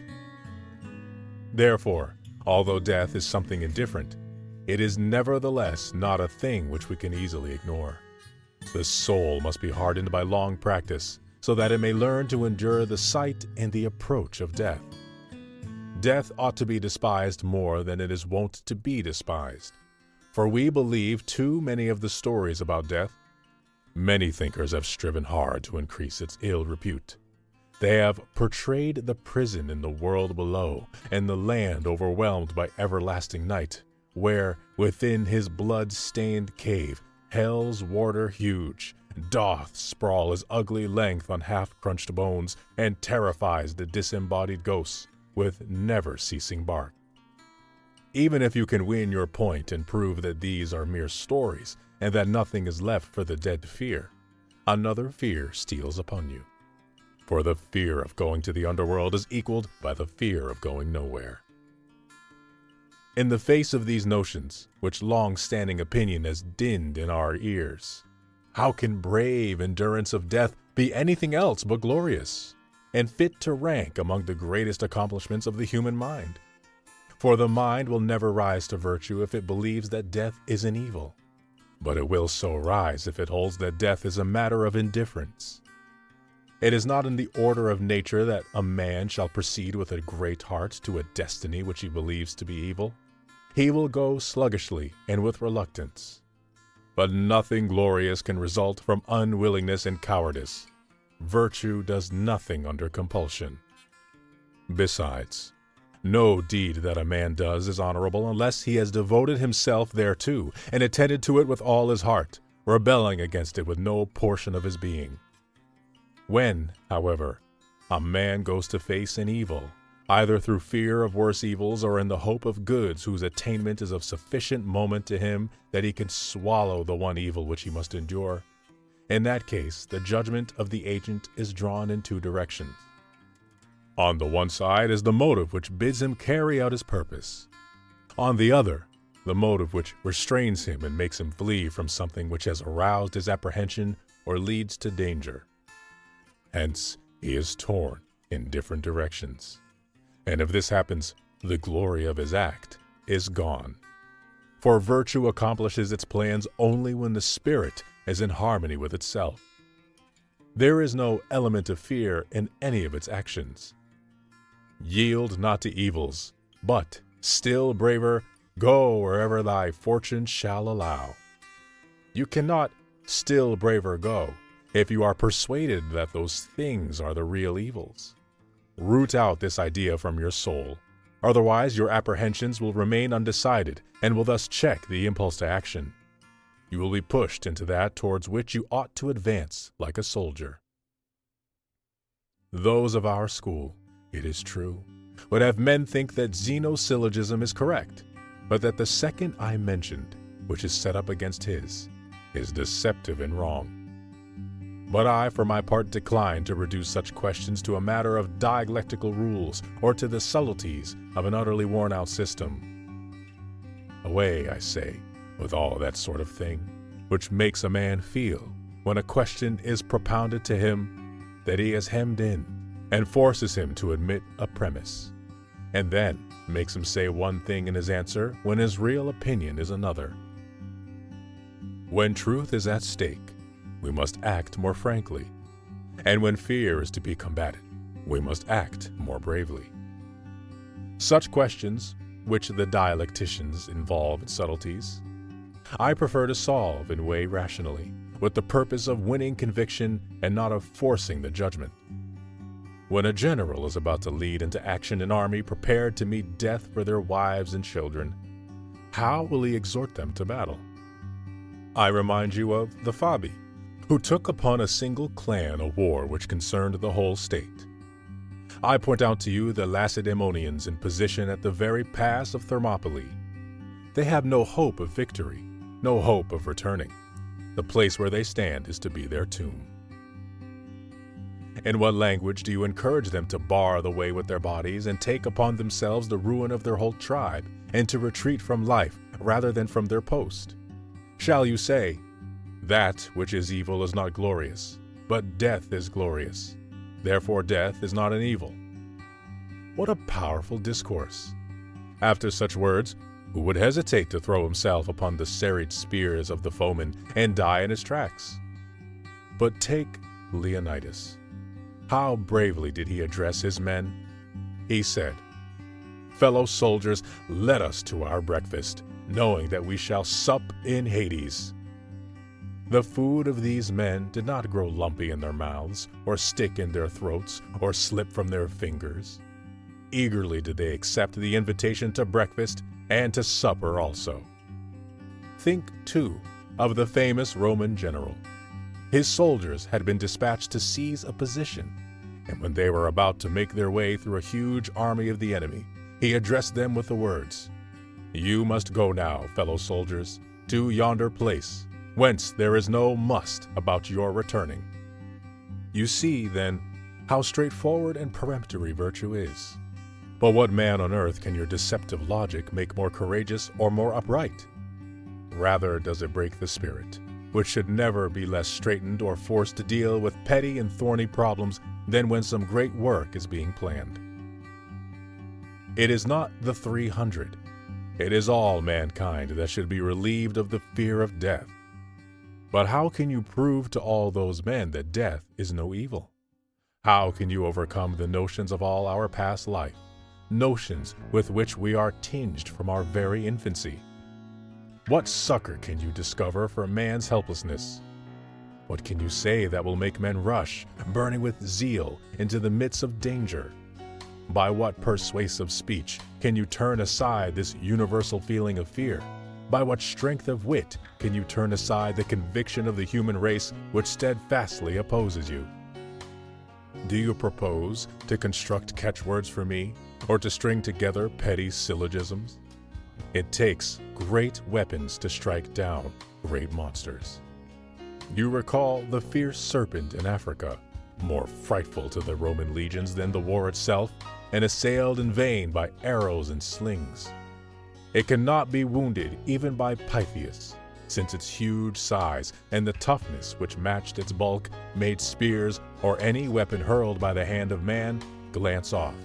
It was finally destroyed by rocks equal in size to millstones. Are you, then, hurling petty weapons like yours even against death? Can you stop a lion's charge by an awl? Your arguments are indeed sharp, but there is nothing sharper than a stalk of grain. And certain arguments are rendered useless and unavailing by their very subtlety. Farewell. Letter 83. On Drunkenness. You bid me give you an account of each separate day, and of the whole day too. So you must have a good opinion of me if you think that in these days of mine there is nothing to hide. At any rate, it is thus that we should live, as if we lived in plain sight of all men. And it is thus that we should think, as if there were someone who could look into our inmost souls. And there is one who can so look. For what avails it that something is hidden from man? Nothing is shut off from the sight of God. He is a witness of our souls, and he comes into the very midst of our thoughts. Comes into them, I say, as one who may at any time depart. I shall therefore do as you bid, and shall gladly inform you by letter what I am doing and in what sequence. I shall keep watching myself continually, and, a most useful habit, shall review each day. For this is what makes us wicked, that no one of us looks back over his own life. Our thoughts are devoted only to what we are about to do, and yet our plans for the future always depend on the past. Today has been unbroken. No one has filched the slightest part of it from me. The whole time has been divided between rest and reading. A brief space has been given over to bodily exercise, and on this ground I can thank old age. My exercise costs very little effort. As soon as I stir, I am tired. And weariness is the aim and end of exercise, no matter how strong one is. Do you ask who are my pacemakers? One is enough for me. The slave Farius, a pleasant fellow, as you know, but I shall exchange him for another. At my time of life, I need one who is of still more tender years. Farius, at any rate, says that he and I are at the same period of life, for we are both losing our teeth. Yet even now I can scarcely follow his pace as he runs, and within a very short time I shall not be able to follow him at all. So you see what profit we get from daily exercise. Very soon does a wide interval open between two persons who travel different ways. My slave is climbing up at the very moment when I am coming down, and you surely know how much quicker the latter is. Nay, I was wrong, for now my life is not coming down, it is falling outright. Do you ask, for all that, how our race resulted today? We raced to a tie, something which rarely happens in a running contest. After tiring myself out in this way, for I cannot call it exercise, I took a cold bath. This, at my house, means just short of hot. I, the former cold water enthusiast, who used to celebrate the new year by taking a plunge into the canal, who, just as naturally as I would set out to do some reading or writing, or to compose a speech, used to inaugurate the first of the year with a plunge into the Virgo aqueduct, have changed my allegiance, first to the Tiber, and then to my favorite tank, which is warmed only by the sun, at times when I am most robust and when there is not a flaw in my bodily processes. I have very little energy left for bathing. After the bath, some stale bread and breakfast without a table. No need to wash the hands after such a meal. Then comes a very short nap. You know my habit. I avail myself of a scanty bit of sleep, unharnessing, as it were. For I am satisfied if I can just stop staying awake. Sometimes I know that I have slept. At other times, I have a mere suspicion. Lo, now the din of the races sounds about me. My ears are smitten with sudden and general cheering. But this does not upset my thoughts or even break their continuity. I can endure an uproar with complete resignation. The medley of voices blending in one note sounds to me like the dashing of waves, or like the wind that lashes the treetops, or like any other sound which conveys no meaning. What is it then, you ask, to which I have been giving my attention? I will tell you. A thought sticks in my mind, left over from yesterday. Namely, what men of the greatest sagacity have meant when they offered the most trifling and intricate proofs for problems of the greatest importance. Proofs which may be true, but nonetheless resemble fallacies. Zeno, that greatest of men, the revered founder of our brave and holy school of philosophy, wishes to discourage us from drunkenness. Listen, then, to his arguments proving that the good man will not get drunk. No one entrusts a secret to a drunken man, but one will entrust a secret to a good man. Therefore, the good man will not get drunk. Mark how ridiculous Zeno is made when we set up a similar syllogism in contrast with his. There are many, but one will be enough. No one entrusts a secret to a man when he is asleep, but one entrusts a secret to a good man. Therefore, the good man does not go to sleep. Posidonius pleads the cause of our master Zeno in the only possible way, but it cannot, I hold, be pleaded even in this way. For Posidonius maintains that the word drunken is used in two ways. In the one case of a man who is loaded with wine and has no control over himself. In the other, of a man who is accustomed to get drunk and is a slave to the habit. Zeno, he says, meant the latter, the man who is accustomed to get drunk, not the man who is drunk. And no one would entrust to this person any secret, for it might be blabbed out when the man was in his cups. This is a fallacy. For the first syllogism refers to him who is actually drunk, and not to him who is about to get drunk. You will surely admit that there is a great difference between a man who is drunk and a drunkard. He who is actually drunk may be in this state for the first time and may not have the habit, while the drunkard is often free from drunkenness. I therefore interpret the word in its usual meaning, especially since the syllogism is set up by a man who makes a business of the careful use of words and who weighs his language. Moreover, if this is what Zeno meant, and what he wished it to mean to us, he was trying to avail himself of an equivocal word in order to work in a fallacy, and no man ought to do this when truth is the object of inquiry. But let us admit, indeed, that he meant what Posidonius says. Even so, the conclusion is false, that secrets are not entrusted to an habitual drunkard. Think how many soldiers who are not always sober have been entrusted by a general or a captain or a centurion with messages which might not be divulged.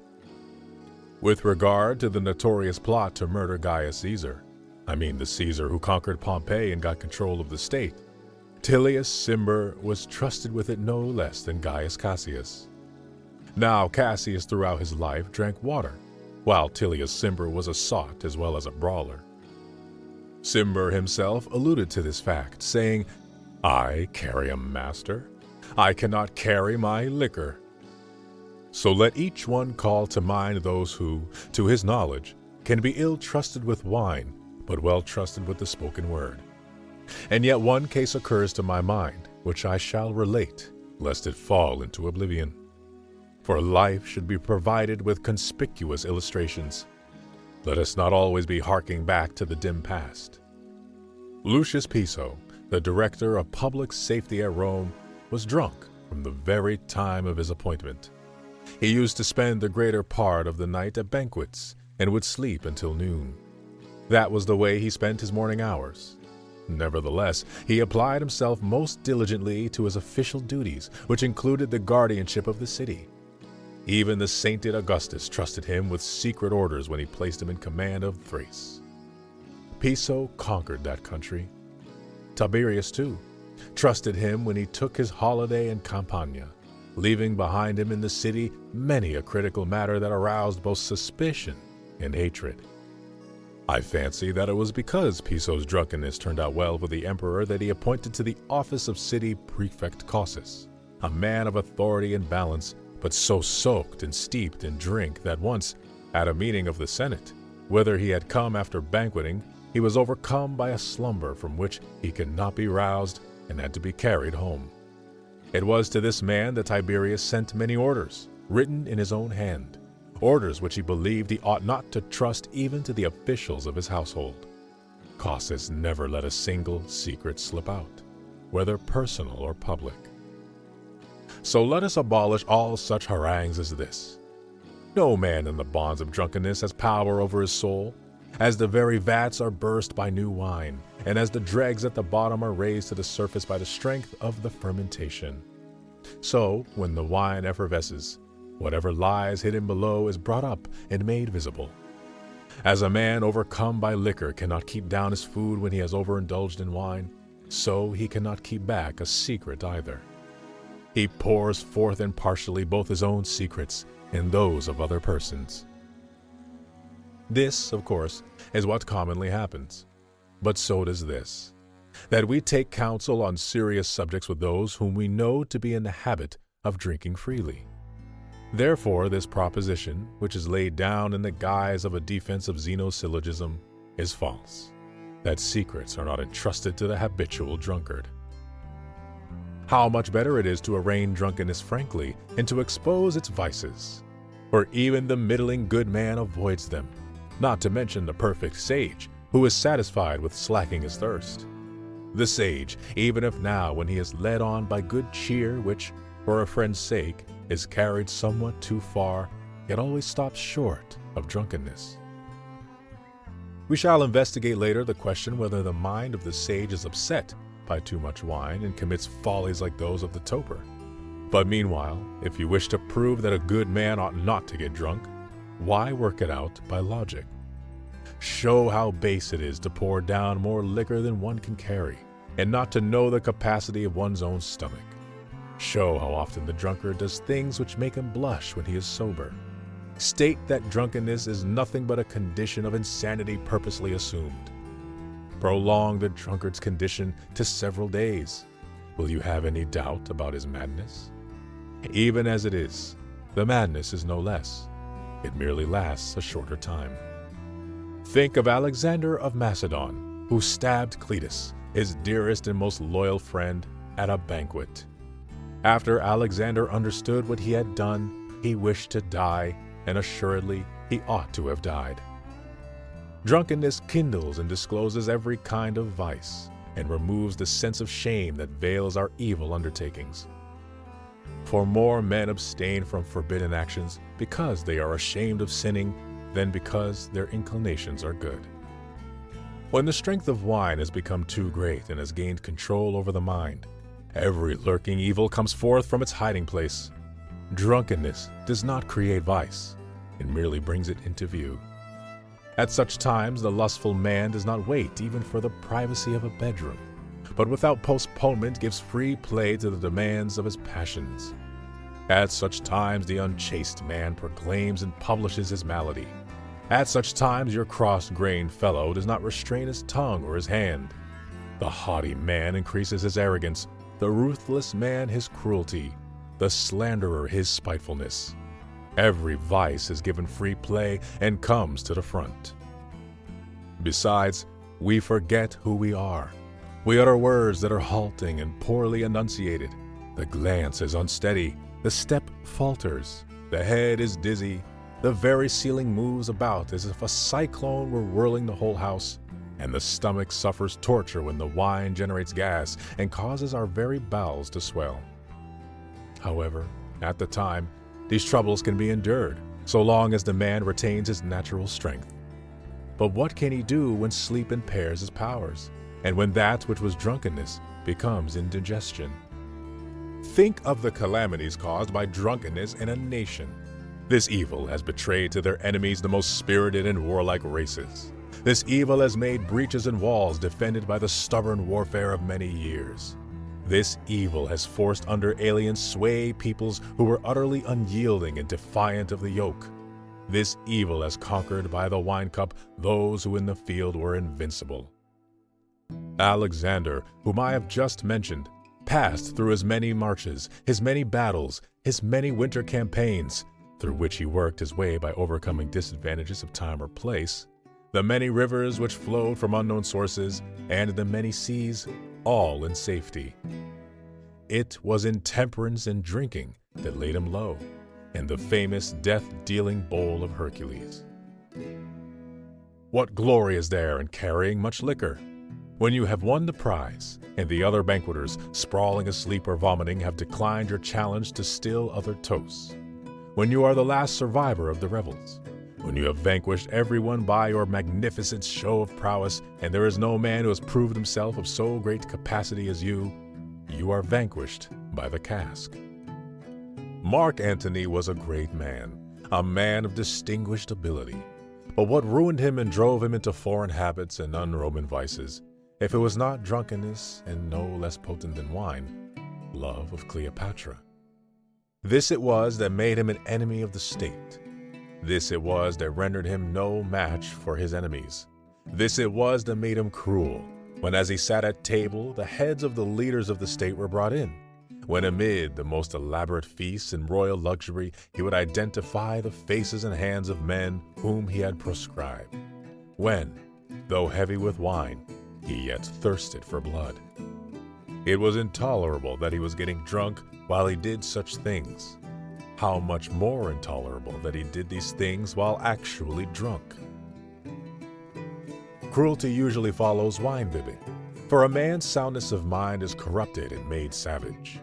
Just as a lingering illness makes men querulous and irritable and drives them wild at the least crossing of their desires, so continued bouts of drunkenness bestialize the soul. For when people are often beside themselves, the habit of madman lasts on, and the vices which liquor generated retain their power even when liquor is gone. Therefore you should state why the wise man ought not to get drunk. Explain by facts, and not by mere words, the hideousness of the thing and its haunting evils. Do that which is easiest of all, namely, demonstrate that what men call pleasures are punishments as soon as they have exceeded due bounds. For if you try to prove that the wise man can souse himself with much wine and yet keep his course straight, even though he be in his cups, you may go on to infer by syllogisms that he will not die if he swallows poison, that he will not sleep if he takes a sleeping potion, that he will not vomit and reject the matter which clogs his stomach when you give him hellebore. But when a man's feet totter and his tongue is unsteady, what reason have you for believing that he is half sober and half drunk? Farewell.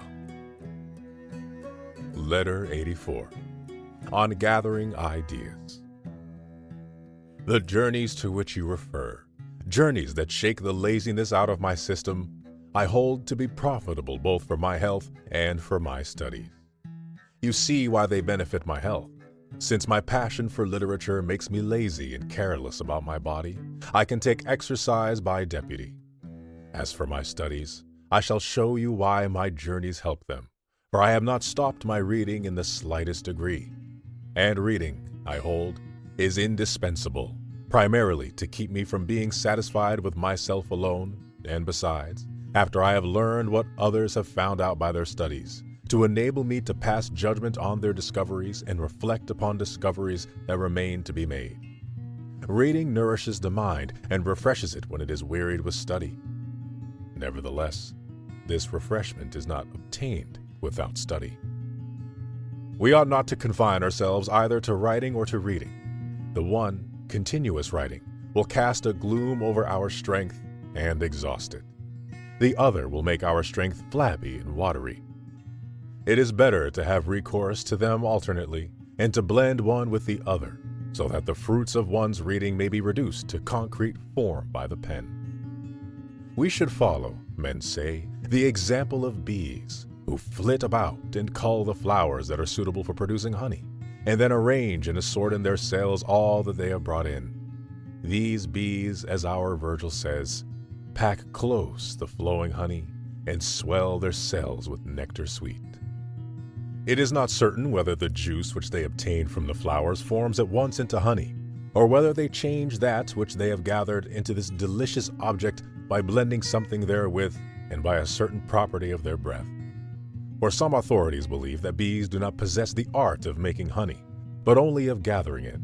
And they say that in India honey has been found on the leaves of certain reeds, produced by a dew peculiar to that climate, or by the juice of the reed itself, which has an unusual sweetness and richness. And in our own grasses too, they say, the same quality exists, although less clear and less evident. And a creature born to fulfill such a function could hunt it out and collect it. Certain others maintain that the materials which the bees have culled from the most delicate of blooming and flowering plants is transformed into this peculiar substance by a process of preserving and careful storing away, aided by what might be called fermentation, whereby separate elements are united into one substance. But I must not be led astray into another subject than that which we are discussing. We also, I say, ought to copy these bees and sift whatever we have gathered from a varied course of reading, for such things are better preserved if they are kept separate. Then, by applying and supervising care with which our nature has endowed us, in other words, our natural gifts, we should so blend those several flavors into one delicious compound that, even though it betrays its origin, yet it nevertheless is clearly a different thing from that whence it came. This is what we see nature doing in our own bodies without any labor on our part. The food we have eaten, as long as it retains its original quality and floats in our stomachs as an undiluted mass, is a burden. But it passes into tissue and blood only when it has been changed from its original form. So it is with the food which nourishes our higher nature.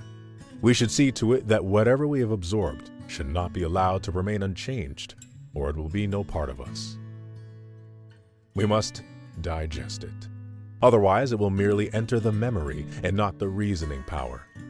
Let us loyally welcome such foods and make them our own, so that something that is one may be formed out of many elements, just as one number is formed of several elements whenever, by our reckoning, lesser sums, each different from the others, are brought together. This is what our mind should do. It should hide away all the materials by which it has been aided, and bring to light only what it has made of them. Even if there shall appear in you a likeness to him who, by reason of your admiration, has left a deep impress upon you, I would have you resemble him as a child resembles his father, and not as a picture resembles its original.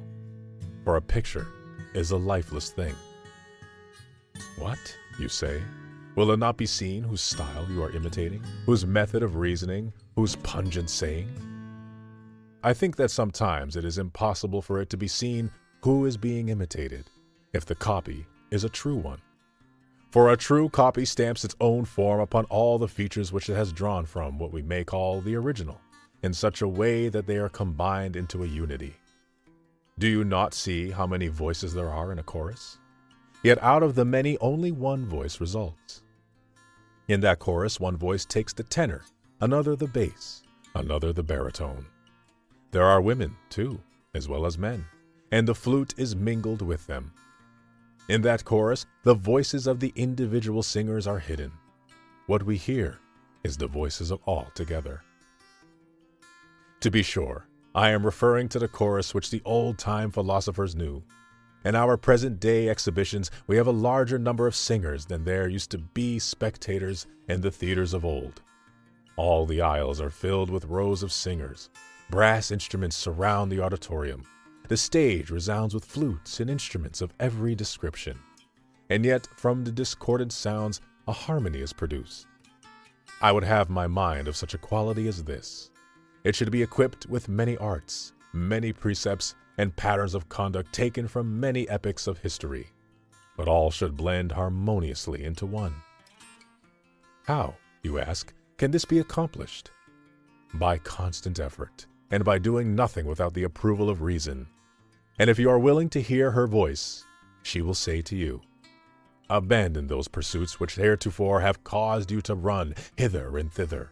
Abandon riches which are either a danger or a burden to the possessor. Abandon the pleasures of the body and of the mind. They only soften and weaken you. Abandon your quest for office. It is a swollen, idle, and empty thing, a thing that has no goal, as anxious to see no one outstrip it as to see no one at its heels. It is afflicted with envy, and in truth with a twofold envy. And you see how wretched a man's plight is if he who is the object of envy feels envy also. Do you behold yonder homes of the great, yonder thresholds uproarious with the brawling of those who would pay their respects? They have many an insult for you as you enter the door, and still more after you have entered. Pass by the steps that mount to rich men's houses, and the porches rendered hazardous by the huge throng. For there you will be standing, not merely on the edge of a precipice, but also on slippery ground. Instead of this, direct your course hither to wisdom, and seek her ways, which are ways of surpassing peace and plenty. Whatever seems conspicuous in the affairs of men, however petty it may really be, and prominent only by contrast with the lowest objects, is nevertheless approached by a difficult and toilsome pathway. It is a rough road that leads to the heights of greatness, but if you desire to scale this peak, which lies far above the range of fortune, you will indeed look down from above upon all that men regard as most lofty, but nonetheless you can proceed to the top over level ground. Farewell. Letter 85. On some vain syllogisms. I had been inclined to spare you, and had omitted any knotty problems that still remained undiscussed. I was satisfied to give you a sort of taste of the views held by the men of our school, who desire to prove that virtue is of itself sufficiently capable of rounding out the happy life. But now you bid me include the entire bulk either of our own syllogisms or of those which have been devised by other schools for the purpose of belittling us. If I shall be willing to do this, the result will be a book instead of a letter. And I declare again and again that I take no pleasure in such proofs. I am ashamed to enter the arena and undertake battle on behalf of gods and men armed only with an awl. He that possesses prudence is also self-restrained. He that possesses self-restraint is also unwavering. He that is unwavering is unperturbed. He that is unperturbed is free from sadness. He that is free from sadness is happy. Therefore, the prudent man is happy, and prudence is sufficient to constitute the happy life. Certain of the Peripatetics reply to this syllogism by interpreting unperturbed, unwavering, and free from sadness in such a way as to make unperturbed mean one who is rarely perturbed and only to a moderate degree, and not one who is never perturbed. Likewise, they say that a person is called free from sadness, who is not subject to sadness, one who falls into this objectionable state not often nor in too great a degree. It is not, they say, the way of human nature that a man's spirit should be exempt from sadness, or that the wise man is not overcome by grief, but is merely touched by it, and other arguments of this sort, all in accordance with the teachings of their school. They do not abolish the passions in this way, they only moderate them. But how petty is the superiority which we attribute to the wise man, if he is merely braver than the most craven, happier than the most dejected, more self-controlled than the most unbridled, and greater than the lowliest. Would Laras boast his swiftness in running by comparing himself with the halt and the weak? For she could skim the topmost blades of corn, and touch them not, nor bruise their tender ears, or travel over seas well poised above the swollen floods, nor dip her flying feet in ocean's waters. This is speed estimated by its own standard, not the kind which wins praise by comparison with that which is slowest. Would you call a man well who has a light case of fever? No, for good health does not mean moderate illness. They say, the wise man is called unperturbed in the sense in which pomegranates are called mellow. Not that there is no hardness at all in their seeds, but that the hardness is less than it was before. That view is wrong. For I am not referring to the gradual weeding out of evils in a good man, but to the complete absence of evils. There should be in him no evils at all, not even any small ones. For if there are any, they will grow, and as they grow will hamper him. Just as a large and complete cataract wholly blinds the eyes, so a medium-sized cataract dulls their vision. If by your definition the wise man has any passions whatever, his reason will be no match for them, and will be carried swiftly along, as it were, on a rushing stream. Particularly if you assign to him not one passion with which he must wrestle, but all the passions. And a throng of such, even though they be moderate, can affect him more than the violence of one powerful passion. He has a craving for money, although in a moderate degree. He has ambition, but is not yet fully aroused.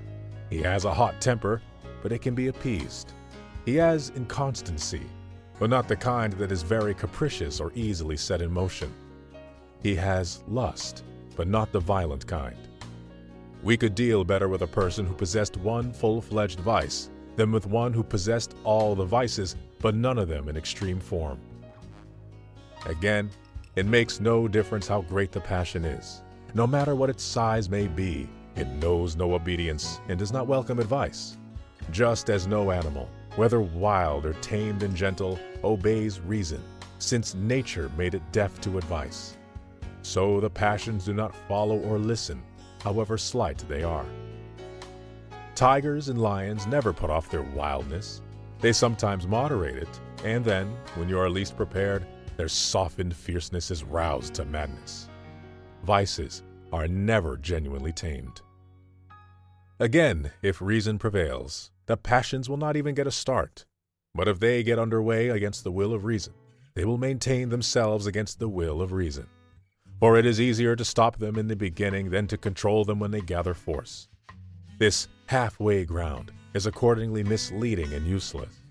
It is to be regarded just as the declaration that we ought to be moderately insane or moderately ill. Virtue alone possesses moderation. The evils that afflict the mind do not admit of moderation. You can more easily remove than control them. Can one doubt that the vices of the human mind, when they have become chronic and callous, diseases we call them, are beyond control, as, for example, greed, cruelty, and wantonness? Therefore, the passions also are beyond control, for it is from the passions that we pass over to the vices. Again, if you grant any privileges to sadness, fear, desire, and all other wrong impulses, they will cease to lie within our jurisdiction. And why? Simply because the means of arousing them lie outside our own power. They will accordingly increase in proportion as the causes by which they are stirred up are greater or less. Fear will grow to greater proportions if that which causes the terror is seen to be of greater magnitude or in closer proximity, and desire will grow keener in proportion as the hope of a greater gain has summoned it to action. If the existence of the passions is not in our own control, neither is the extent of their power. For if you once permit them to get a start, they will increase along with their causes, and they will be of whatever extent they shall grow to be. Moreover, no matter how small these vices are, they grow greater. That which is harmful never keeps within bounds. No matter how trifling diseases are at the beginning, they creep on apace. And sometimes, the slightest augmentation of disease lays low the enfeebled body. But what folly it is, when the beginnings of certain things are situated outside our control, to believe that their endings are within our control. How have I the power to bring something to a close when I have not had the power to check it at the beginning? For it is easier to keep a thing out than to keep it under after you have let it in.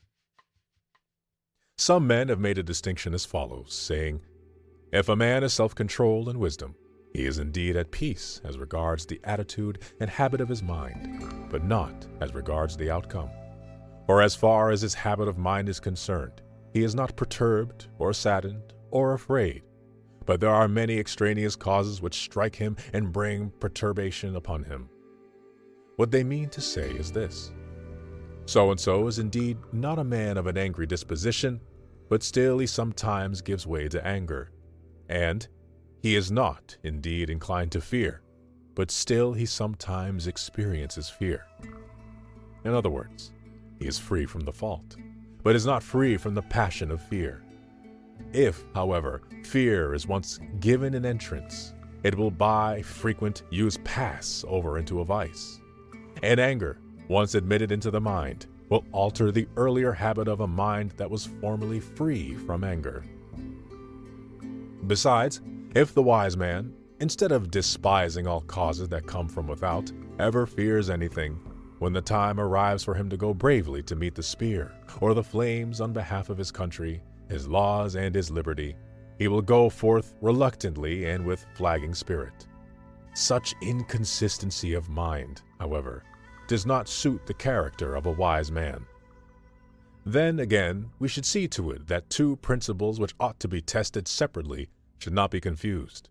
For the conclusion is reached independently that that alone is good which is honorable, and again independently the conclusion that virtue is sufficient for the happy life. If that alone is good which is honorable, everyone agrees that virtue is sufficient for the purpose of living happily. But, on the contrary, if virtue alone makes men happy, it will not be conceded that that alone is good which is honorable. Xenocrates and Speusippus hold that a man can become happy even by virtue alone, not, however, that that which is honorable is the only good. Epicurus also decides that one who possesses virtue is happy, but that virtue of itself is not sufficient for the happy life, because the pleasure that results from virtue, and not virtue itself, makes one happy. This is a futile distinction, for the same philosopher declares that virtue never exists without pleasure, and therefore, if virtue is always connected with pleasure and always inseparable therefrom, virtue is of itself sufficient. For virtue keeps pleasure in its company, and does not exist without it, even when alone. But it is absurd to say that a man will be happy by virtue alone, and yet not absolutely happy. I cannot discover how that may be, since the happy life contains in itself a good that is perfect and cannot be excelled. If a man has this good, life is completely happy. Now, if the life of the gods contain nothing greater or better, and the happy life is divine, then there is no further height to which a man can be raised. Also, if the happy life is in want of nothing, then every happy life is perfect. It is happy and at the same time most happy. Have you any doubt that the happy life is the supreme good? Accordingly, if it possesses the supreme good, it is supremely happy. Just as the supreme good does not admit of increase, for what will be superior to that which is supreme? Exactly so the happy life cannot be increased either, for it is not without the supreme good. If then you bring in one man who is happier than another, you will also bring in one who is much happier. You will then be making countless distinctions in the supreme good. Although I understand the supreme good to be that good which admits of no degree above itself. If one person is less happy than another, it follows that he eagerly desires the life of that other and happier man in preference to his own. But the happy man prefers no other man's life to his own. Either of these two things is incredible, that there should be anything left for a happy man to wish for in preference to what is, or that he should not prefer the thing which is better than what he already has. For certainly, the more prudent he is, the more he will strive after the best, and he will desire to attain it by every possible means. But how can one be happy who is still able, or rather who is still bound, to crave something else? I will tell you what is the source of this error. Men do not understand that the happy life is a unit, for it is its essence, and not its extent, that establishes such a life on the noblest plane. Hence there is complete equality between the life that is long and the life that is short, between that which is spread out and that which is confined, between that whose influence is felt in many places and in many directions, and that which is restricted to one interest. Those who reckon life by number, or by measure, or by parts, rob it of its distinctive quality. Now, in the happy life, what is the distinctive quality? It is its fullness. Satiety, I think, is the limit to our eating or drinking. A eats more and B eats less. What difference does it make? Each is now sated. Or A drinks more and B drinks less. What difference does it make? Each is no longer thirsty. Again, A lives for many years and B for fewer. No matter, if only A's many years have brought as much happiness as B's few years. He whom you maintain to be less happy is not happy. The word admits of no diminution. He who is brave is fearless. He who is fearless is free from sadness. He who is free from sadness is happy. It is our own school which has framed this syllogism. They attempt to refute it by this answer, namely that we Stoics are assuming as admitted a premise which is false and distinctly controverted, that the brave man is fearless.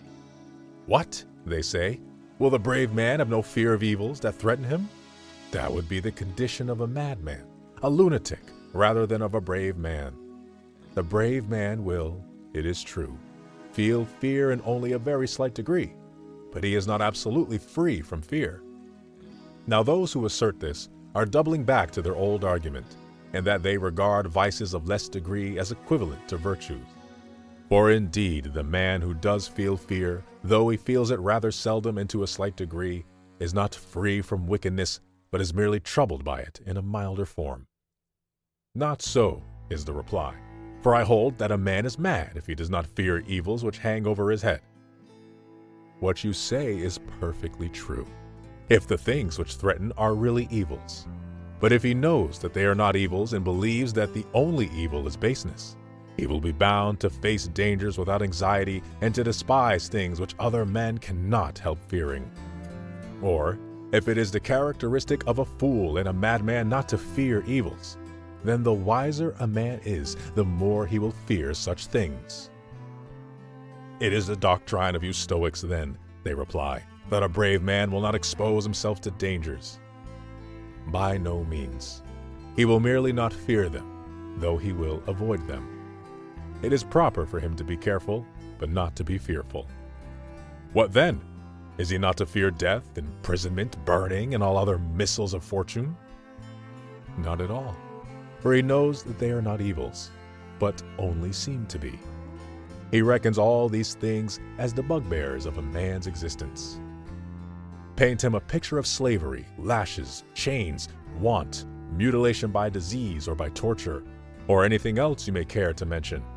He will count all such things as terrors caused by the derangement of the mind. These things are only to be feared by those who are fearful. Or do you regard as an evil that to which some day we may be compelled to resort of our own free will? What then, you ask, is an evil? It is the yielding to those things which are called evils. It is the surrendering of one's liberty into their control, when really we ought to suffer all things in order to preserve this liberty. Liberty is lost unless we despise those things which put the yoke upon our necks. If men knew what bravery was, they would have no doubts as to what a brave man's conduct should be. For bravery is not thoughtless rashness or love of danger or the courting of fear-inspiring objects. It is the knowledge which enables us to distinguish between that which is evil and that which is not. Bravery takes the greatest care of itself, and likewise endures with the greatest patience all things which have a false appearance of being evil. What then is the query? If the sword is brandished over your brave man's neck, if he is pierced in this place and in that continually, if he sees his entrails in his lap, if he is tortured again after being kept waiting in order that he may thus feel the torture more keenly, and if the blood flows afresh out of bowels where it has but lately ceased to flow, has he no fear? Shall you say that he has felt no pain either? Yes, he has felt pain, for no human virtue can rid itself of feelings. But he has no fear. Unconquered, he looks down from a lofty height upon his sufferings. Do you ask me what spirit animates him in these circumstances? It is the spirit of one who is comforting a sick friend. That which is evil does harm. That which does harm makes a man worse. But pain and poverty do not make a man worse, therefore they are not evils. Your proposition, says the objector, is wrong. For what harms one does not necessarily make one worse. The storm and the squall work harm to the pilot, but they do not make a worse pilot of him for all that. Certain of the Stoic school reply to this argument as follows. The pilot becomes a worse pilot because of storms or squall, inasmuch as he cannot carry out his purpose and hold to his course. As far as his art is concerned, he becomes no worse a pilot, but in his work he does become worse. To this the Peripatetics retort, therefore poverty will make even the wise man worse, and so will pain, and so will anything else of that sort. For although those things will not rob him of his virtue, yet they will hinder the work of virtue. This would be a correct statement, were it not for the fact that the pilot and the wise man are two different kinds of person. The wise man's purpose in conducting his life is not to accomplish at all hazards what he tries, but to do all things rightly. The pilot's purpose, however, is to bring his ship into port at all hazards. The arts are handmaids. They must accomplish what they promise to do. But wisdom is mistress and ruler. The arts render a slave service to life. Wisdom issues the commands. For myself, I maintain that a different answer should be given, that the pilot's art is never made worse by the storm, nor the application of his art either. The pilot has promised you not a prosperous voyage, but a serviceable performance of his task, that is, an expert knowledge of steering a ship. And the more he is hampered by the stress of fortune, so much the more does his knowledge become apparent. He who has been able to say, "Neptune, you shall never sink this ship except on an even keel," has fulfilled the requirements of his art. The storm does not interfere with the pilot's work, but only with his success. What then, you say?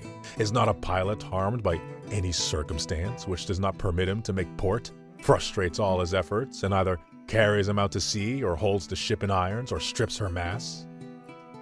No, it does not harm him as a pilot, but only as a voyager. Otherwise, he is no pilot. It is indeed so far from hindering the pilot's art that it even exhibits the art. For anyone, in the words of the proverb, is a pilot on a calm sea. These mishaps obstruct the voyage, but not the steersman qua steersman.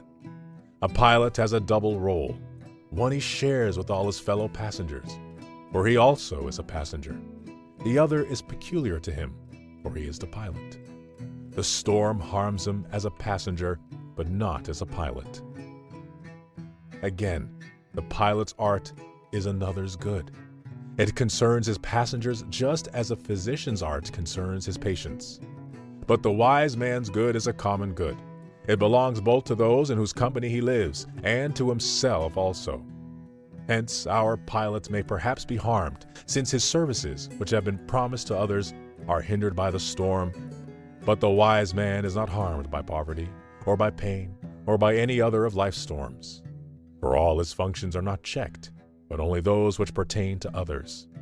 He himself is always in action, and is greatest in performance at the very time when fortune has blocked his way.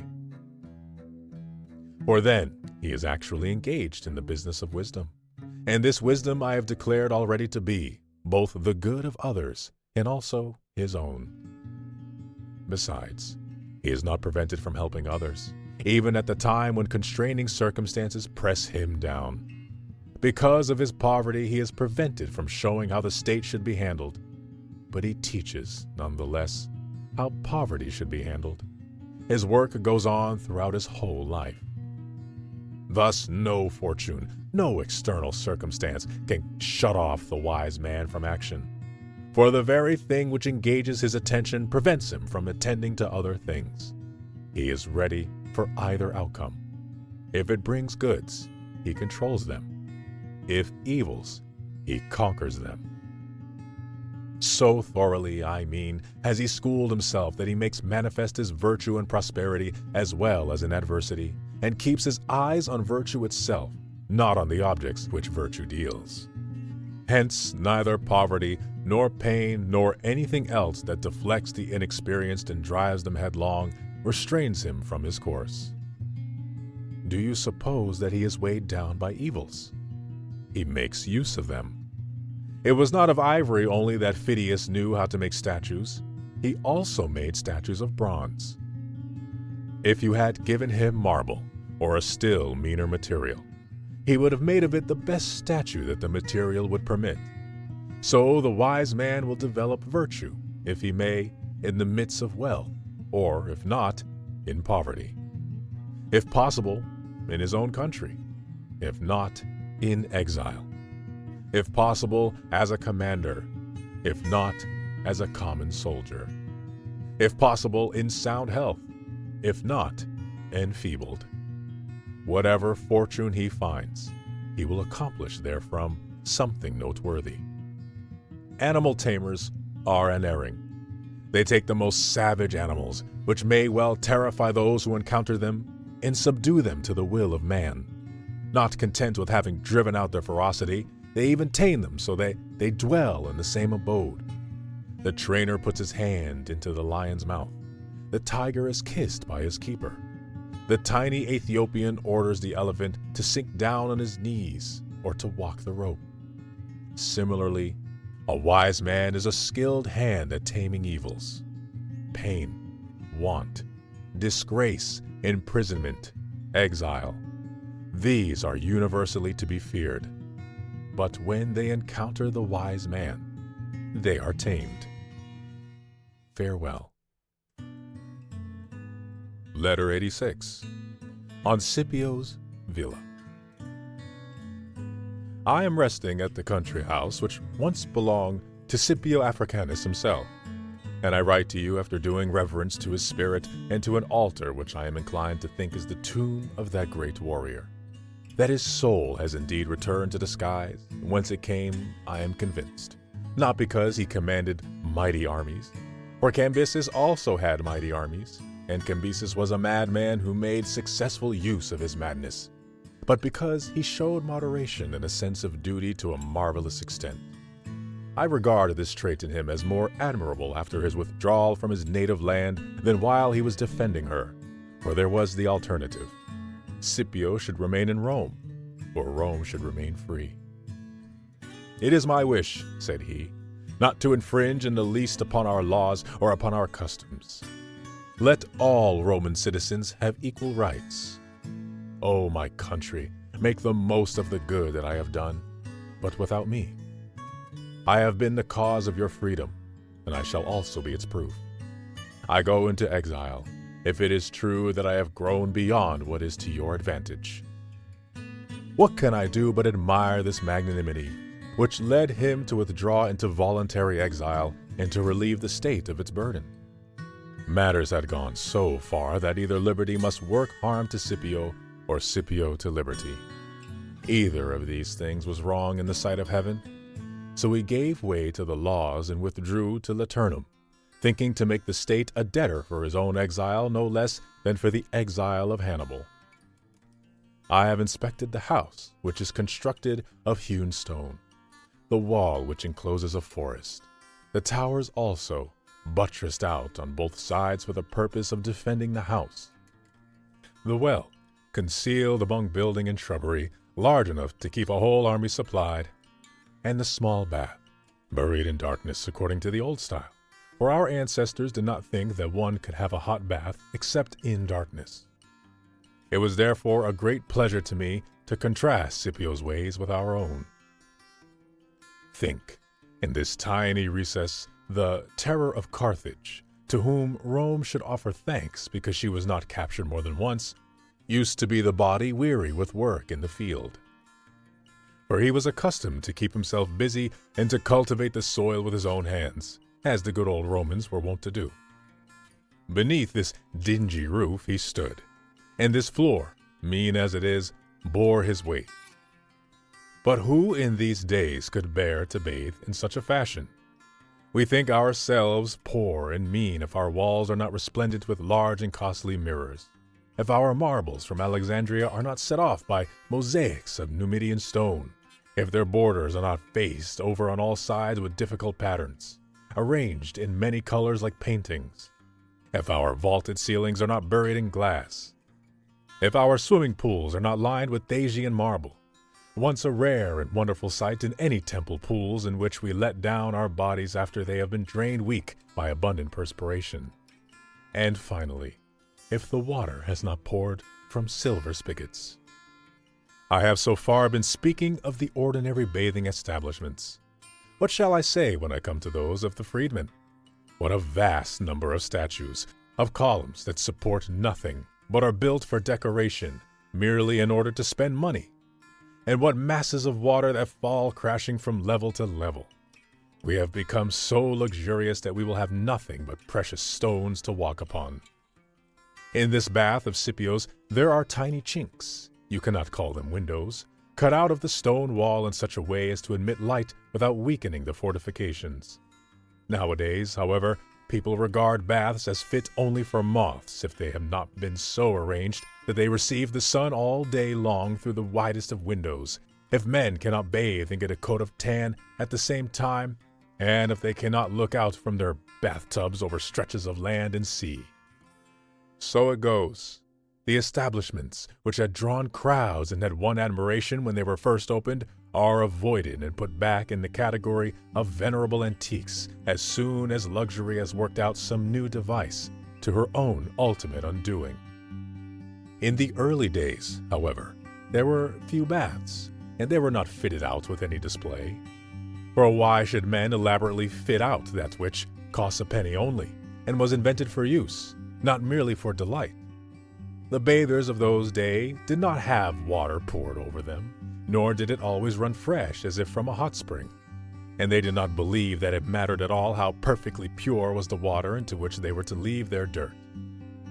Ye gods, what a pleasure it is to enter that dark bath, covered with a common sort of roof, knowing that therein your hero Cato, as Aedile, or Fabius Maximus, or one of the Cornelia, has warmed the water with his own hands.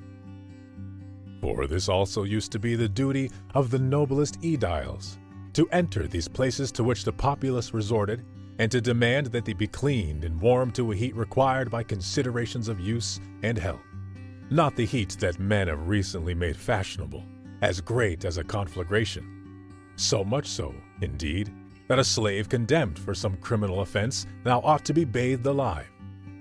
It seems to me that nowadays there is no difference between the bath is on fire and the bath is warm. How some persons nowadays condemn Scipio as a bore because he did not let daylight into his perspiring room through wide windows, or because he did not roast in the strong sunlight and dawdle about until he could stew in the hot water. Poor fool, they say. He did not know how to live. He did not bathe in filtered water. It was often turbid, and after heavy rains, almost muddy. But it did not matter much to Scipio if he had to bathe in that way. He went there to wash off sweat, not ointment. And how do you suppose certain persons will answer me? They will say, I don't envy Scipio. That was truly an exile's life, to put up with baths like those. Friend, if you were wiser, you would know that Scipio did not bathe every day. It is stated by those who have reported to us the old-time ways of Rome that the Romans washed only their arms and legs daily, because those were the members which gathered dirt in their daily toil, and bathed all over only once a week. Here someone will retort, yes, pretty dirty fellows they evidently were. How they must have smelled. But they smelled of the camp, the farm, and heroism. Now that spick-and-span bathing establishments have been devised, men are really fouler than of yore. What says Horatius Flaccus when he wishes to describe a scoundrel, one who is notorious for his extreme luxury? He says, Lucilius smells of perfume. Show me a Lucilius in these days. His smell would be the veritable goat smell. He would take the place of the Gorgonius with whom Horace in the same passage contrasted him.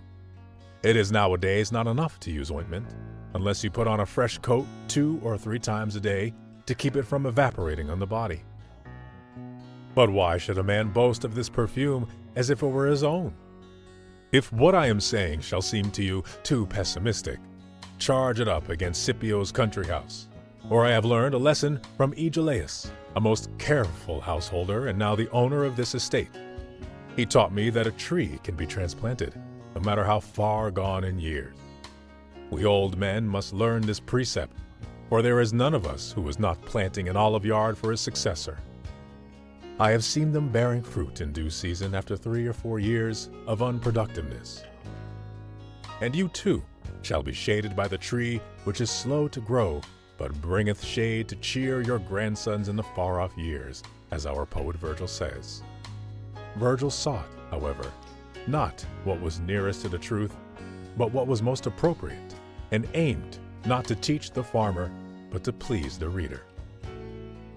For example, omitting all other errors of his, I will quote the passage in which it was incumbent upon me today to detect a fault. In spring sow beans then, too, O clover plant. Thou'rt welcomed by the crumbling furrows, the millet calls for yearly care. You may judge by the following incident whether those plants should be set out at the same time, or whether both should be sowed in the spring. It is June at the present writing, and we are well on towards July. I have seen on this very day farmers harvesting beans and sowing millet. But to return to our olive yard again, I saw it planted in 2 ways.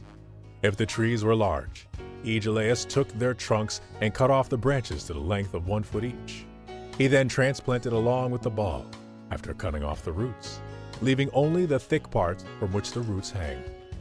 He smeared this with manure and inserted it in the hole, not only heaping up the earth about it, but stamping and pressing it down. There is nothing, he says, more effective than this packing process. In other words, it keeps out the cold and the wind. Besides, the trunk is not shaken so much, and for this reason the packing makes it possible for the young roots to come out and get a hold in the soil. These are of necessity still soft. They have but a slight hold, and a very little shaking uproots them. This ball, moreover, Agelaius lops clean before he covers it up. For he maintains that new roots spring from all the parts which have been shorn. Moreover, the trunk itself should not stand more than 3 or 4 feet out of the ground, for there will thus be at once a thick growth from the bottom, nor will there be a large stump, all dry and withered, as is the case with old olive yards. The second way of setting them out was the following. He set out in similar fashion branches that were strong and of soft bark, as those of young saplings are wont to be. These grow a little more slowly, but since they spring from what is practically a cutting, there is no roughness or ugliness in them. This, too, I have seen recently. An aged vine transplanted from its own plantation. In this case, the fibers also should be gathered together, if possible, and then you should cover up the vine stem more generously, so that roots may spring up even from the stalk. I have seen such plantings made not only in February, but at the very end of March. The plants take hold of and embrace alien elms. But all trees, he declares, which are, so to speak, thick-stemmed, should be assisted with tank water.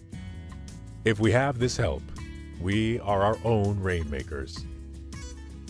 I do not intend to tell you any more of these precepts, lest, as Agelaius did with me, I may be training you up to be my competitor. Farewell. Letter 87. Some arguments in favor of the simple life.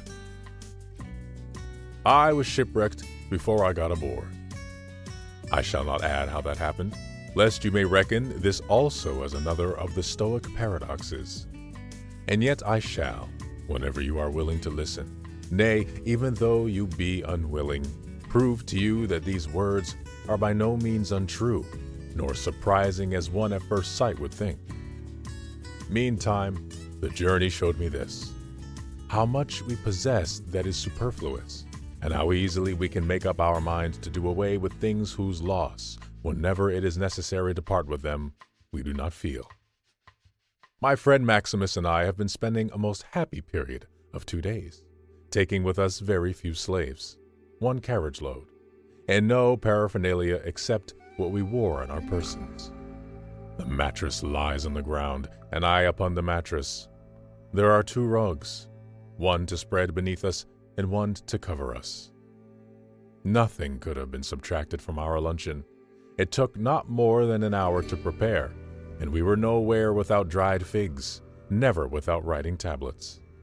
If I have bread, I use figs as a relish. If not, I regard figs as a substitute for bread. Hence they bring me a New Year feast every day, and I make the New Year happy and prosperous by good thoughts and greatness of soul.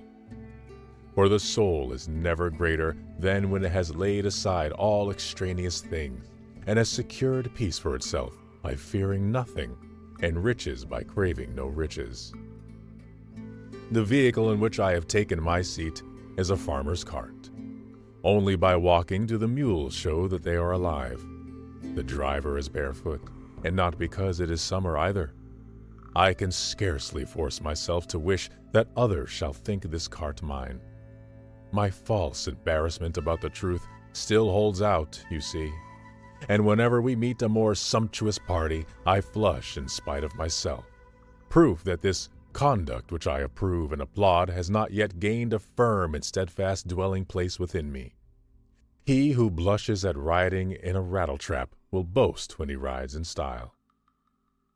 So my progress is still insufficient. I have not yet the courage openly to acknowledge my thriftiness. Even yet I am bothered by what other travelers think of me. But instead of this, I should really have uttered an opinion counter to that in which mankind believe, saying, "You are mad, you are misled. Your admiration devotes itself to superfluous things. You estimate no man at his real worth. When property is concerned, you reckon up in this way with most scrupulous calculation those to whom you shall lend either money or benefits. For by now you enter benefits also as payments in your ledger. You say, his estates are wide, but his debts are large. He has a fine house, but he has built it on borrowed capital. No man will display a more brilliant retinue on short notice, but he cannot meet his debts.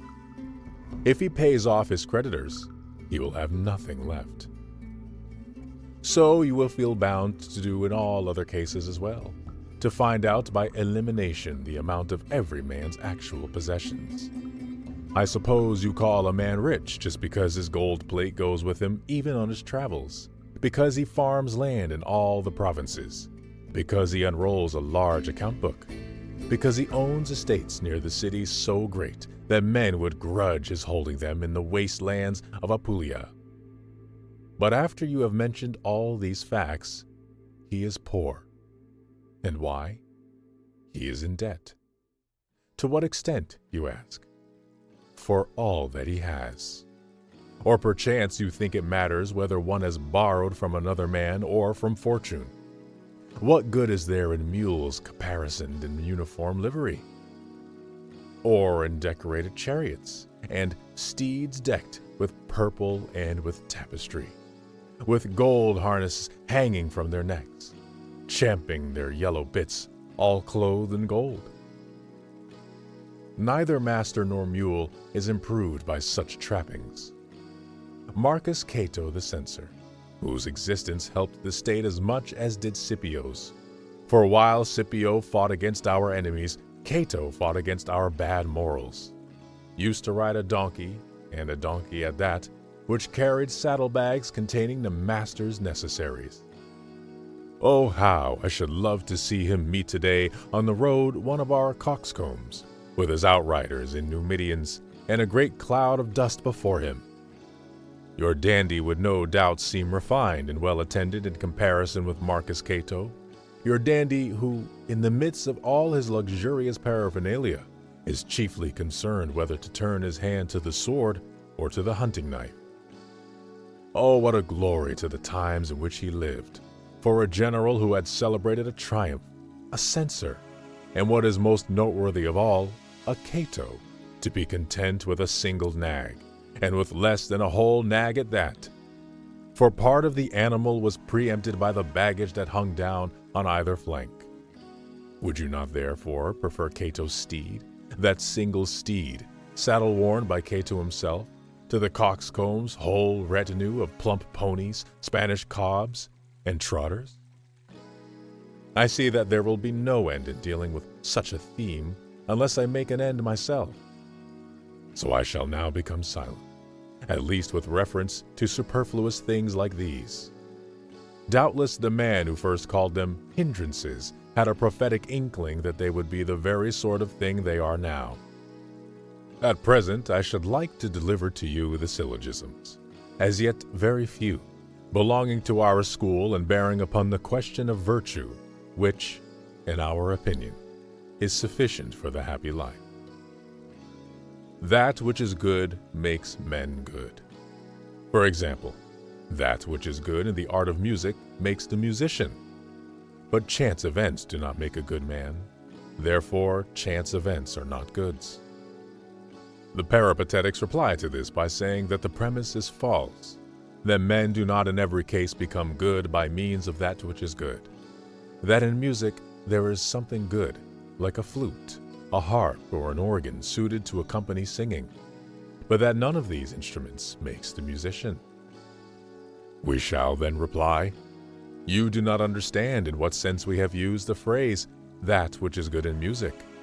For we do not mean that which equips the musician, but that which makes the musician. You, however, are referring to the instruments of the art, and not to the art itself.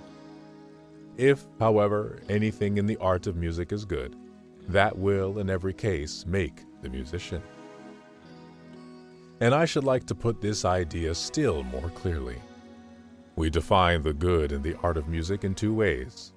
First, that by which the performance of the musician is assisted, and second, that by which his art is assisted.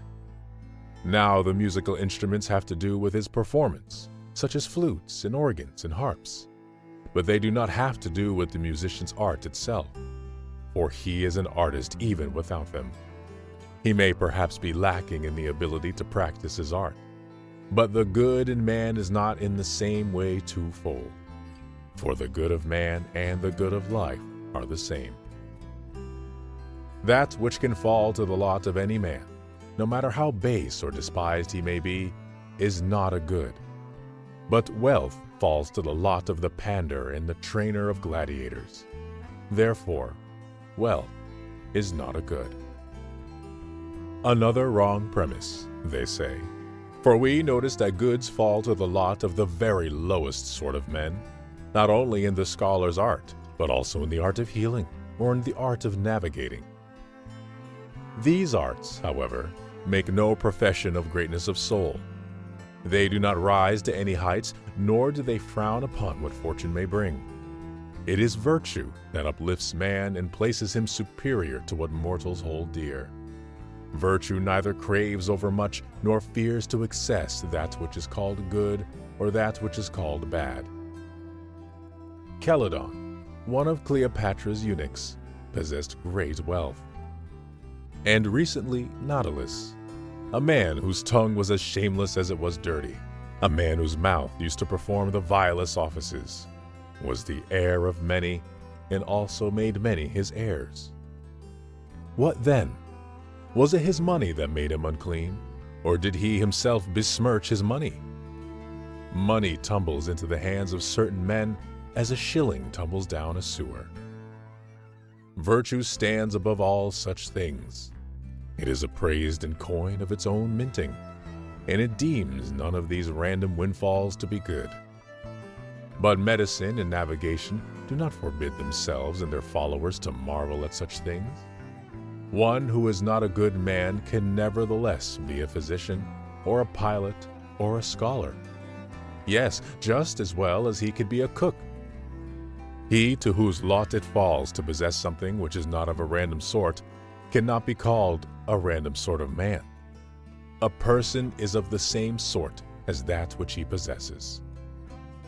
A strong box is worth just what it holds, or rather, it is a mere accessory of that which it holds. Whoever sets any price upon a full purse except the price established by the count of the money deposited therein. This also applies to the owners of great estate. They are only accessories and incidentals to their possession. Why, then, is the wise man great? Because he has a great soul. Accordingly, it is true that that which falls to the lot even of the most despicable person is not a good. Thus, I should never regard inactivity as a good, for even the tree frog and the flea possess this quality. Nor should I regard rest and freedom from trouble as a good, for what is more at leisure than a worm? Do you ask what it is that produces the wise man? That which produces a god. You must grant that the wise man has in an element of godliness, heavenliness, grandeur. The good does not come to everyone, nor does it allow any random person to possess it. Behold, what fruits each country bears or will not bear. Here corn, and there the vine grow richlier.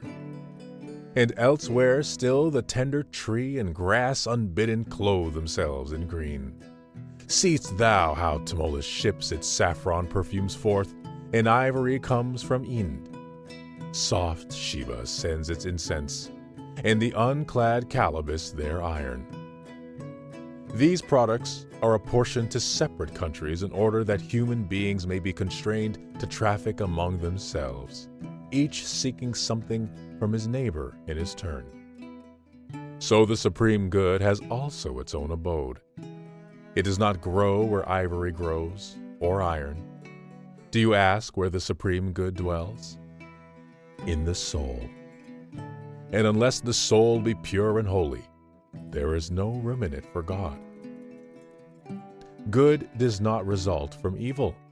but riches result from greed. Therefore, riches are not a good. It is not true, they say, that good does not result from evil, for money comes from sacrilege and theft.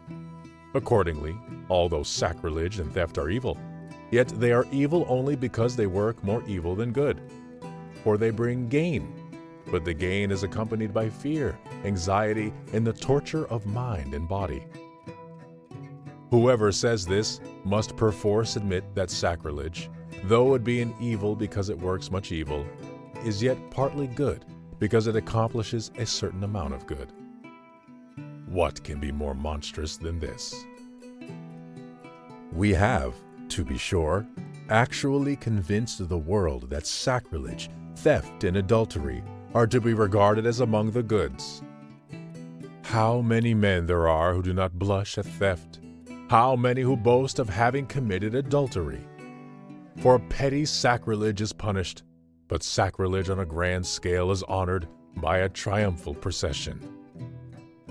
Besides, sacrilege, if it is wholly good in some respect, will also be called honorable and will be called right conduct. For it is conduct which concerns ourselves. But no human being, on serious consideration, admits this idea. Therefore, goods cannot spring from evil. For if, as you object, sacrilege is an evil for the single reason that it brings on much evil, if you but absolve sacrilege of its punishment and pledge it immunity, sacrilege will be wholly good. And yet, the worst punishment for crime lies in the crime itself. You are mistaken, I maintain, if you propose to reserve your punishments for the hangman or the prison. The crime is punished immediately after it is committed, nay, rather at the moment when it is committed. Hence, good does not spring from evil, any more than figs grow from olive trees. Things which grow correspond to their seed, and goods cannot depart from their class. As that which is honorable does not grow from that which is base, so neither does good grow from evil, for the honorable and the good are identical. Certain of our school oppose this statement as follows. Let us suppose that money taken from any source whatsoever is a good. Even though it is taken by an act of sacrilege, the money does not on that account derive its origin from sacrilege. You may get my meaning through the following illustration. In the same jar there is a piece of gold, and there is a serpent.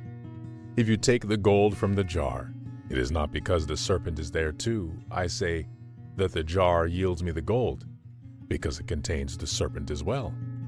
But it yields the gold in spite of containing the serpent also.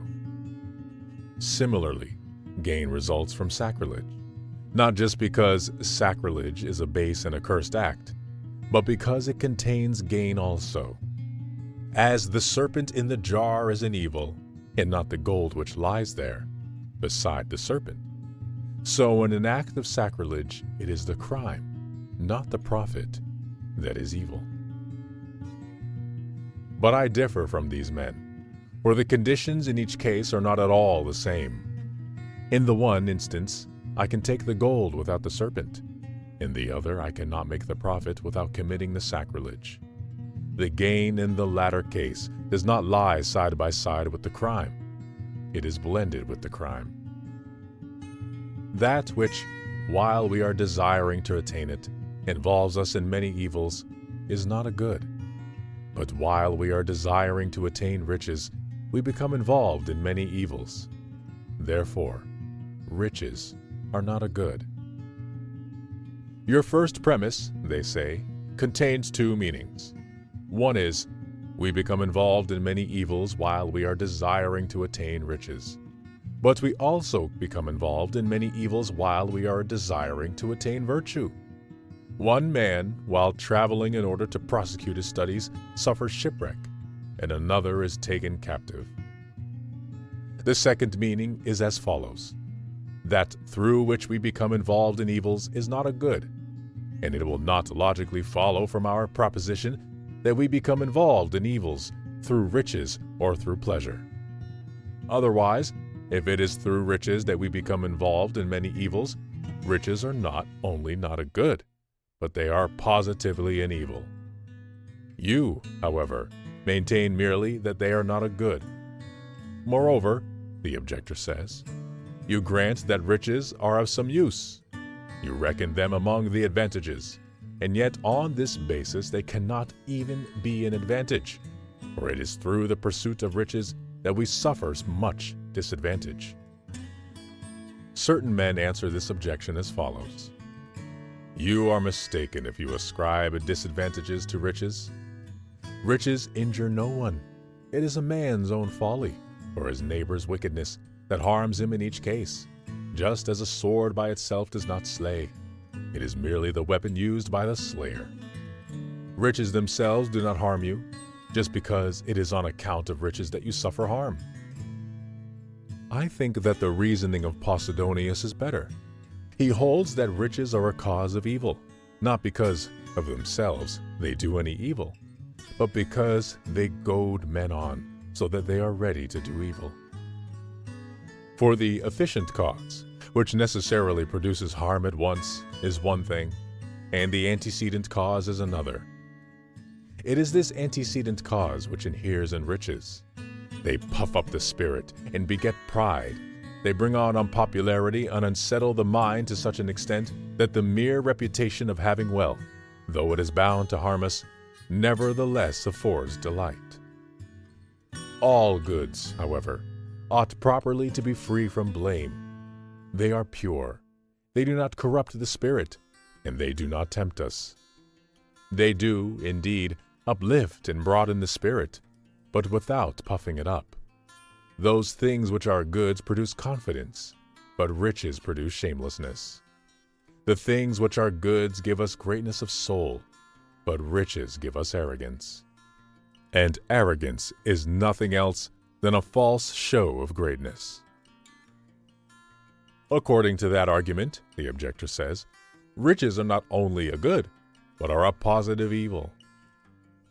Now, they would be an evil if they did harm of themselves, and if, as I remarked, it were the efficient cause which inheres in them. In fact, it is the antecedent cause which inheres in riches.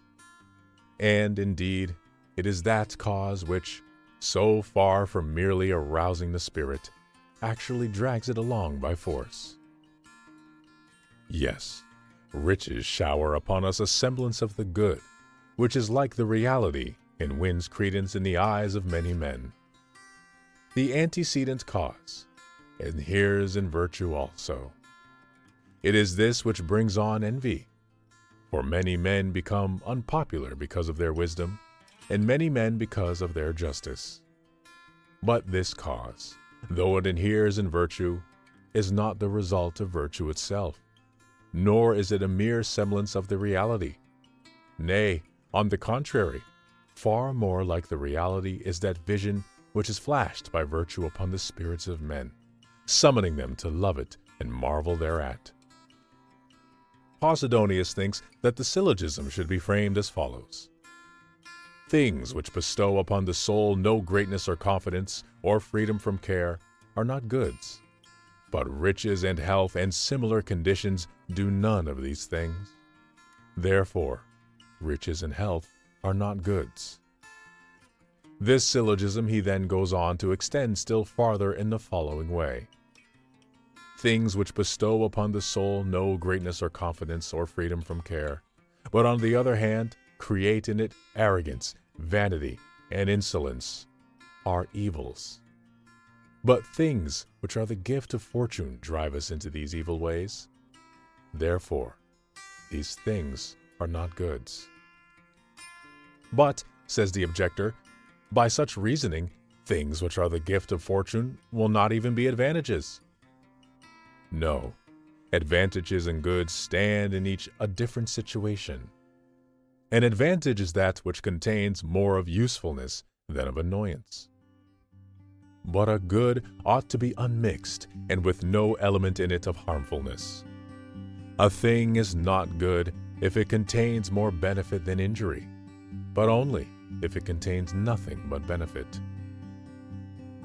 Besides, advantages may be predicated of animals, of men who are less than perfect, and of fools. Hence, the advantageous may have an element of disadvantage mingled with it, but the word advantageous is used of the compound because it is judged by its predominant element. The good, however, can be predicated of the wise man alone. It is bound to be without alloy. Be of good cheer. There is only one knot left for you to untangle, though it is a knot for a Hercules. Good does not result from evil, but riches result from numerous cases of poverty. Therefore, riches are not a good. This syllogism is not recognized by our school, but the Peripatetics both concoct it and give its solution. Posidonius, however, remarks that this fallacy, which has been bandied about among all the schools of dialectic, is refuted by Antipater as follows. The word poverty is used to denote not the possession of something, but the non-possession, or, as the ancients have put it, deprivation. For the Greeks used the phrase by deprivation meaning negatively.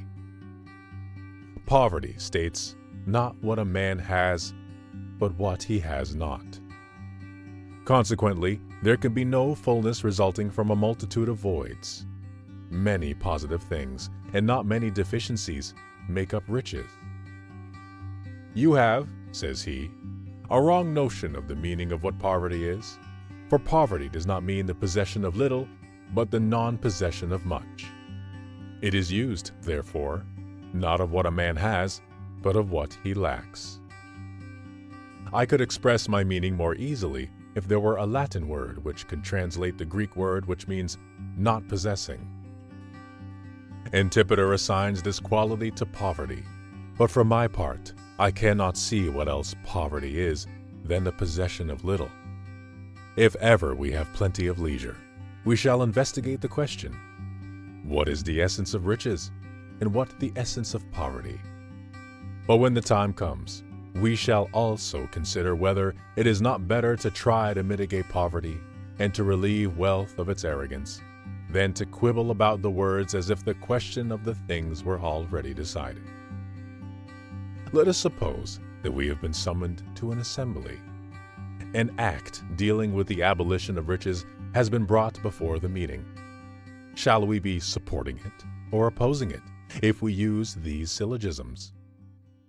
Will these syllogisms help us to bring it about that the Roman people shall demand poverty and praise it?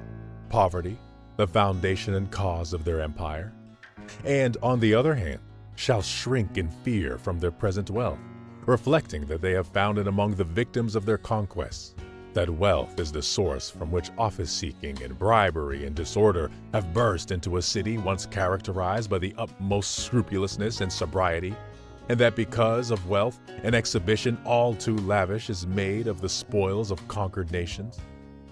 Reflecting, finally, that whatever one people has snatched away from all the rest may still be more easily be snatched by all away from one. Nay, it were better to support this law by our conduct and to subdue our desires by direct assault rather than to circumvent them by logic. If we can, let us speak more boldly. If not, let us speak more frankly. Letter 88. On Liberal and Vocational Studies. You have been wishing to know my views with regard to liberal study. My answer is this. I respect no study and deem no study good which results in money-making.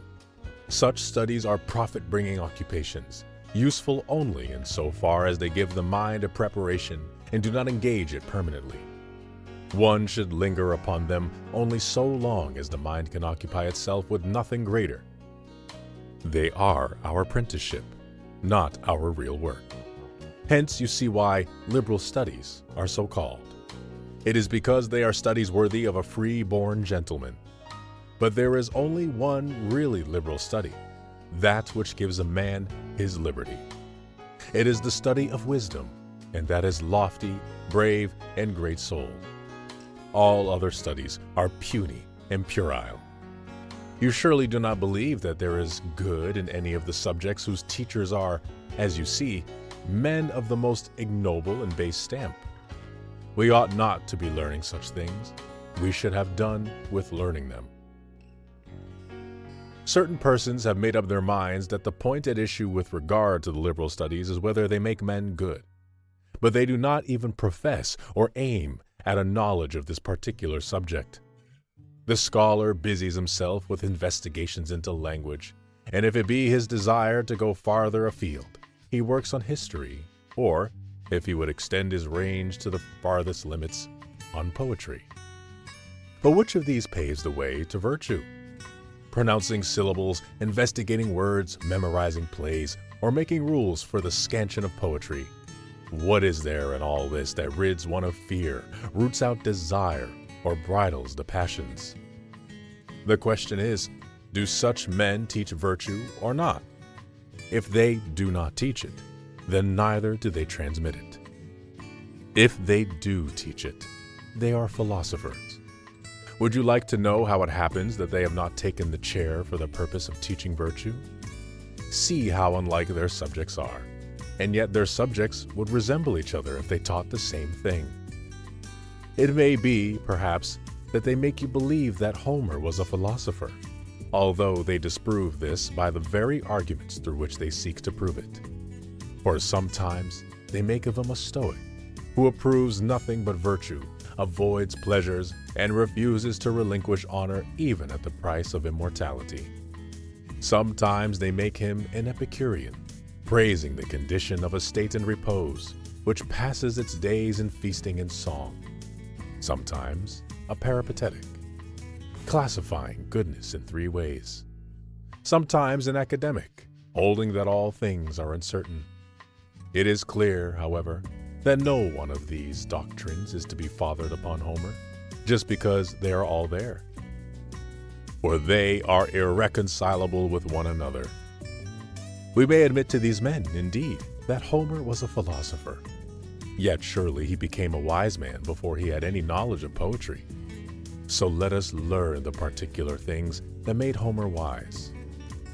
It is no more to the point, of course, for me to investigate whether Homer or Hesiod was the older poet, than to know why Hecuba, although younger than Helen, showed her years so lamentably.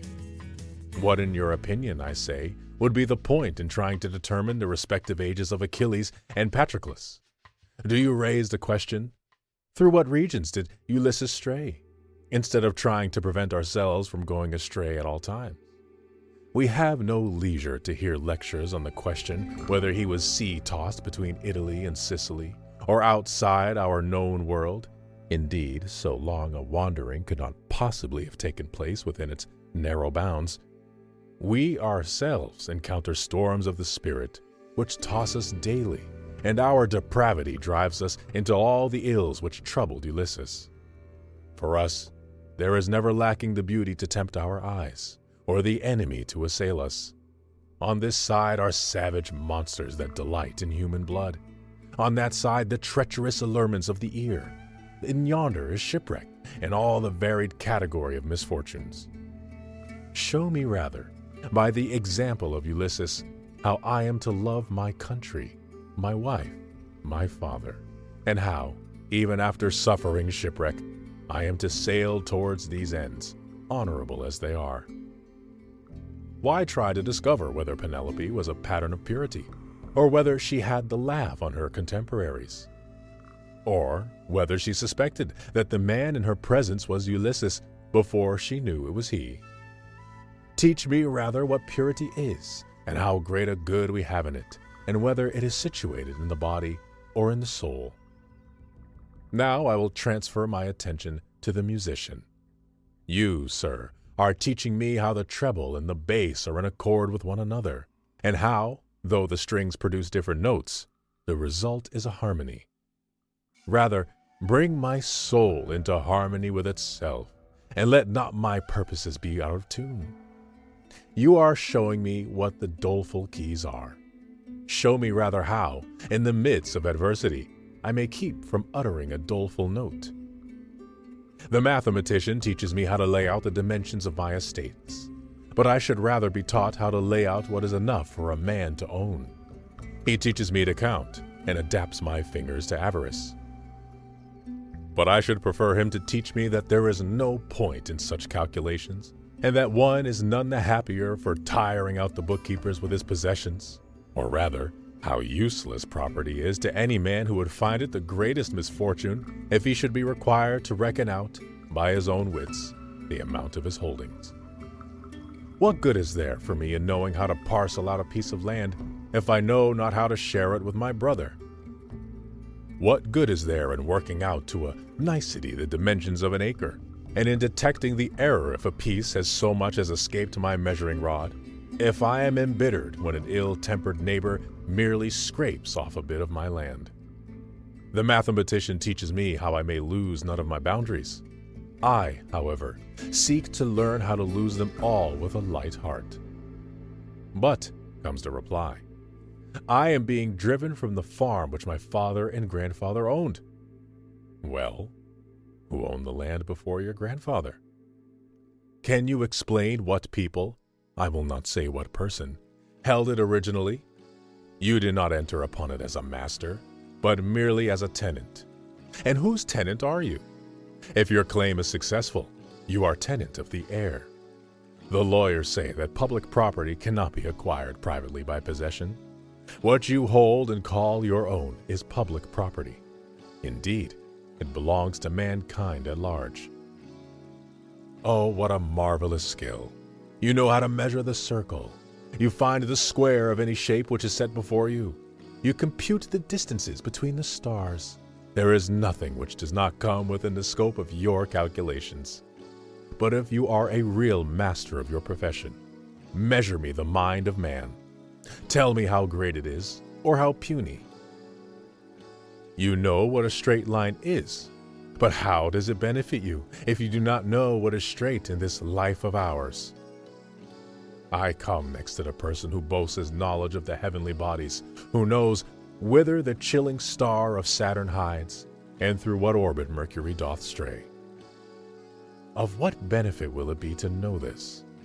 That I shall be disturbed because Saturn and Mars are in opposition, or when Mercury sets at eventide in plain view of Saturn, rather than learn that those stars, wherever they are propitious, and that they are not subject to change? They are driven along by an unending round of destiny, on a course from which they cannot swerve. They return at stated seasons. They either set in motion or mark the intervals of the whole world's work. But if they are responsible for whatever happens, how will it help you to know the secrets of the immutable? Or if they merely give indications, what good is there in foreseeing what you cannot escape? Whether you know these things or not, they will take place. Behold the fleeting sun, the stars that follow in his train, and thou shalt never find the morrow to play thee false, or be misled by nights without a cloud. It has, however, been sufficiently and fully ordained that I shall be safe from anything that may mislead me. What, you say, does the morrow never play me false? Whatever happens without my knowledge plays me false. I, for my part, do not know what is to be, but I do know what may come to be.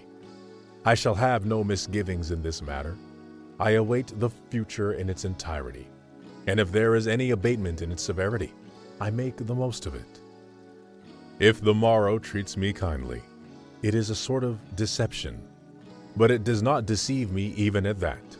For just as I know that all things can happen, so I know too that they will not happen in every case.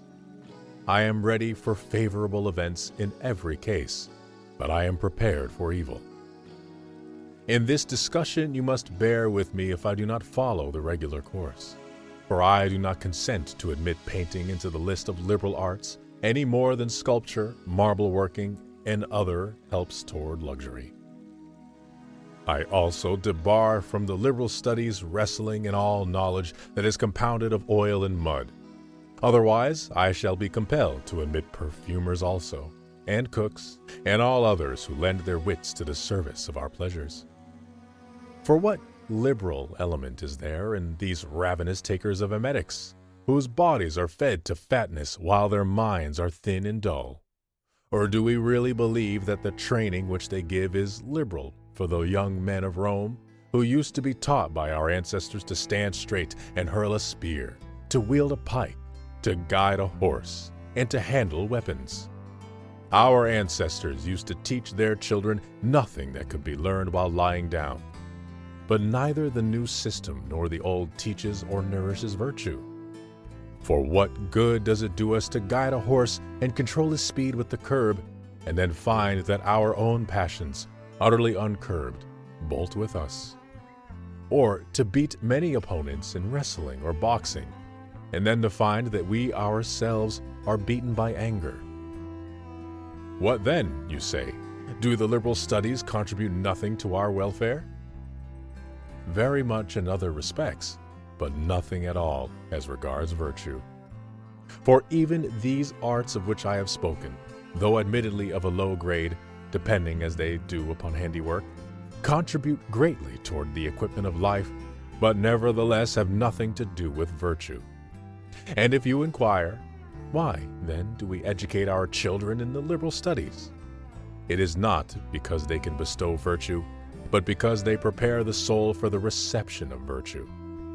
Just as that primary course, as the ancients called it, in grammar, which gave boys their elementary training, does not teach them the liberal arts, but prepares the ground for their early acquisition of these arts, so the liberal arts do not conduct the soul all the way to virtue, but merely set it going in that direction. Posidonius divides the arts into 4 classes. First, we have those which are common and low, then those which serve for amusement, then those which refer to the education of boys, and finally, the liberal arts. The common sort belong to workmen and are mere handwork. They are concerned with equipping life. There is in them no pretense to beauty or honor. The arts of amusement are those which aim to please the eye and the ear. To this class you may assign the stage machinists, who invent scaffolding that goes aloft of its own accord, or floors that rise silently into the air, and many other surprising devices, as when objects that fit together then fall apart, or objects which are separate then join together automatically, or objects which stand erect then gradually collapse. The eye of the inexperienced is struck with amazement by these things, for such persons marvel at everything that takes place without warning, because they do not know the causes. The arts which belong to the education of boys, and are somewhat similar to the liberal arts, are those which the Greeks call the cycle of studies, but which we Romans call the liberal. However, those alone are really liberal, or rather, to give them a truer name, free, whose concern is virtue. But, one will say, just as there is a part of philosophy which has to do with nature, and a part which has to do with ethics, and a part which has to do with reasoning, so this group of liberal arts also claims for itself a place in philosophy. When one approaches questions that deal with nature, a decision is reached by means of a word from the mathematician. Therefore, mathematics is a department of that branch which it aids. But many things aid us, and yet are not parts of ourselves. Nay, if they were, they would not aid us. Food is an aid to the body, but is not part of it. We get some help from the service which mathematics renders, and mathematics is as indispensable to philosophy as the carpenter is to the mathematician. But carpentering is not a part of mathematics, nor is mathematics a part of philosophy. Moreover, each has its own limits, for the wise man investigates and learns the causes of natural phenomena, while the mathematician follows up and computes their numbers and their measurements. The wise man knows the laws by which the heavenly bodies persist, what powers belong to them, and what attributes. The astronomer merely notes their comings and goings, the rules which govern their setting and their risings, and the occasional periods during which they seem to stand still, although as a matter of fact no heavenly body can stand still. The wise man will know what causes the reflection in a mirror, but the mathematician can merely tell you how far the body should be from the reflection and what shape of mirror will produce a given reflection. The philosopher will demonstrate that the sun is a large body, while the astronomer will compute just how large, progressing in knowledge by his method of trial and experiment. But in order to progress, he must summon to his aid certain principles. No art, however, is sufficient unto itself if the foundation upon which it rests depends on mere favor. Now, philosophy asks no favors from any other source. It builds everything on its own soil. But the science of numbers is, so to speak, a structure built on another man's land. It builds on everything on alien soil. It accepts first principles, and by their favor arrives at further conclusions. If it could march unassisted to the truth, if it were able to understand the nature of the universe, I should say that it would offer much assistance to our minds. For the mind grows by contact with things heavenly and draws into itself something from on high. There is but one thing that brings the soul to perfection, the unalterable knowledge of good and evil. But there is no other art which investigates good and evil. I should like to pass in review the several virtues. Bravery is a scorner of things which inspire fear. It looks down upon, challenges, and crushes the powers of terror and all that would drive our freedom under the yoke. But do liberal studies strengthen this virtue? Loyalty is the holiest good in the human heart. It is forced into portrayal by no constraint, and it is bribed by no rewards. Loyalty cries, "Burn me, slay me, kill me. I shall not betray my trust, and the more urgently torture shall seek to find my secret, the deeper in my heart will I bury it." Can the liberal arts produce such a spirit within us? Temperance controls our desires. Some it hates and routs, others it regulates and restores to a healthy measure, nor does it ever approach our desires for their own sake. Temperance knows that the best measure of the appetites is not what you want to take, but what you ought to take. Kindliness forbids you to be overbearing toward your associates, and it forbids you to be grasping. In words and in deeds and in feelings, it shows itself gentle and courteous to all men. It counts no evil as another's solely, and the reason why it loves its own good is chiefly because it will someday be the good of another. Do liberal studies teach a man such character as this? No. No more than they teach simplicity, moderation and self-restraint, thrift and economy, and that kindliness which spares a neighbor's life as if it were one's own, and knows that it is not for man to make wasteful use of his fellow man. But, one says, since you declare that virtue cannot be attained without the liberal studies, how is it that you deny that they offer any assistance to virtue? Because you cannot attain virtue without food either, and yet food has nothing to do with virtue. Wood does not offer assistance to a ship, although a ship cannot be built except of wood. There is no reason, I say, why you should think that anything is made by the assistance of that without which it cannot be made. We might even make the statement that it is possible to attain wisdom without the liberal study. For although virtue is a thing that must be learned, yet it is not learned by means of these studies. What reason have I, however, for supposing that one who is ignorant of letters will never be a wise man, since wisdom is not to be found in letters? Wisdom communicates facts and not words. And it may be true that the memory is more to be depended upon when it has no support outside itself. Wisdom is a large and spacious thing. It needs plenty of free room. One must learn about things divine and human, the past and the future, the ephemeral and the eternal. One must learn about time. See how many questions arise concerning time alone. In the first place, whether it is anything in and by itself. In the second place, whether anything exists prior to time and without time. And again, did time begin along with the universe? Or, because there was something even before the universe began, Did time also exist then? There are countless questions concerning the soul alone. Whence it comes, what is its nature, when it begins to exist, and how long it exists. Whether it passes from one place to another and changes its habitation, being transferred successfully from one animal shape to another, or whether it is a slave but once, roaming the universe after it is set free. Whether it is corporeal or not, what will become of it when it ceases to use us as its medium? How will it employ its freedom when it has escaped from this present prison? Whether it will forget all its past and at that moment begin to know itself when, released from the body, it has withdrawn to the skies. Thus, whatever phase of things human and divine you have apprehended, you will be wearied by the vast number of things to be answered and things to be learned.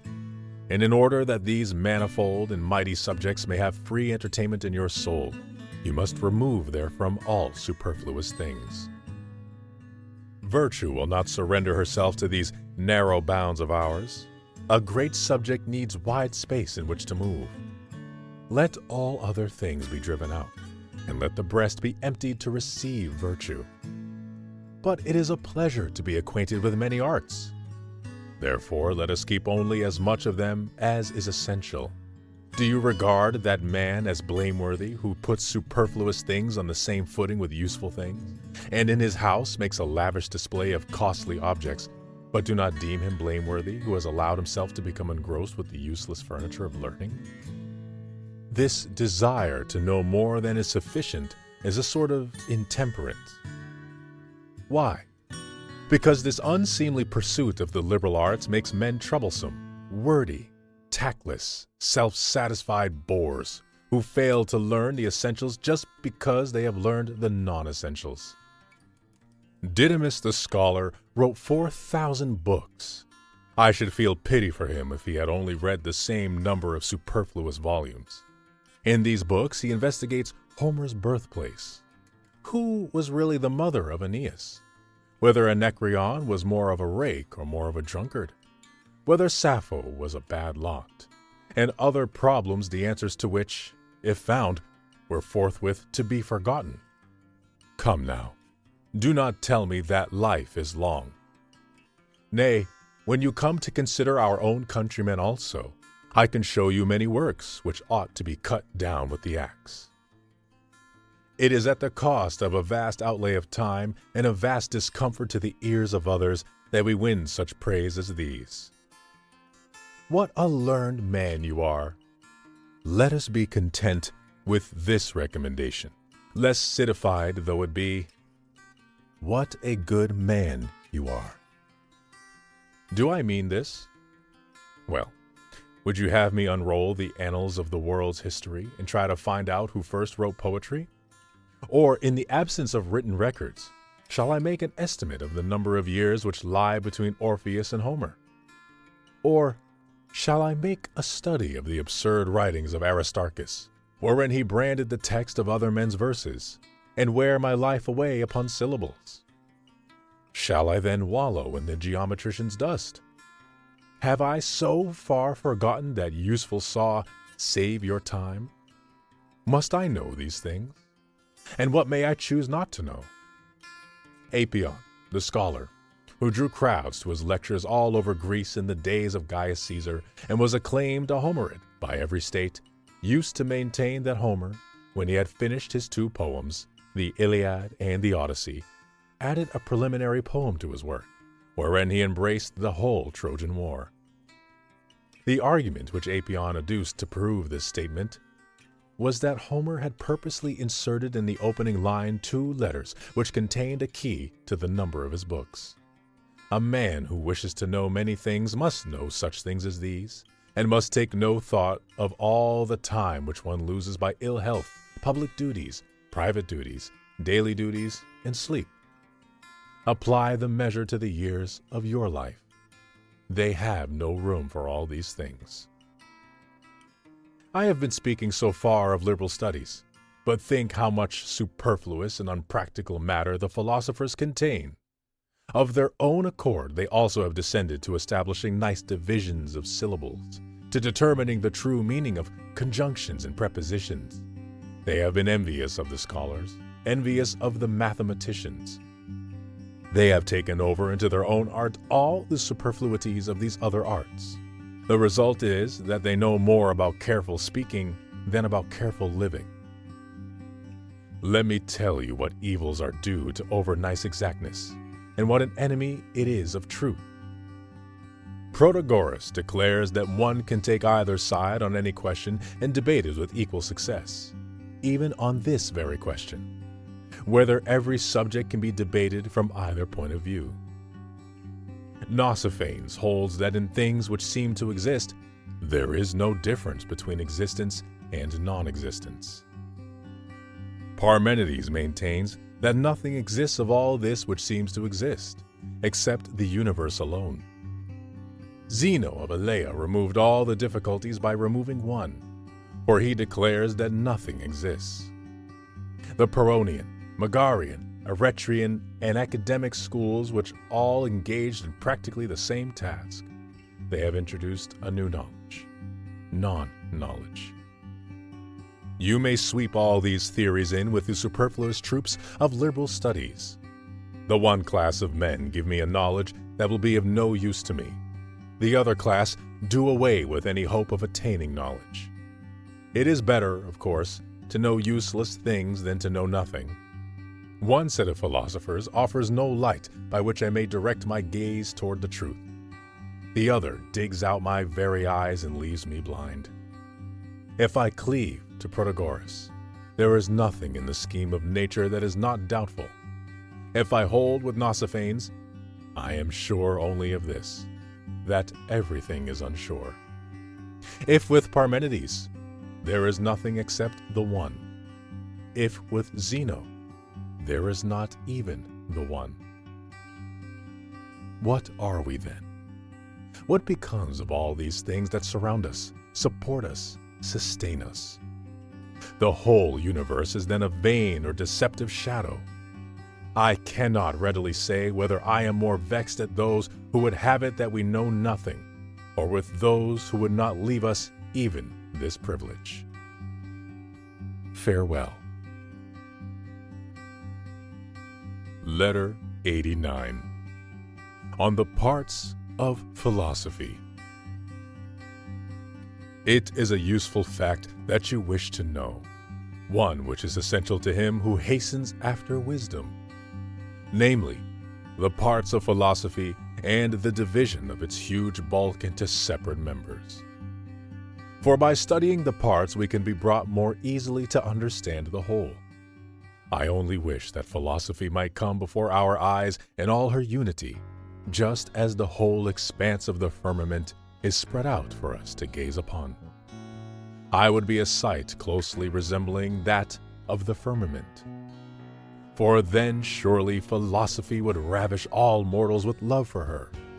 We should abandon all those things which, in our ignorance of what is great, we believe to be great. Inasmuch, however, as this cannot fall to our lot, we must view philosophy just as men gaze upon the secrets of the firmament.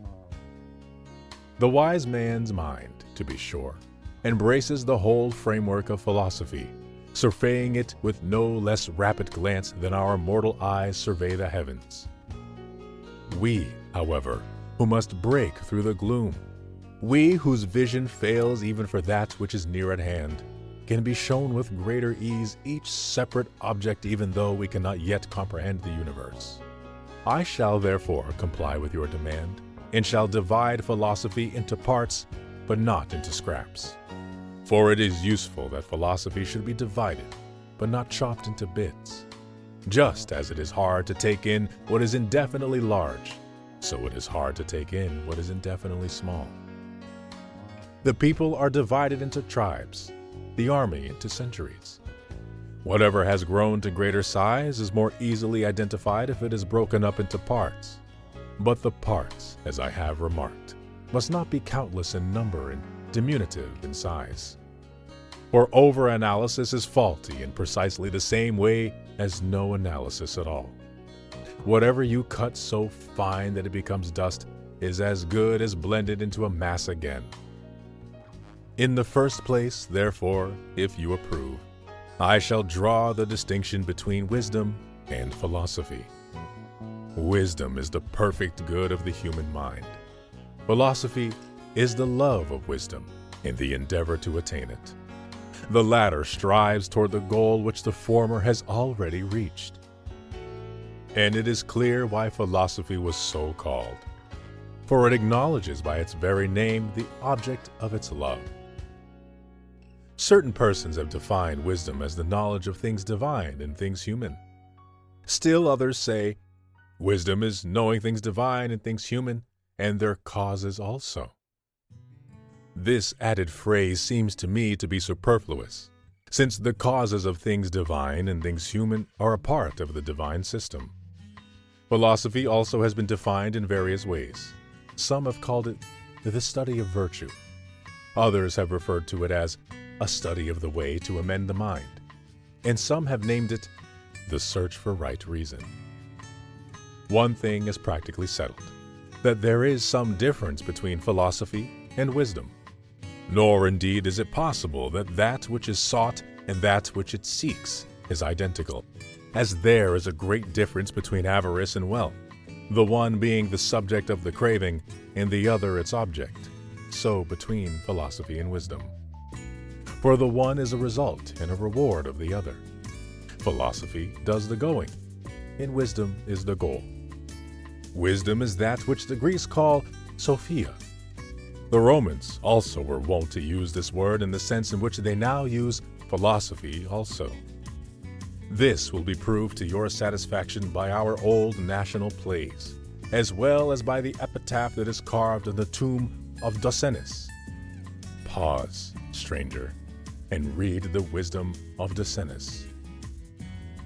Certain of our school, however, although philosophy meant to them the study of virtue, and though virtue was the object sought and philosophy the seeker, and though virtue was the object sought and philosophy the speaker, have maintained that the two cannot be sundered. For philosophy cannot exist without virtue, nor virtue without philosophy.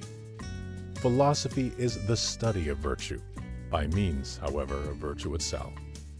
But neither can virtue exist without the study of itself, nor can the study of virtue exist without virtue itself. For it is not like trying to hit a target at long range, where the shooter and the object to be shot at are in different places. Nor, as roads which lead into a city, are the approaches to virtue situated outside virtue herself. The path by which one reaches virtue leads by way of virtue herself. Philosophy and virtue cling closely together.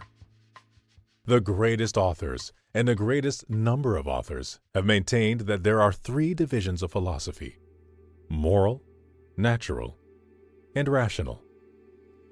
The first keeps the soul in order. The second investigates the universe. The third works out the essential meanings of words, their combinations, and the proofs which keep falsehood from creeping in and displacing truth. But there have also been those who divided philosophy on the one hand into fewer divisions, on the other hand into more. Certain of the peripatetic school have added a fourth division, civil philosophy, because it calls for a special sphere of activity and is interested in a different subject matter. Some have added a department for which they use the Greek term economics, the science of managing one's own household. Still others have made a distinct heading for the various kinds of life. There is no one of these subdivisions, however, which will not be found under the branch called moral philosophy. The Epicureans held that philosophy was twofold, natural and moral. They did away with the rational branch. Then, when they were compelled by the facts themselves to distinguish between equivocal ideas and to expose fallacies that lay hidden under the cloak of truth, they themselves also introduced a heading to which they give the name forensic and regulative, which is merely rational under another name, although they hold that this section is accessory to the department of natural philosophy.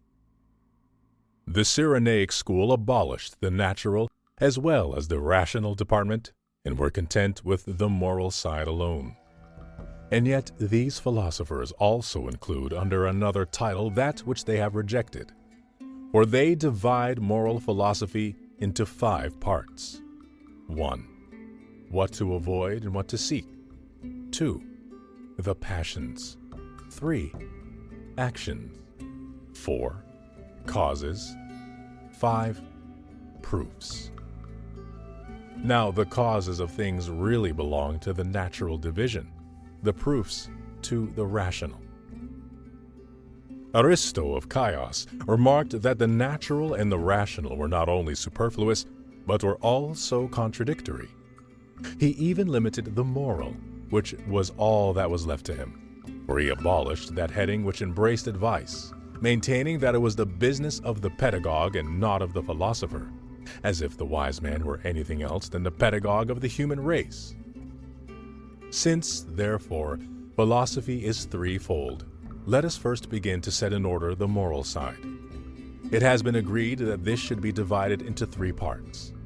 First, we have the speculative part, which assigns to each thing its particular function and weighs the worth of each. It is highest in point of utility. For what is so indispensable as giving to everything its proper value? The second has to do with impulse, the third with actions. For the first duty is to determine severally what things are worth, the second to conceive with regard to them a regulated and ordered impulse, the third to make your impulse and your actions harmonize, so that under all these conditions you may be consistent with yourself. If any of the 3 be defective, there is confusion in the rest also. For what benefit is there in having all things appraised, each in its proper relations, if you go to excess in your impulses?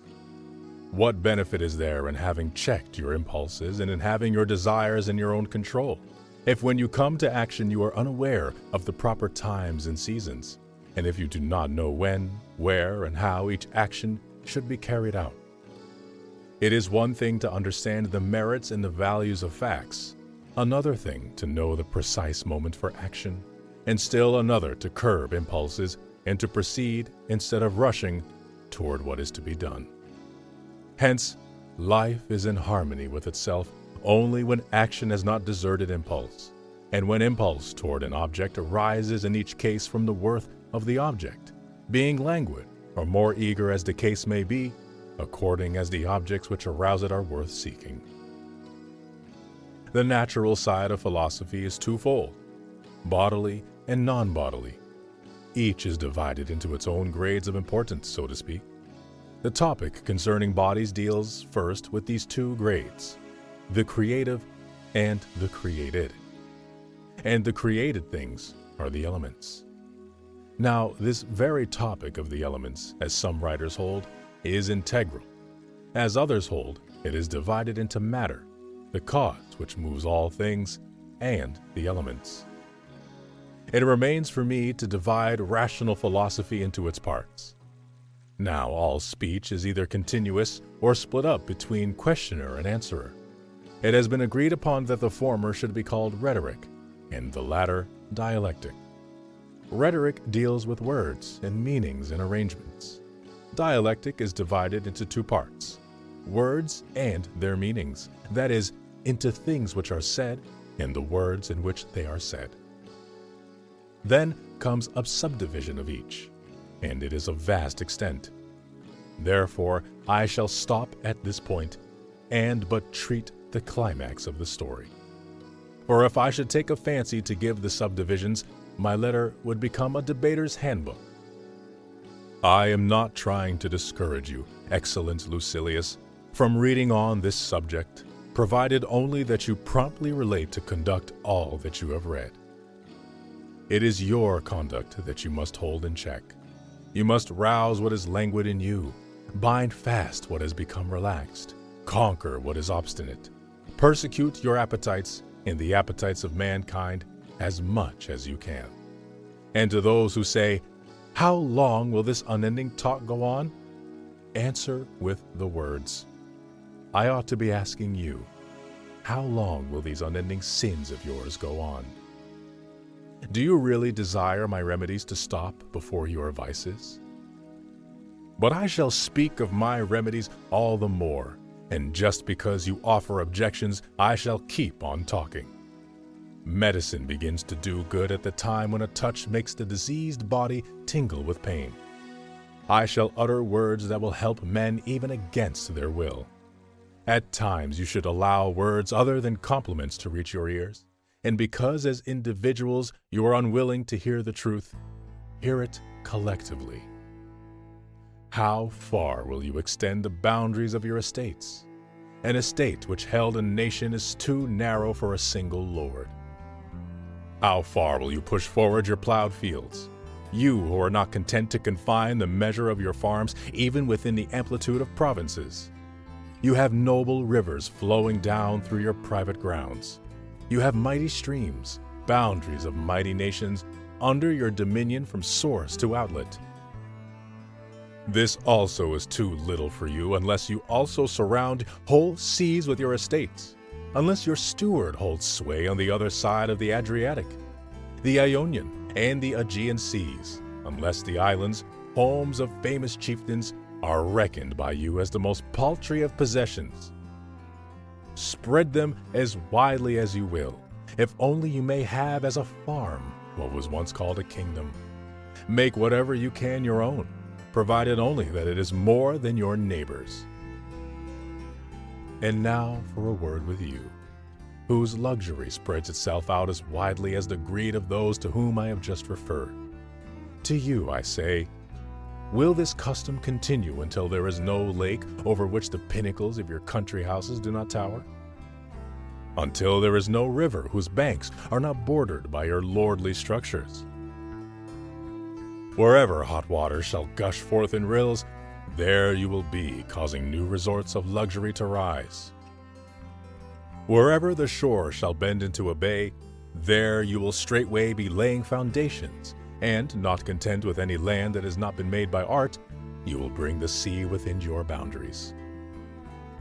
On every side let your housetops flash in the sun, now set on mountain peaks where they command an extensive outlook over sea and land, now lifted from the plain to the height of mountains.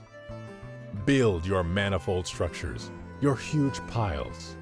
You are nevertheless but individuals, and puny ones at that. What profit to you are your many bedchambers? You sleep in one. No place is yours where you yourselves are not.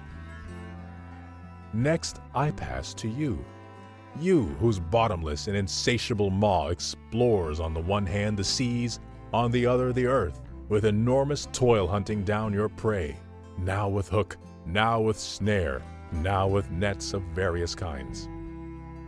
No animal has peace except when you are cloyed with it. And how slight a portion of those banquets of yours, prepared for you by so many hands, do you taste with your pleasure-jaded palate?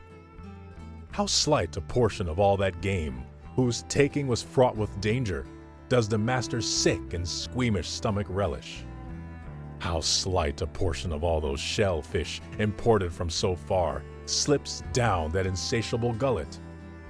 Poor wretches, do you not know that your appetites are bigger than your bellies? Talk in this way to other men, provided that while you talk, you also listen. Write in this way, provided that while you write, you read, remembering that everything you hear or read is to be applied to conduct and to the alleviation of passion's fury. Study, not in order to add anything to your knowledge, but to make your knowledge better. Letter 90. On the part played by philosophy in the progress of man. Who can doubt, my dear Lucilius, that life is the gift of the immortal gods, but that living well is the gift of philosophy? Hence the idea that our debt to philosophy is greater than our debt to the gods, in proportion as a good life is more of a benefit than mere life would be regarded as correct, were not philosophy itself a boon which the gods have bestowed upon us.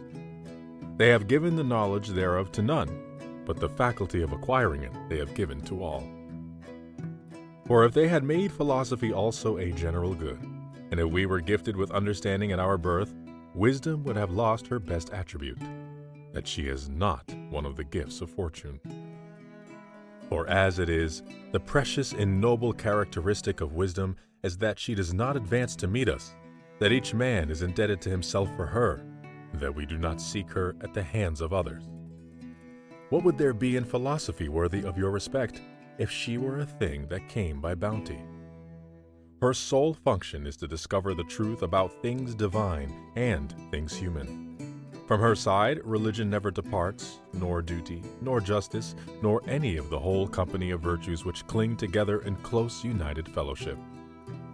Philosophy has taught us to worship that which is divine, to love that which is human.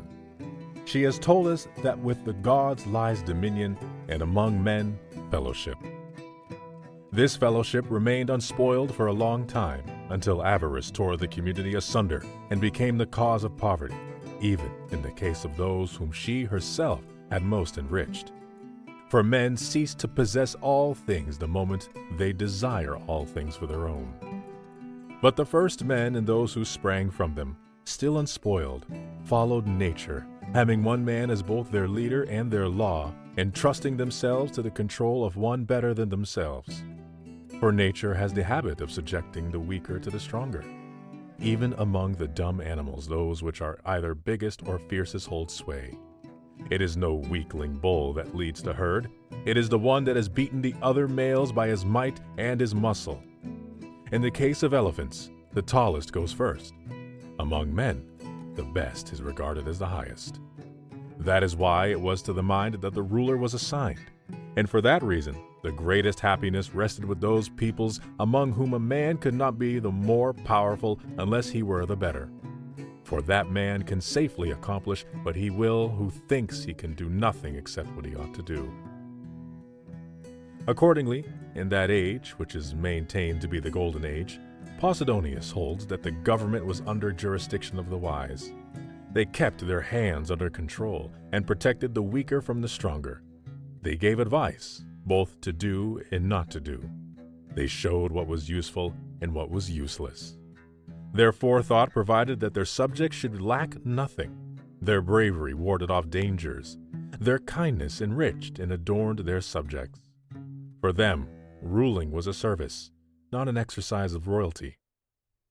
No ruler tried his power against those to whom he owed the beginnings of his power, and no one had the inclination or the excuse to do wrong, since the ruler ruled well and the subject obeyed well, and the king could utter no greater threat against disobedient subjects than that they should depart from the kingdom. But when once vice stole in, and kingdoms were transformed into tyrannies, a need arose for laws, and these very laws were in turn framed by the wise. Solon, who established Athens upon a firm basis by just laws, was one of the 7 men renowned for their wisdom. Had Lycurgus lived in the same period, an 8th would have been added to that hallowed number 7. The laws of Zaleucus and Charondas are praised. It was not in the forum or in the offices of skilled counselors, but in the silent and homely retreat of Pythagoras, that these 2 men learned the principles of justice which they were to establish in Sicily, which at the time was prosperous, and throughout Grecian Italy. Up to this point, I agree with Posidonius, but that philosophy discovered the arts of which life makes use in its daily round, I refuse to admit. Nor will I ascribe to it an artisan's glory. Posidonius says, when men were scattered over the earth, protected by eaves or by the dug-out shelter of a cliff or by the trunk of a hollow tree, it was philosophy that taught them to build houses. But I, for my part, do not hold that philosophy devised these shrewdly contrived dwellings of ours which rise story upon story, where city crowds against city, any more than that she invented the fish preserves, which are enclosed for the purpose of saving men's gluttony from having to run the risk of storms, and in order that, no matter how wildly the sea is raging, luxury may have its safe harbors in which to fatten fancy breeds of fish. What? Was it philosophy that taught the use of keys and bolts? Nay. What was that except giving a hint to avarice? Was it philosophy that erected all these towering tenements, so dangerous to the persons who dwell in them? Was it not enough for man to provide himself a roof of any chance covering, and to contrive for himself some natural retreat, without the help of art and without trouble? Before me, that was a happy age. Before the days of architects, before the days of builders. All this sort of thing was born when luxury was being born. This matter of cutting timbers square and cleaving a beam with unerring hands as the saw made its way over the marked out line. The primal man with wedges split his wood. For they were not preparing a roof for the future banquet ball. For no such use did they carry the pine trees or the firs along the trembling streets with a long row of drays, merely to fasten thereon paneled ceilings heavy with gold. Forked poles erected at either end propped up their houses. With close-packed branches and with leaves heaped up and laid sloping, they contrived a drainage for even the heaviest rains. Beneath such dwellings they lived, but they lived in peace. A thatched roof once covered free men. Under marble and gold dwells slavery. On another point, also, I differ from Posidonius, when he holds that mechanical tools were the invention of wise men. For on that basis one might maintain that those were wise who taught the art of setting trap for game and liming twigs for birds and girdling mighty woods with dogs. It was man's ingenuity, not his wisdom, that discovered all these devices. And I also differ from him when he says that wise men discovered our mines of iron and copper, when the earth, scorched by forest fires, melted the veins of ore which lay near the surface and caused the metal to gush forth.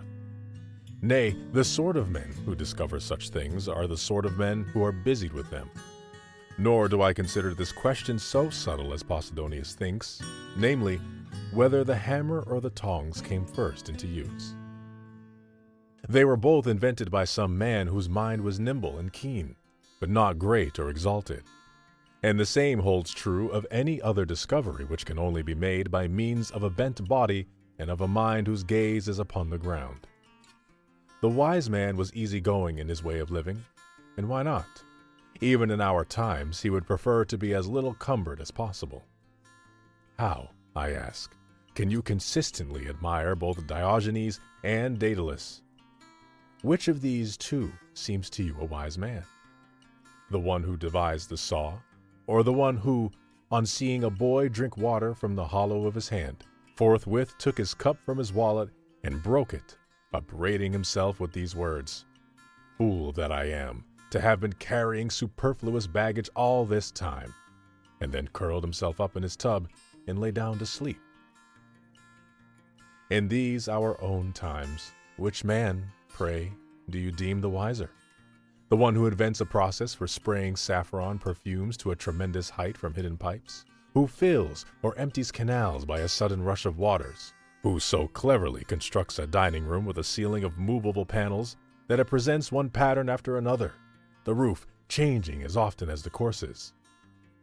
Or the one who proves to others, as well as to himself, that nature has laid upon us no stern and difficult law when she tells us that we can live without the marble cutter and the engineer, that we can clothe ourselves without traffic in silk fabrics, that we can have everything that is indispensable to our use, provided only that we are content with what the earth has placed on its surface. If mankind were willing to listen to this sage, they would know that the cook is as superfluous to them as the soldier. Those were the wise men, or at any rate like the wise, who found the care of the body a problem easy to solve. The things that are indispensable require no elaborate pains for their acquisition. It is only the luxuries that call for labor. Follow nature, and you will need no skilled craftsman. Nature did not wish us to be harassed. For whatever she forced upon us, she equipped us. But cold cannot be endured by the naked body. What then? Are there not the skins of wild beasts and other animals which can protect us well enough, and more than enough, from the cold? Do not many tribes cover their bodies with the bark of trees? Are not the feathers of birds sewn together to serve for clothing? Even at the present day, does not a large portion of the Scythian tribe garb itself in the skins of foxes and mice, soft to the touch and impervious to the winds? For all that, men must have some thicker protection than the skin in order to keep off the heat of the sun in the summer. What then? Has not antiquity produced many retreats which, hollowed out either by the damage wrought by time or by any other occurrence you will, have opened into caverns? What then? Did not the very first comers take twigs and weave them by hand into wicker mats, smear them with common mud, and then with stubble and other wild grasses construct a roof, and thus pass their winter secure, the rains carried off by means of the sloping gables? What then? Do not the peoples on the edge of the Sirtes dwell in dugout houses, and indeed all the tribes who, because of the too fierce blaze of the sun, possess no protection sufficient to keep off the heat, except the parched soil itself? Nature was not so hostile to man that, when she gave all the other animals an easy role in life, she made it impossible for him alone to live without all these artifices. None of these was imposed upon us by her. None of them had to be painfully sought out that our lives might be prolonged. All things were ready for us at our birth. It is we that have made everything difficult for ourselves, through our disdain for what is easy.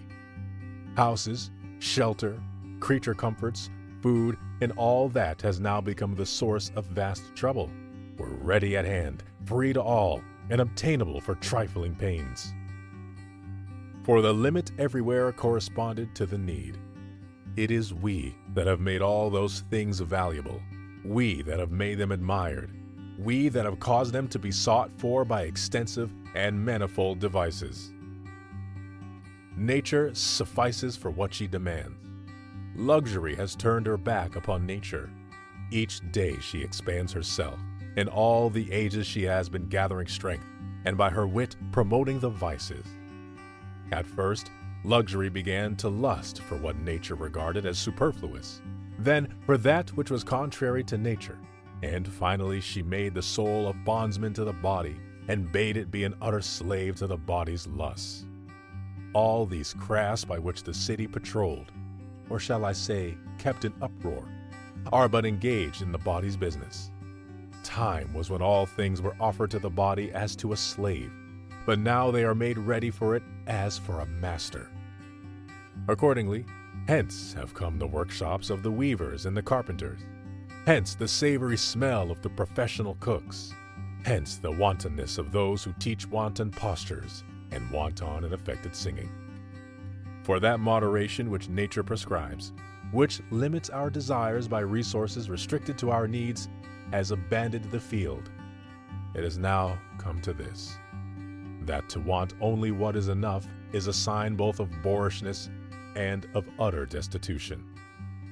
It is hard to believe, my dear Lucilius, how easily the charm of eloquence wins even great men away from the truth.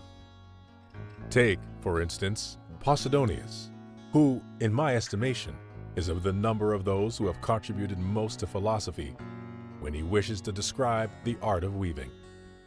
He tells how, first, some threads are twisted and some drawn out from the soft, loose mass of wool. Next, how the upright warp keeps the thread stretched by means of hanging weights. Then, how the inserted thread of the woof, which softens the hard texture of the web which holds it fast on either side, is forced by the batten to make a compact union with the warp. He maintains that even the weaver's art was discovered by wise men, forgetting that the more complicated art which he describes was invented in later days, the art wherein the web is bound to frame. Asunder now the reed doth part the warp. Between the threads is shot the woof by pointed shuttles borne. The broad comb's well-notched teeth then drive it home.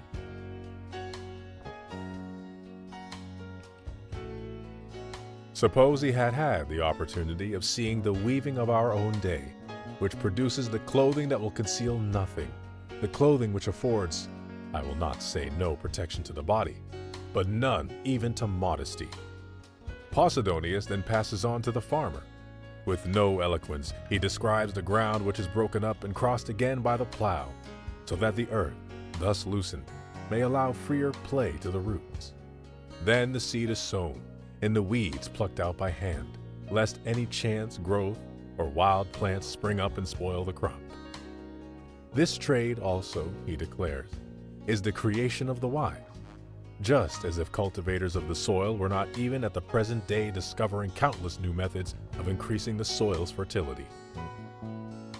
Furthermore, not confining his attention to these arts, he even degrades the wise men by sending him to the mill, where he tells us how the sage, by imitating the processes of nature, began to make bread.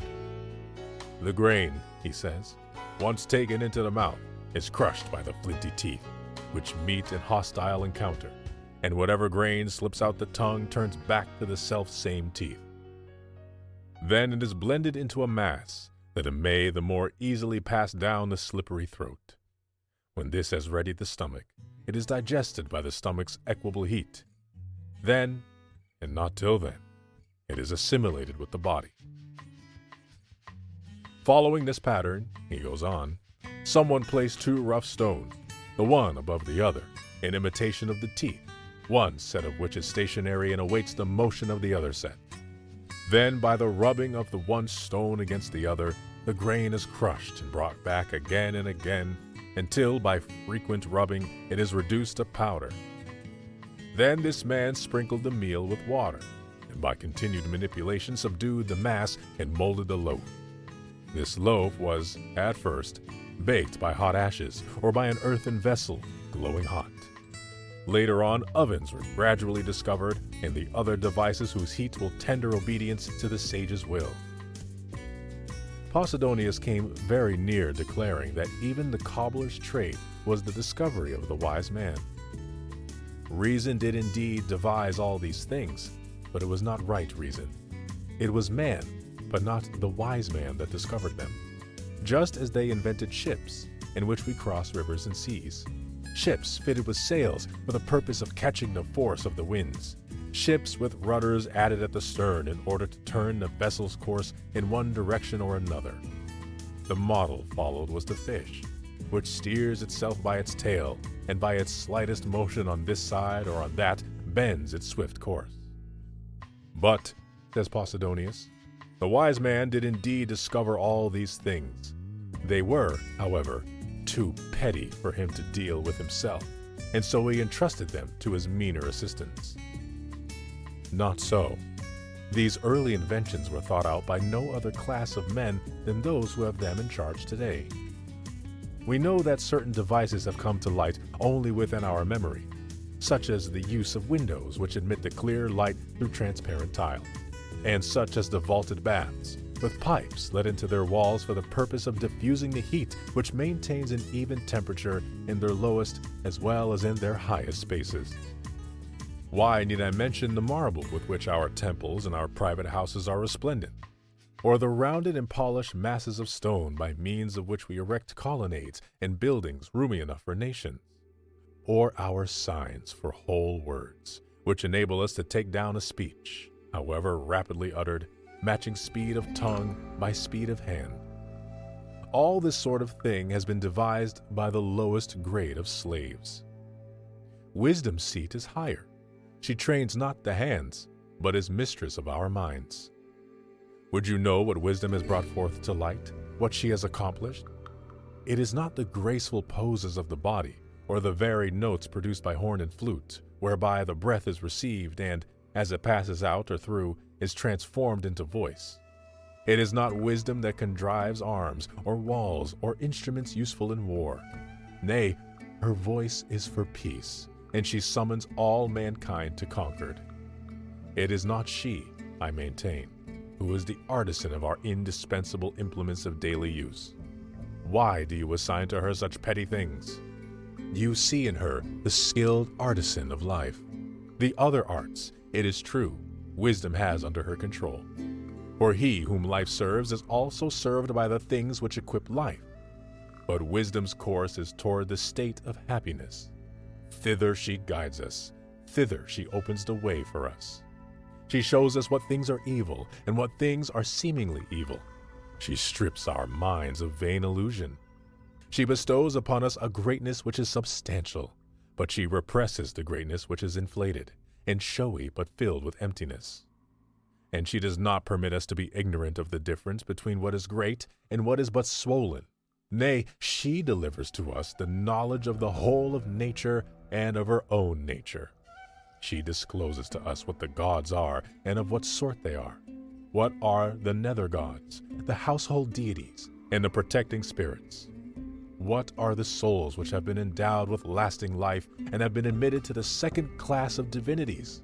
Where is their abode, and what their activities, powers, and will? Such are wisdom's rites of initiation, by means of which is unlocked, not a village shrine, but the vast temple of all the gods, the universe itself, whose true apparitions and true aspects she offers to the gaze of our minds. For the vision of our eyes is too dull for sights so great. Then she goes back to the beginnings of things, to the eternal reason which was imparted to the whole, and to the force which inheres in all the seeds of things, giving them the power to fashion each thing according to its kind. Then wisdom begins to inquire about the soul, whence it comes, where it dwells, how long it abides, into how many divisions it falls. Finally, she has turned her attention from the corporeal to the incorporeal, and has closely examined truth and the marks whereby truth is known, inquiring next how that which is equivocal can be distinguished from the truth, whether in life or in language. For in both are elements of the false mingled with the true.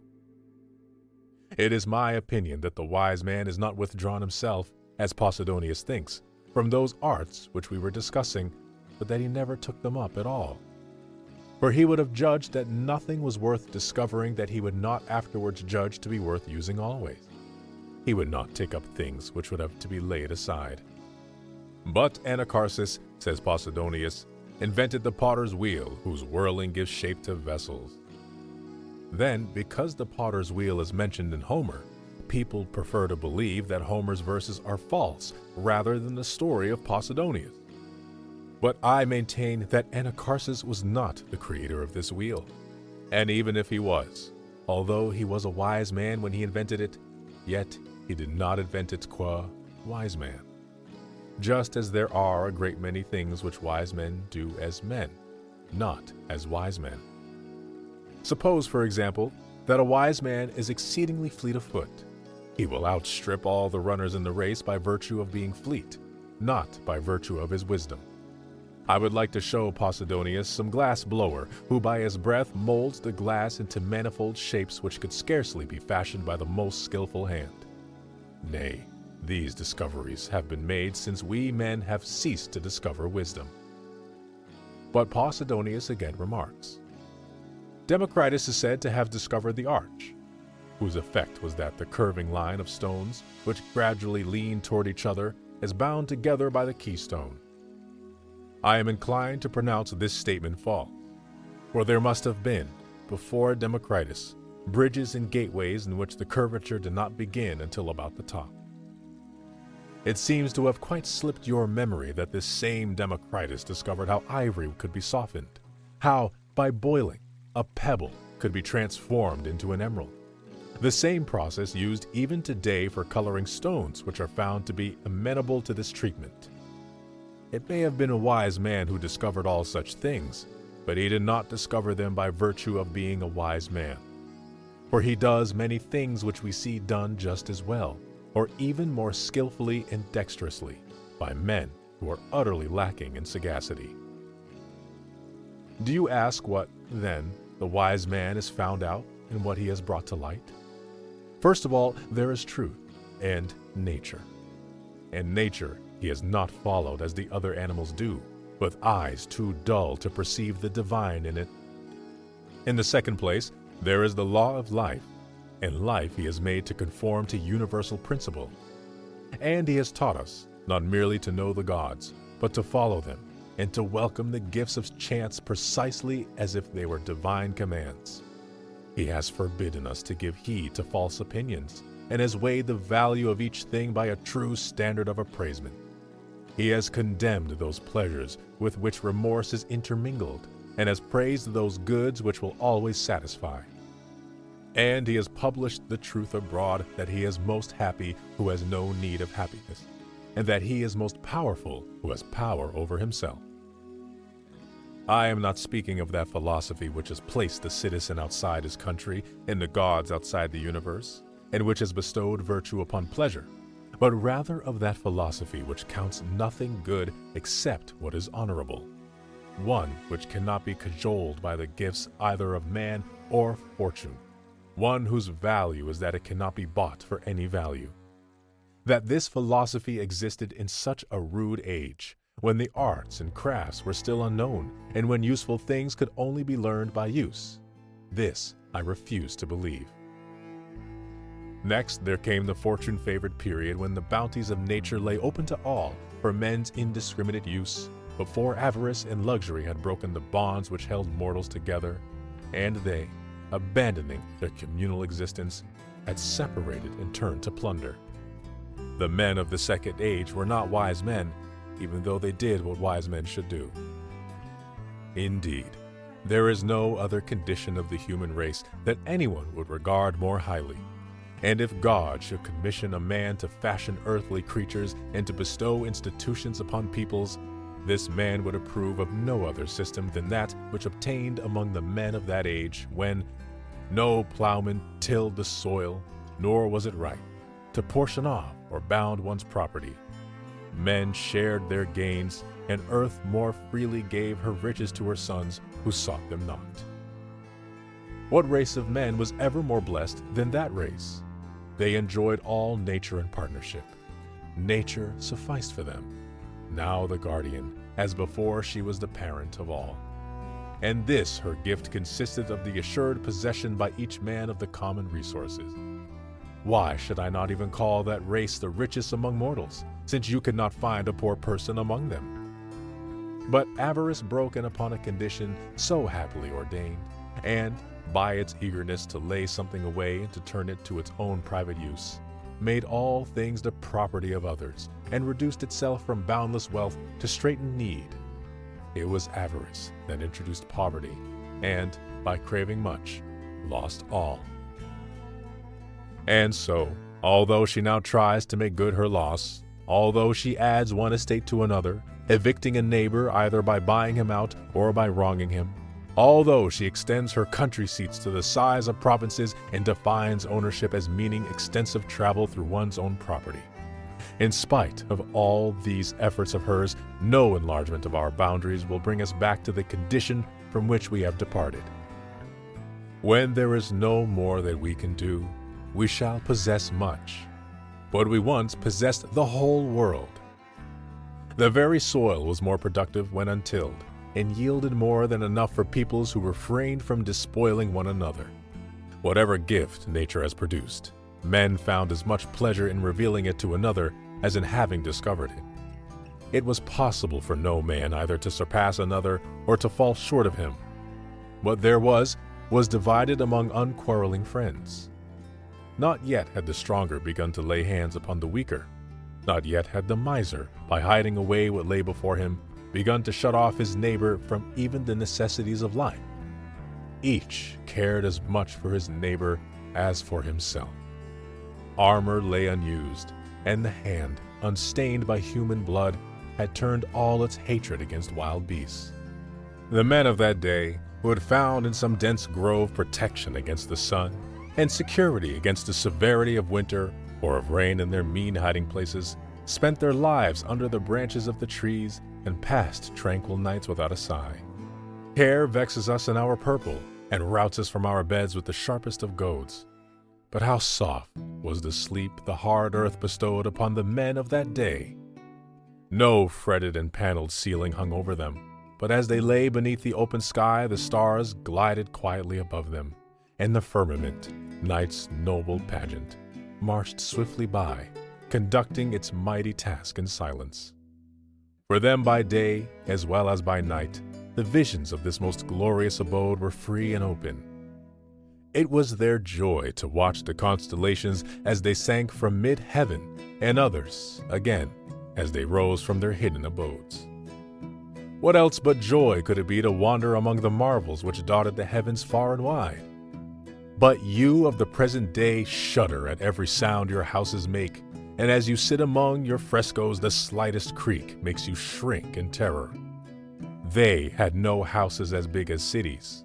The air, the breezes blowing free through the open spaces, the flitting shade of crag or tree, springs crystal clear and streams not spoiled by man's work, whether by water pipe or by any confinement of the channel, but running at will, and meadows beautiful without the use of art.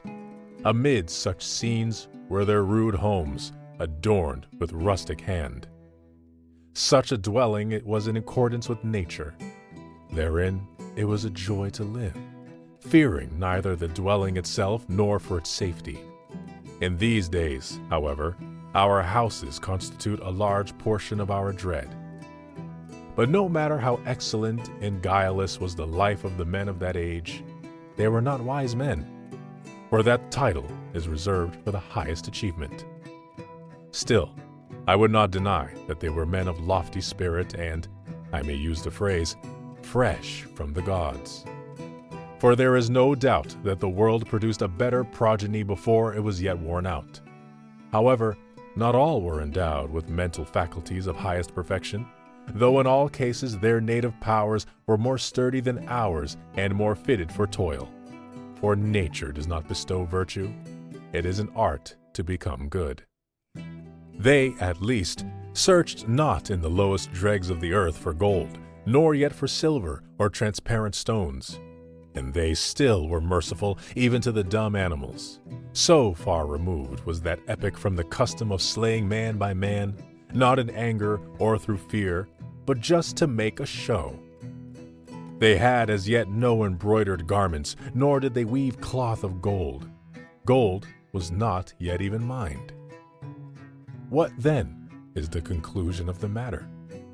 It was by reason of their ignorance of things that the men of those days were innocent, and it makes a great deal of difference whether one wills not to sin or has not the knowledge to sin.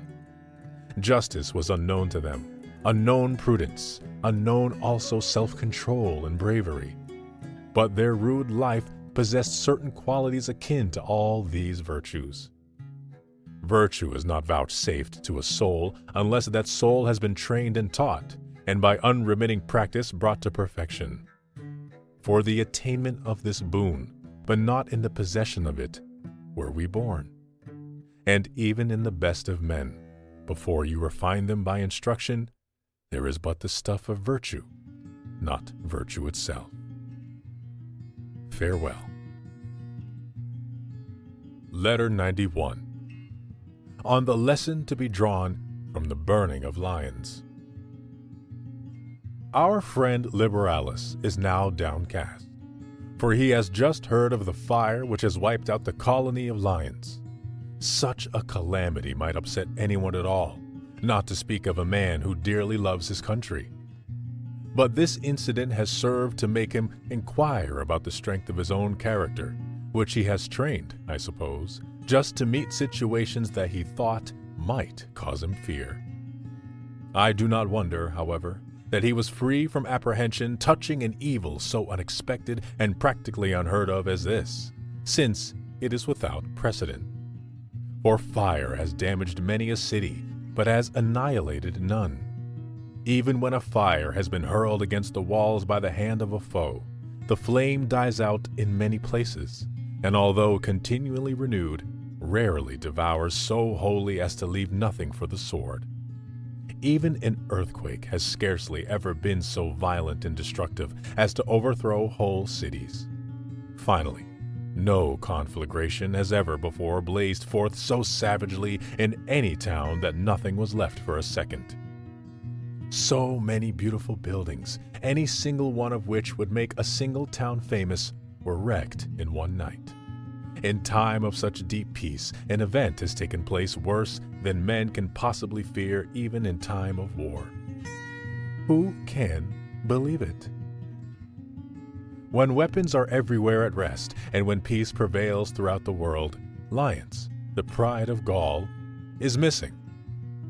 Fortune has usually allowed all men, when she has assailed them collectively, to have a foreboding of that which they were destined to suffer.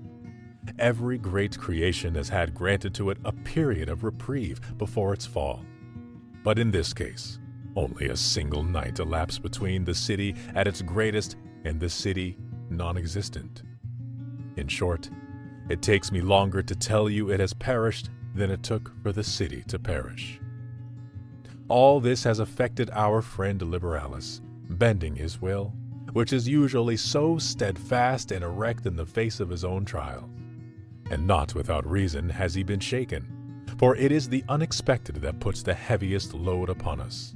Strangeness adds to the weight of calamities, and every mortal feels the greater pain as a result of that which also brings surprise.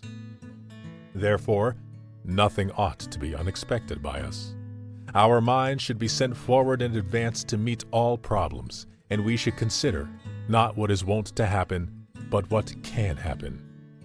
For what is there in existence that fortune, when she has so willed, does not drag down from the very height of its prosperity?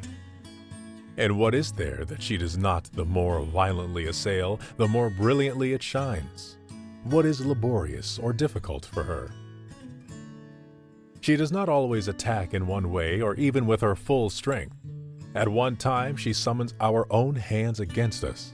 At another time, content with her own powers, she makes use of no agent in devising perils for us. No time is exempt. In the midst of our very pleasures, there spring up causes of suffering.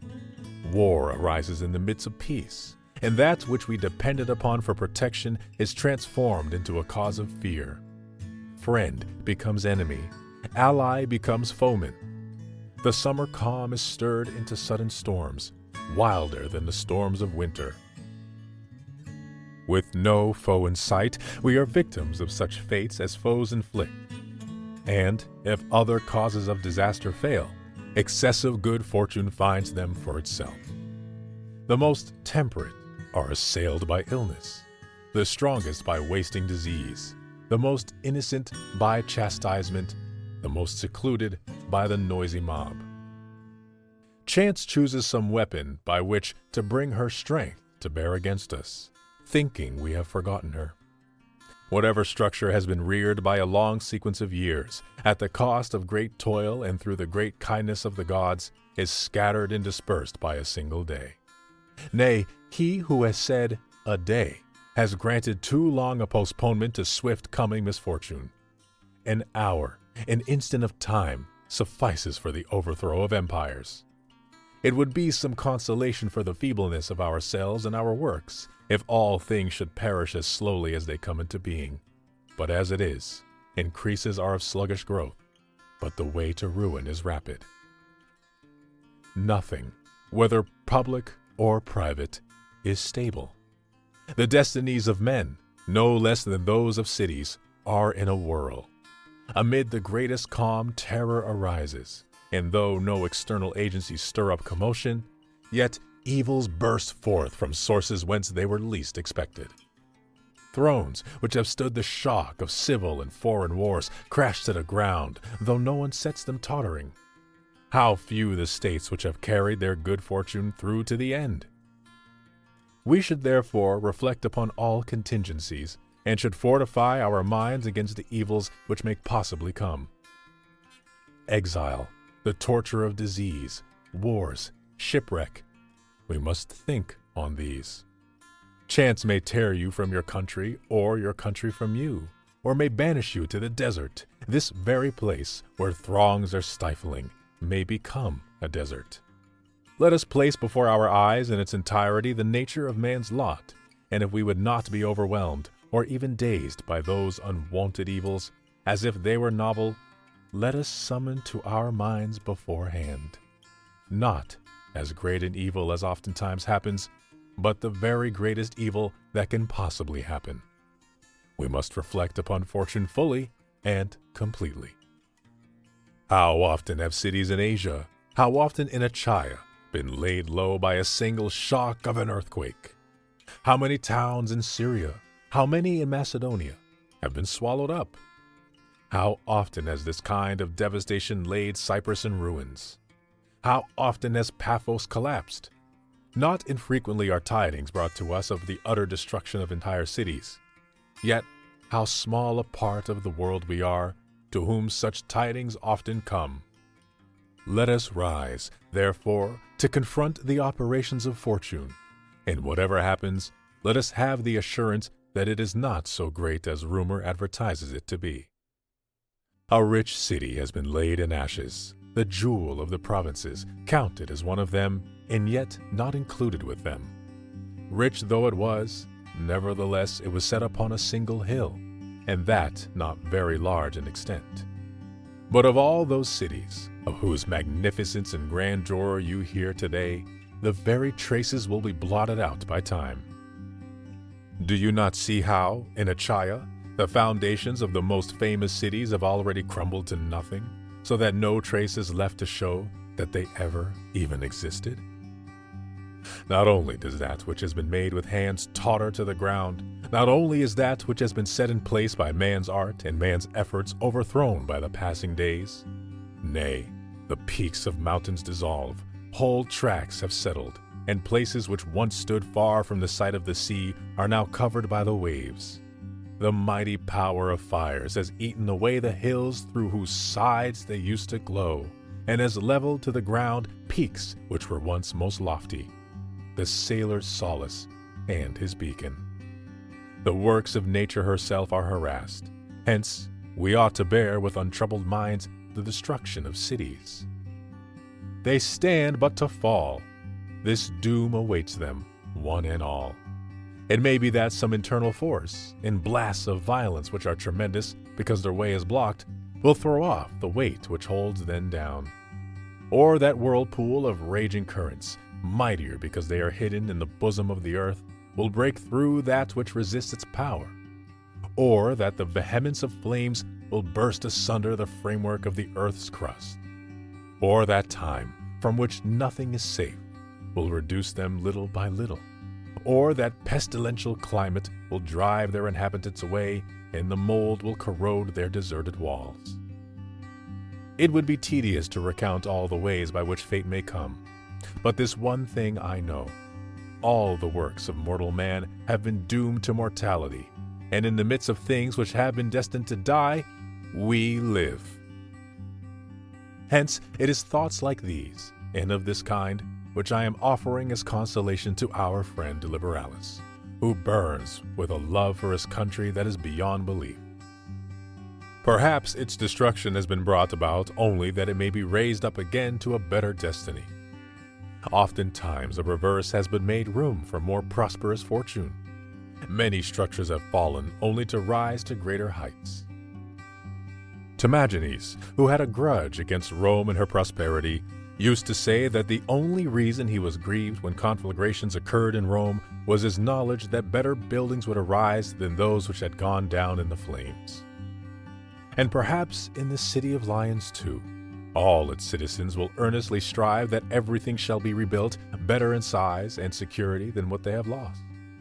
May it be built to endure, and under happier auspices, for a longer existence. This is indeed but the 100th year since this colony was founded, not the limit even of a man's lifetime. Led forth by Plancus, the natural advantages of its site have caused it to wax strong and reach the numbers which it contains today. And yet, how many calamities of the greatest severity has it endured within the space of an old man's life? Therefore, let the mind be disciplined to understand and to endure its own lot, and let it have the knowledge that there is nothing which fortune does not dare, that she has the same jurisdiction over empires as over emperors, the same power over cities as over the citizens who dwell therein. We must not cry out at any of these calamities. Into such a world we have entered, and under such laws do we live. If you like it, obey. If not, depart whithersoever you wish. Cry out in anger if any unfair measures are taken with reference to you individually. But if this inevitable law is binding upon the highest and the lowest alike, be reconciled to fate, by which all things are dissolved. You should not estimate our worth by our funeral mounds or by these monuments of unequal size which line the road. Their ashes level all men. We are unequal at birth, but are equal in death. What I say about cities, I say also about their inhabitants. Ardea was captured as well as Rome. The great founder of human law has not made distinctions between us on the basis of high lineage or of illustrious names, except while we live. When, however, we come to the end which awaits mortals, he says, "Depart, ambition, to all creatures that burden the earth, let one and the same law apply. For enduring all things, we are equal. No one is more frail than another, no one more certain of his own life on the morrow." Alexander, king of Macedon, began to study geometry. Unhappy man, because he would thereby learn how puny was that earth of which he has seized but a fraction. Unhappy man, I repeat, because he was bound to understand that he was bearing a false title. For who can be great in that which is puny? The lessons which were being taught him were intricate, and could so be learned only by assiduous application. They were not the kind to be comprehended by a madman, who let his thoughts range beyond the ocean. "Teach me something easy," he cries. But his teacher answers, "These things are the same for all, as hard for one as for another." Imagine that nature is saying to us, "Those things of which you complain are the same for all. I cannot give anything easier to any man, but whoever wishes will make things easier for himself." In what way? By equanimity. You must suffer pain and thirst and hunger and old age too, if a longer stay among men shall be granted you. You must be sick, and you must suffer loss and death. Nevertheless, you should not believe those whose noisy clamor surrounds you. None of these is an evil. None is beyond your power to bear or is burdensome. It is only by common opinion that there is anything formidable in them. Your fearing death is therefore like your fear of gossip. But what is more foolish than a man afraid of words? Our friend Demetrius is wont to put it cleverly when he says, "For me, the talk of ignorant men is like the rumblings which issue from the belly. For," he adds, "what difference does it make to me whether such rumblings come from above or from below? What madness is it to be afraid of disrepute in the judgment of the disreputable? Just as you have had no cause for shrinking in terror from the talk of men, so you have no cause now to shrink from these things, which you would never fear had not their talk forced fear upon you. Does it do any harm to a good man to be besmirched by unjust gossip? Then let not this sort of thing damage death either, in our estimation. Death also is in bad odor, but no one of those who malign death has made trial of it. Meanwhile, it is foolhardy to condemn that of which you are ignorant. This one thing, however, you do know, that death is helpful to many, that it sets many free from tortures, want, ailments, suffering, and weariness. We are in the power of nothing when once we have death in our power. Farewell. Letter 92. On the Happy Life. You and I will agree, I think, that outward things are sought for the satisfaction of the body, that the body is cherished out of regard for the soul, and that in the soul there are certain parts which minister to us, enabling us to move and to sustain life, bestowed upon us just for the sake of the primary part of us. In this primary part there is something irrational and something rational. The former obeys the latter, while the latter is the only thing that is not referred back to another, but rather refers all things to itself. For the divine reason also is set in supreme command over all things, and is itself subject to none. And even this reason which we possess is the same, because it is derived from that divine reason. Now, if we agreed on this point, it is natural that we shall be agreed on the following also, namely, that the happy life depends upon this and this alone, our attainment of perfect reason. For it is not but this that keeps the soul from being bowed down, that stands its ground against fortune. Whatever the condition of their affairs may be, it keeps men untroubled, and that alone is a good which is never subject to impairment. That man, I declare, is happy whom nothing makes less strong than he is. He keeps the heights, leaning upon none but himself. For one who sustains himself by any prop may fall. If the case is otherwise, then things which do not pertain to us will begin to have great influence over us. But who desires fortune to have the upper hand? Or what sensible man prides himself upon that which is not his own? What is the happy life? It is peace of mind and lasting tranquility. This will be yours if you possess greatness of soul. It will be yours if you possess the steadfastness that resolutely clings to a good judgment just reached. How does a man reach this condition? By gaining a complete view of truth, by maintaining in all that he does order, measure, fitness, and a will that is inoffensive and kindly, that is intent upon reason and never departs therefrom, that commands at the same time love and admiration. In short, to give you the principle in brief compass, the wise man's soul ought to be such as would be proper for a god. What more can one desire who possesses all honorable things? For if dishonorable things can contribute to the best estate, then there will be the possibility of a happy life under conditions which do not include an honorable life. And what is more base or foolish than to connect the good of a rational soul with things irrational? Yet there are certain philosophers who hold that the supreme good admits of increase because it is hardly complete when the gifts of fortune are adverse. Even Antipater, one of the great leaders of this school, admits that he ascribes some influence to externals, though only a very slight influence.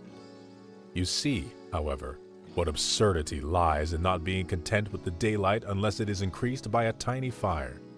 What importance can a spark have in the midst of this clear sunlight?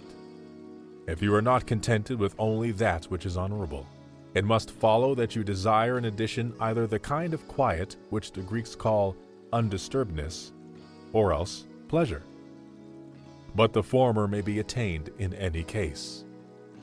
For the mind is free from disturbance when it is fully free to contemplate the universe, and nothing distracts it from the contemplation of nature. The second pleasure is simply the good of cattle. We are but adding the irrational to the rational, the dishonorable to the honorable. A pleasant physical sensation affects this life of ours. Why, therefore, do you hesitate to say that all is well with a man just because all is well with his appetite? And do you rate, I will not say among heroes, but among men, the person whose supreme good is a matter of flavors and colors and sounds? Nay, let him withdraw from the ranks of this, the noblest class of living things, second only to the gods. Let him herd with the dumb brutes, an animal whose delight is in fodder. The irrational part of the soul is twofold. The one part is spirited, ambitious, uncontrolled. Its seat is in the passions. The other is lowly, sluggish, and devoted to pleasure. Philosophers have neglected the former, which, though unbridled, is yet better, and is certainly more courageous and more worthy of a man, and have regarded the latter, which is nerveless and ignoble, as indispensable to the happy life. They have ordered reason to serve this latter. They have made the supreme good of the noblest living being an object and mean affair, and a monstrous hybrid too, composed of various members which harmonize but ill. For as our Virgil, describing Scylla, says, above, a human face and maiden's breast, a beauteous breast.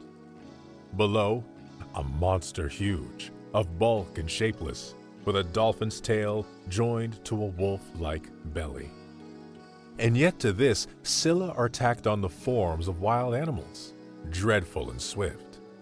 But from what monstrous shapes have these wiseacres compounded wisdom? Man's primary art is virtue itself. There is joined to this the useless and fleeting flesh, fitted only for the reception of food, as Posidonius remarks. This divine virtue ends in foulness, and to the higher parts, which are worshipful and heavenly, there is fastened a sluggish and flabby animal. As for the second desideratum, quiet. Although it would indeed not of itself be of any benefit to the soul, yet it would relieve the soul of hindrances. Pleasure, on the contrary, actually destroys the soul and softens all its vigor. What elements so inharmonious as these can be found united? To that which is most vigorous is joined that which is most sluggish. To that which is austere, that which is far from serious. To that which is most holy, that which is unrestrained, even to the point of impurity. What then? Comes the retort. If good health, rest, and freedom from pain are not likely to hinder virtue, shall you not seek all these? Of course I shall seek them, but not because they are good. I shall seek them because they are according to nature, and because they will be acquired through the exercise of good judgment on my part. What then will be good in them? This alone, that it is a good thing to choose them. For when I don suitable attire, or walk as I should, or dine as I ought to dine, it is not my dinner, or my walk, or my dress that are goods, but the deliberate choice which I show in regard to them, as I observe in each thing I do, a mean that conforms with reason. Let me also add that the choice of neat clothing is a fitting object of a man's efforts, for man is by nature a neat and well-groomed animal. Hence, the choice of neat attire, and not neat attire in itself, is a good, since the good is not in the things selected, but in the quality of the selection. Our actions are honorable, but not the actual things which we do. And you may assume that what I have said about dress applies also to the body. For nature has surrounded our soul with the body as with a sort of garment. The body is its cloak. But who has ever reckoned the value of clothes by the wardrobe which has contained them? The scabbard does not make the sword good or bad. Therefore, with regard to the body, I shall return the same answer to you, that, if I have the choice, I shall choose health and strength, but that the good involved will be my judgment regarding these things, and not the things themselves. Another retort is, granted that the wise man is happy, nevertheless he does not attain the supreme good which we have defined, unless the means also which nature provides for its attainment are at his call. So, while one who possesses virtue cannot be unhappy, yet one cannot be perfectly happy if one lacks such natural gifts as health or soundness of limb. But in saying this, you grant the alternative which seems the more difficult to believe, that the man who is in the midst of unremitting and extreme pain is not wretched, nay, is even happy, and you deny that which is much less serious, that he is completely happy. And yet, if virtue can keep a man from being wretched, it will be an easier task for it to render him completely happy. For the difference between happiness and complete happiness is less than that between wretchedness and happiness. Can it be possible that a thing which is so powerful as to snatch a man from disaster and place him among the happy cannot also accomplish what remains and render him supremely happy? Does its strength fail at the very top of the climb? There are things in life which are advantageous and disadvantageous, both beyond our control. If a good man, in spite of being weighed down by all kinds of disadvantages, is not wretched, how is he not supremely happy, no matter if he does lack certain advantages? For as he is not weighted down to a wretchedness by his burdens of disadvantages, so he is not withdrawn from supreme happiness through lack of any advantages. Nay, he is just as supremely happy without the advantages as he is free from wretchedness though under the load of his disadvantages. Otherwise, if his good can be impaired, it can be snatched from him altogether. A short space above, I remarked that a tiny fire does not add to the sun's light. For by reason of the sun's brightness, any light that shines apart from the sunlight is blotted out. But, one may say, there are certain objects that stand in the way even of the sunlight.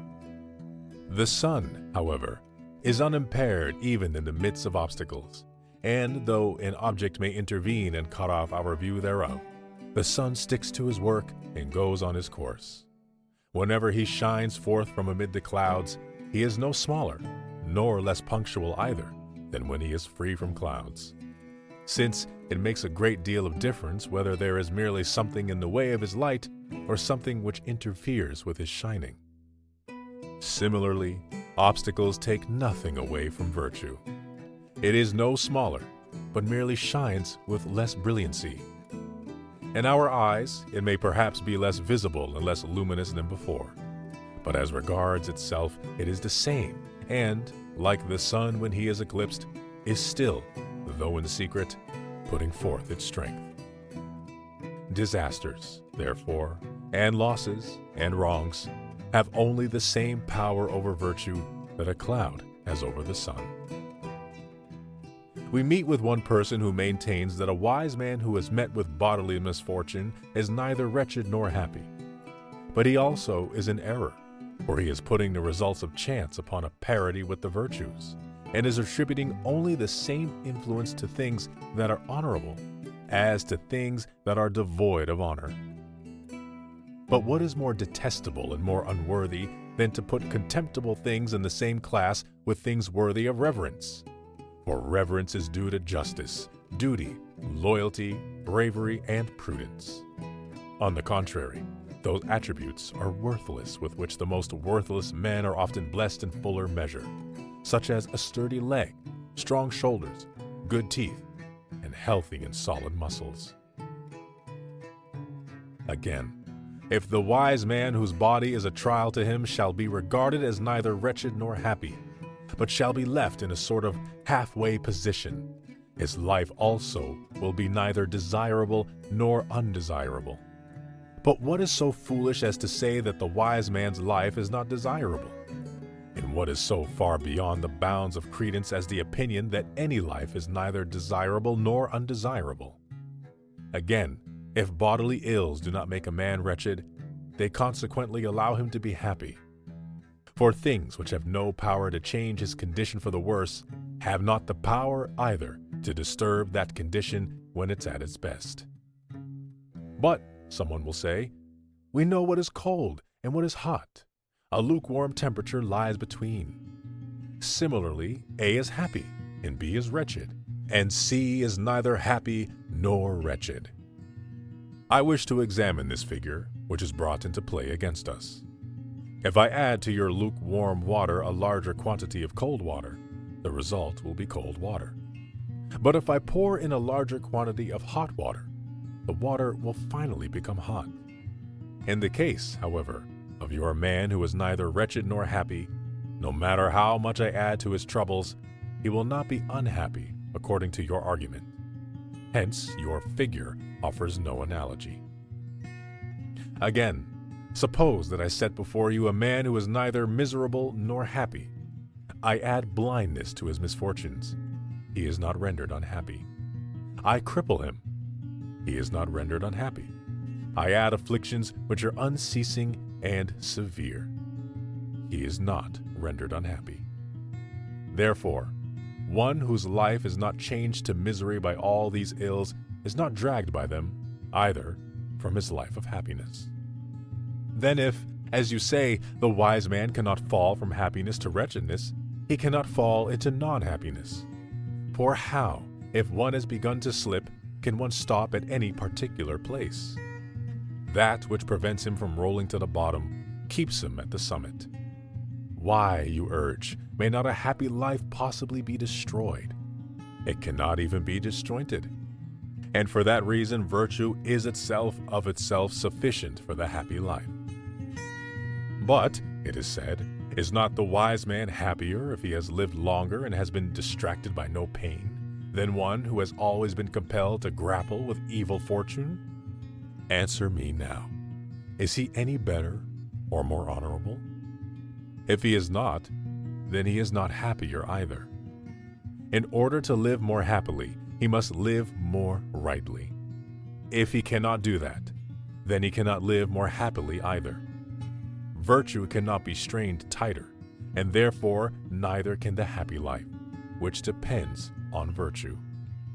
For virtue is so great a good that it is not affected by such insignificant assaults upon it as shortness of life, pain, and the various bodily vexation.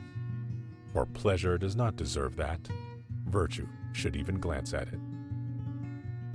Now, what is the chief thing in virtue? It is the quality of not needing a single day beyond the present, and of not reckoning up the days that are ours. In the slightest possible moment of time, virtue completes an eternity of good. These goods seem to us incredible in transcending man's nature, for we measure its grandeur by the standard of our own weakness, and we call our vices by the name of virtue. Furthermore, does it not seem just as incredible that any man in the midst of extreme suffering should say, "I am happy"? And yet this utterance was heard in the very factory of pleasure, when Epicurus said, "Today and one other day have been the happiest of all." Although in the one case he was tortured by strangury, and in the other by the incurable pain of an ulcerated stomach. Why then should those goods which virtue bestows be incredible in the sight of us, who cultivate virtue, when they are found even in those who acknowledge pleasure as their mistress? These also, ignoble and base-minded as they are, declare that even in the midst of excessive pain and misfortune, the wise man will be neither wretched nor happy. And yet this also is incredible, nay, still more incredible than the other case. For I do not understand how, if virtue falls from her heights, she can help being hurled all the way to the bottom. She either must preserve one in happiness, or, if driven from this position, she will not prevent us from becoming unhappy. If virtue only stands her ground, she cannot be driven from the field. She must either conquer or be conquered. But some say, only to the immortal gods is given virtue and the happy life. We can attain but the shadow, as it were, and semblance of such goods as theirs. We approach them, but we never reach them. Reason, however, is a common attribute of both gods and men. In the gods it is already perfected. In us it is capable of being perfected. But it is our vices that bring us to despair. For the second class of rational being, man, is of an inferior order. A guardian, as it were, who is too unstable to hold fast to what is best, his judgment still wavering and uncertain. He may require the faculties of sight and hearing, good health, a bodily exterior that is not loathsome, and, besides, greater length of days conjoined with an unimpaired constitution. Though by means of reason he can lead a life which will not bring regrets, yet there resides in this imperfect creature, man, a certain power that makes for badness, because he possesses a mind which is easily moved to perversity. Suppose, however, the badness which is in full view, and has previously been stirred to activity, to be removed. The man is still not a good man, but he is being molded to goodness. One, however, in whom there is lacking any quality that makes for goodness, is bad. But he in whose body virtue dwells and spirit error present is equal to the gods. Mindful of his origin, he strives to return thither. No man does wrong in attempting to regain the heights from which he once came down. And why should you not believe that something of divinity exists in one who is a part of God? All this universe which encompasses us is one, and it is God. We are associates of God. We are his members. Our soul has capabilities and is carried thither, if vices do not hold it down. Just as it is the nature of our bodies to stand erect and look upward to the sky, so the soul, which may reach out as far as it will, was framed by nature to this end, that it should desire equality with the gods. And if it makes use of its powers and stretches upward into its proper region, it is by no alien path that it struggles toward the heights. It would be a great task to journey heavenwards. The soul but returns thither. When once it has found the road, it boldly marches on, scornful of all things. It casts no backward glance at wealth. Gold and silver, things which are fully worthy of the gloom in which they once lay, it values not by the sheen which smites the eyes of the ignorant, but by the mire of ancient days, whence our greed first detached and dug them out. The soul, I affirm, knows that riches are stored elsewhere than in men's heaped-up treasure houses, that it is the soul, and not the strongbox, which should be filled. It is the soul that men may set in dominion over all things and may install as owner of the universe, so that it may limit its riches only by the boundaries of east and west, and, like the gods, may possess all things, and that it may, with its own vast resources, look down from on high upon the wealthy, no one of whom rejoices as much in his own wealth as he resents the wealth of another. When the soul has transported itself to this lofty height, it regards the body also, since it is a burden which must be borne, not as a thing to love, but as a thing to oversee. Nor is it subservient to that over which it is set in mastery. For no man is free who is slave to his body. Indeed, omitting all the other masters which are brought into being by excessive care for the body, the sway which the body itself exercises is captious and fastidious. Forth from this body the soul issues, now with unruffled spirit, now with exultation, and, when once it has gone forth, asks not what shall be the end of the deserted day. No, just as we do not take thought for the clippings of the hair and the beard, even so that divine soul, when it is about to issue forth from the mortal man, regards the destination of its earthly vessel, whether it be consumed by fire, or shut in by a stone, or buried in the earth, or torn by wild beasts, as being of no more concern to itself than is the afterbirth to a child just born. And whether this body shall be cast out and plucked to pieces by birds, or devoured when thrown to the sea dogs as prey, how does that concern him who is nothing?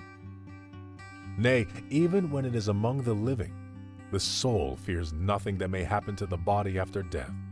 For though such things may have been threats, they were not enough to terrify the soul previous to the moment of death. It says, "I am not frightened by the executioner's hook, nor by the revolting mutilation of the corpse which is exposed to the scorn of those who would witness the spectacle. I ask no man to perform the last rites of me. I entrust my remains to none. Nature has made provision that none shall go unburied. Time will lay away one whom cruelty has cast forth." Those were eloquent words which Maecenas uttered. I want no tomb, for nature doth provide for outcast bodies' burial. You would imagine that this was the saying of a man of strict principles. He was indeed a man of noble and robust native gifts, but in prosperity he impaired these gifts by laxness. Farewell.